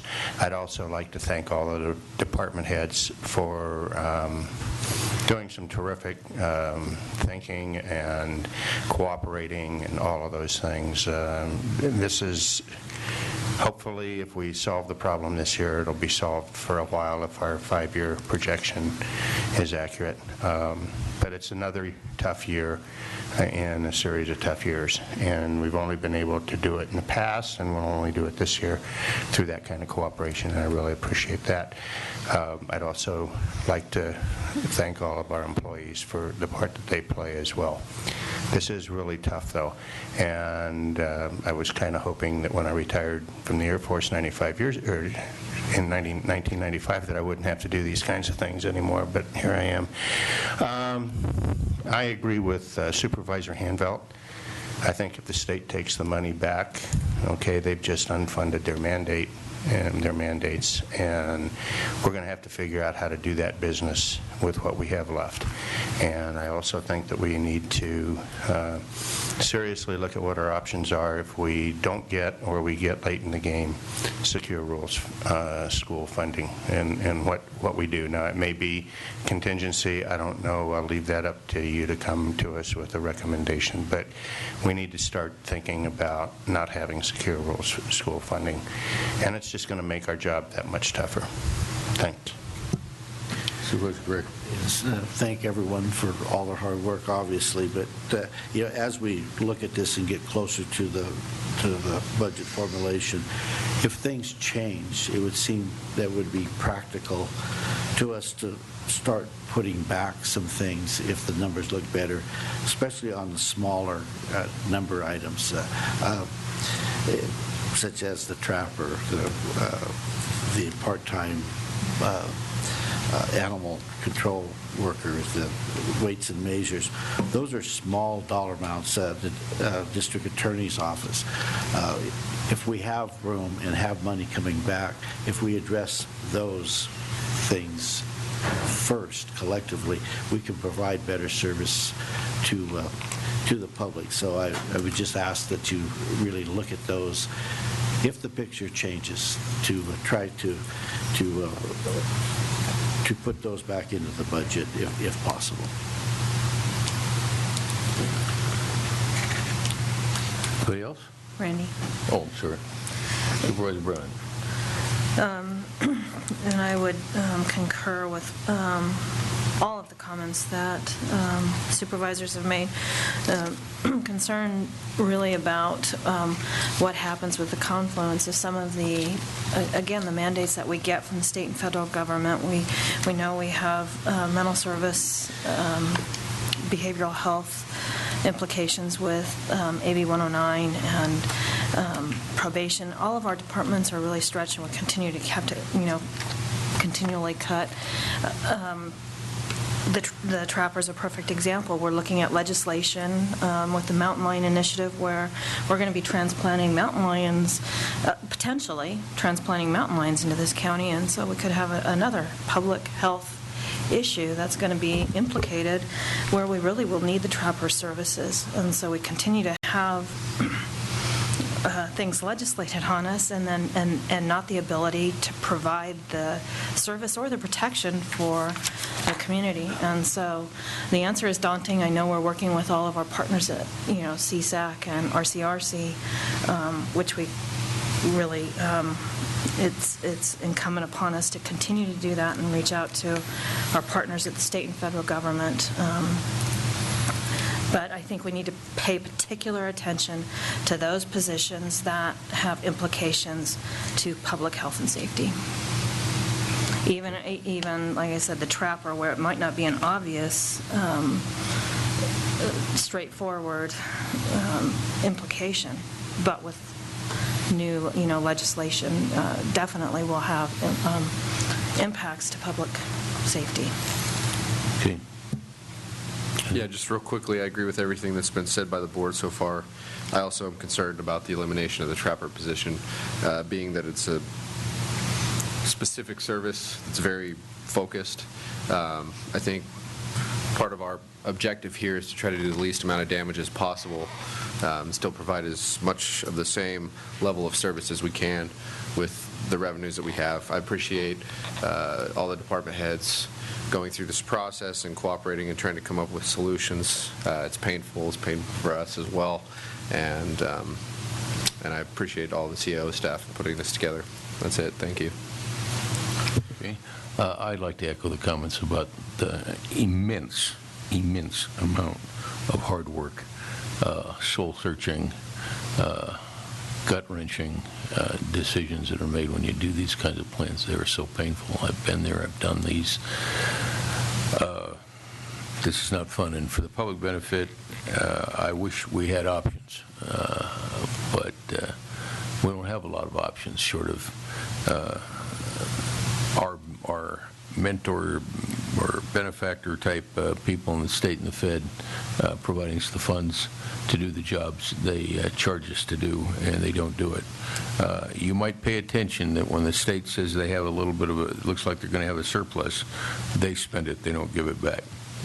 So we need to keep lobbying, and we do. So with that, have you got enough information? You got questions of us? Well, a little of both. Let me talk first, what else are we going to do? We have our revenue team meeting again tomorrow, looking at all of our major revenues, property tax, sales tax, TOT, all those kinds of things. I know Ms. Russell is watching very closely the sales tax. Excuse me, Batista. How long did I know her? Well, no, I will remind you that she got up before the board after she was Miss Bautista and said she was Debbie Russell. So, she's having a little trouble with it, too. Thanks for bailing me out. But I know Mrs. Batista, as she tracks all those revenues very closely. We've been talking a lot about 172. That's a potential bright light. Perhaps there's still some room there. So I guess what I'm describing, we'll still wring out if there's some blood left in the revenue turnip. We'll get it. Out of there. It's a live dance. Yeah, exactly. And I know there are some one-time funds that Deb and I talk about that could maybe fit some of those really special needs that are out there. It's nothing you want to build on ongoing expenses on, but maybe can meet some one-time types of things. So, we'll, as we tune this thing, we'll look at all those opportunities. And I want to remind the board, how we do our budget. It's a two-step process. We do a preliminary budget, but we always take definitive action in July because you don't want to spend money, starting in July that you can't afford, by not making cuts until later. But we will have a final hearing in early September. So if other things change, hopefully good news from the state, or excuse me, federal government on secure rural schools, or perhaps we hear it the other way, we'll have to make changes, and we will make appropriate changes as we come into that final budget hearing. But I think I've heard pretty uniformly, if I can find some way to get the funding for the trapper, do so. And then the one that I mentioned we haven't talked about because it's a problem. I don't know how to solve it other than either reduce the proposed service or backfilled out of the general fund somehow, and that's the airport. Because the revenues are doing pretty good. It's this backfilling the federal sequester, if you want me to do that, and then the overhead charge is nothing that they can control. So I'd like to hear some direction on that. Well, I think the airport needs to look at how they can increase some revenues. I think there are some ways to do that, and then we can talk about what they need in that regard. But I think we can do some marketing and some things. I've actually had a discussion with the Visitors Bureau on how we might do some of that stuff. So maybe I can talk to you offline and look at maybe doing something like that. I think I would agree with that. But the other thing is that, the biggest expense is the Father's Day flying event. It's also a revenue generator, so we have to have a balance there. We're generating income for the county. I think if we had a better idea of how much, some guess of what that means to bring all those people into the county for those 2 days, how much money they're spending, how much the businesses how much business is done. We don't want to lose sight of that also. So let's think about it both ways. Okay. Got it. A sequester is just a hot button for me. I get tired of hearing excuses out of the feds and everybody else over sequester. Even the regional forester came back and reneged on a deal that he'd made with Congressman McClintock and blamed sequester, yet sequester was known beforehand. I believe that our federal government needs to clean up their act, and we need to tell them to clean up our act. And they are making sequester the most painful they can for the people of this country, and I think it's unnecessary. They need to clean up their act, and we've heard a lot about it in the press lately, and they wouldn't have to sequester money from the people that they're supposed to serve if they did the right thing. And I don't need to emphasize the details of that, but I think we need, as public people, we need to demand better out of our government. In fact, we need to demand the best out of government. We shouldn't accept anything less. And that's from our level all the way up. Our hands are tied, but theirs aren't nearly as tied. They print the money. Okay, I'm done. Sorry, I had to make that speech. All right, so what I'm hearing is, as distasteful as it is, this is generally in the right direction. Now, I've got the next few days to work with departments to actually put feet to this and start putting a document together with attention to those two particular areas. I'd like to correct something. This is not the right direction. It's the necessary direction. It's not what we'd like to do. Sure. It's not the right thing, but it's what we have to do. Touche. Thanks, Greg. Thank you. You want comments from anybody else? Certainly. If anybody out there want to speak or forever hold your peace? They're going to be quiet. I can tell. Oh, no, they're not.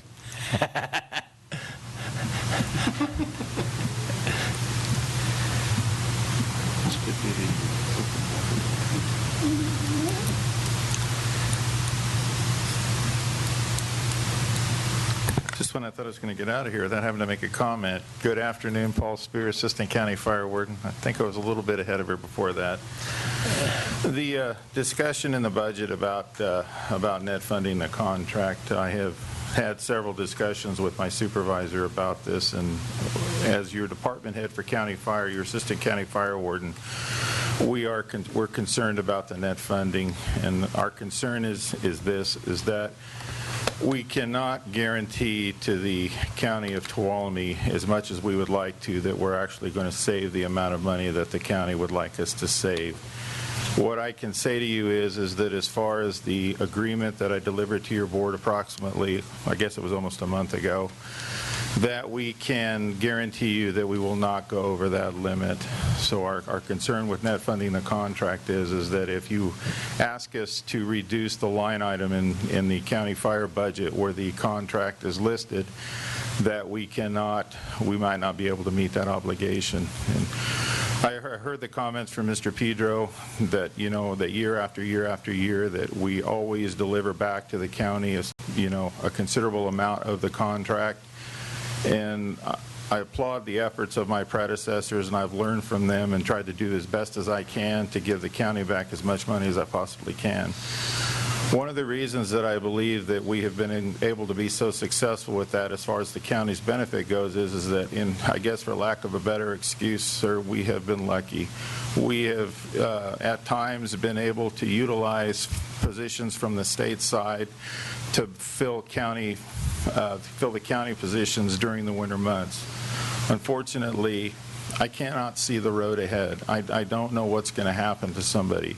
If we were to have an injury in county fire into the permanent staff positions that have come under the contract, there is a likelihood that we could not deliver back the money that the county is asking us. And the simple reason for that is because we have no extra bodies right now to be able to do that. And I just wanted to bring that to the board's attention today. I'm going to paraphrase for you a speech. The speech came from a very important person in my life. When I was complaining about her spending too much money, make the long story short, when I got finished complaining, she said, "Honey, it's not that I'm dissatisfied with your income, but it's that I have great confidence in your potential." We're not dissatisfied with your performance. We have great confidence that you'll be able to help us the best you can. And you know that we are, we work hard every day at that, trying to reduce the amount of money on the contract. And thank you, Mr. Hanfield. And I would like to take a comment that Mr. Pedro just said earlier. Touche. I love that comment. I was totally dumbfounded when I got it. Okay. Who gave it to you? I think I explained that, but my favorite woman in the whole world, my bride. Okay. You got enough? Okay. With that, we thank you very much. Thank the staff. And I want to thank you, too, Mr. Spear, for being brave enough to come up here and take that from me. Okay. We have a closed session left to do, item 23. Would the clerk please read that?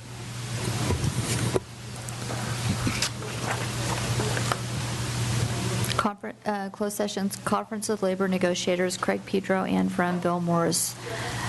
Authority Government Code Section 54957.6, all bargaining units. Okay, Mr. Pedro, do we expect a report out from that? I don't think we do. Okay. Is there any public comment on that item? Seeing none, we will adjourn, recess, or move to closed session, returning later.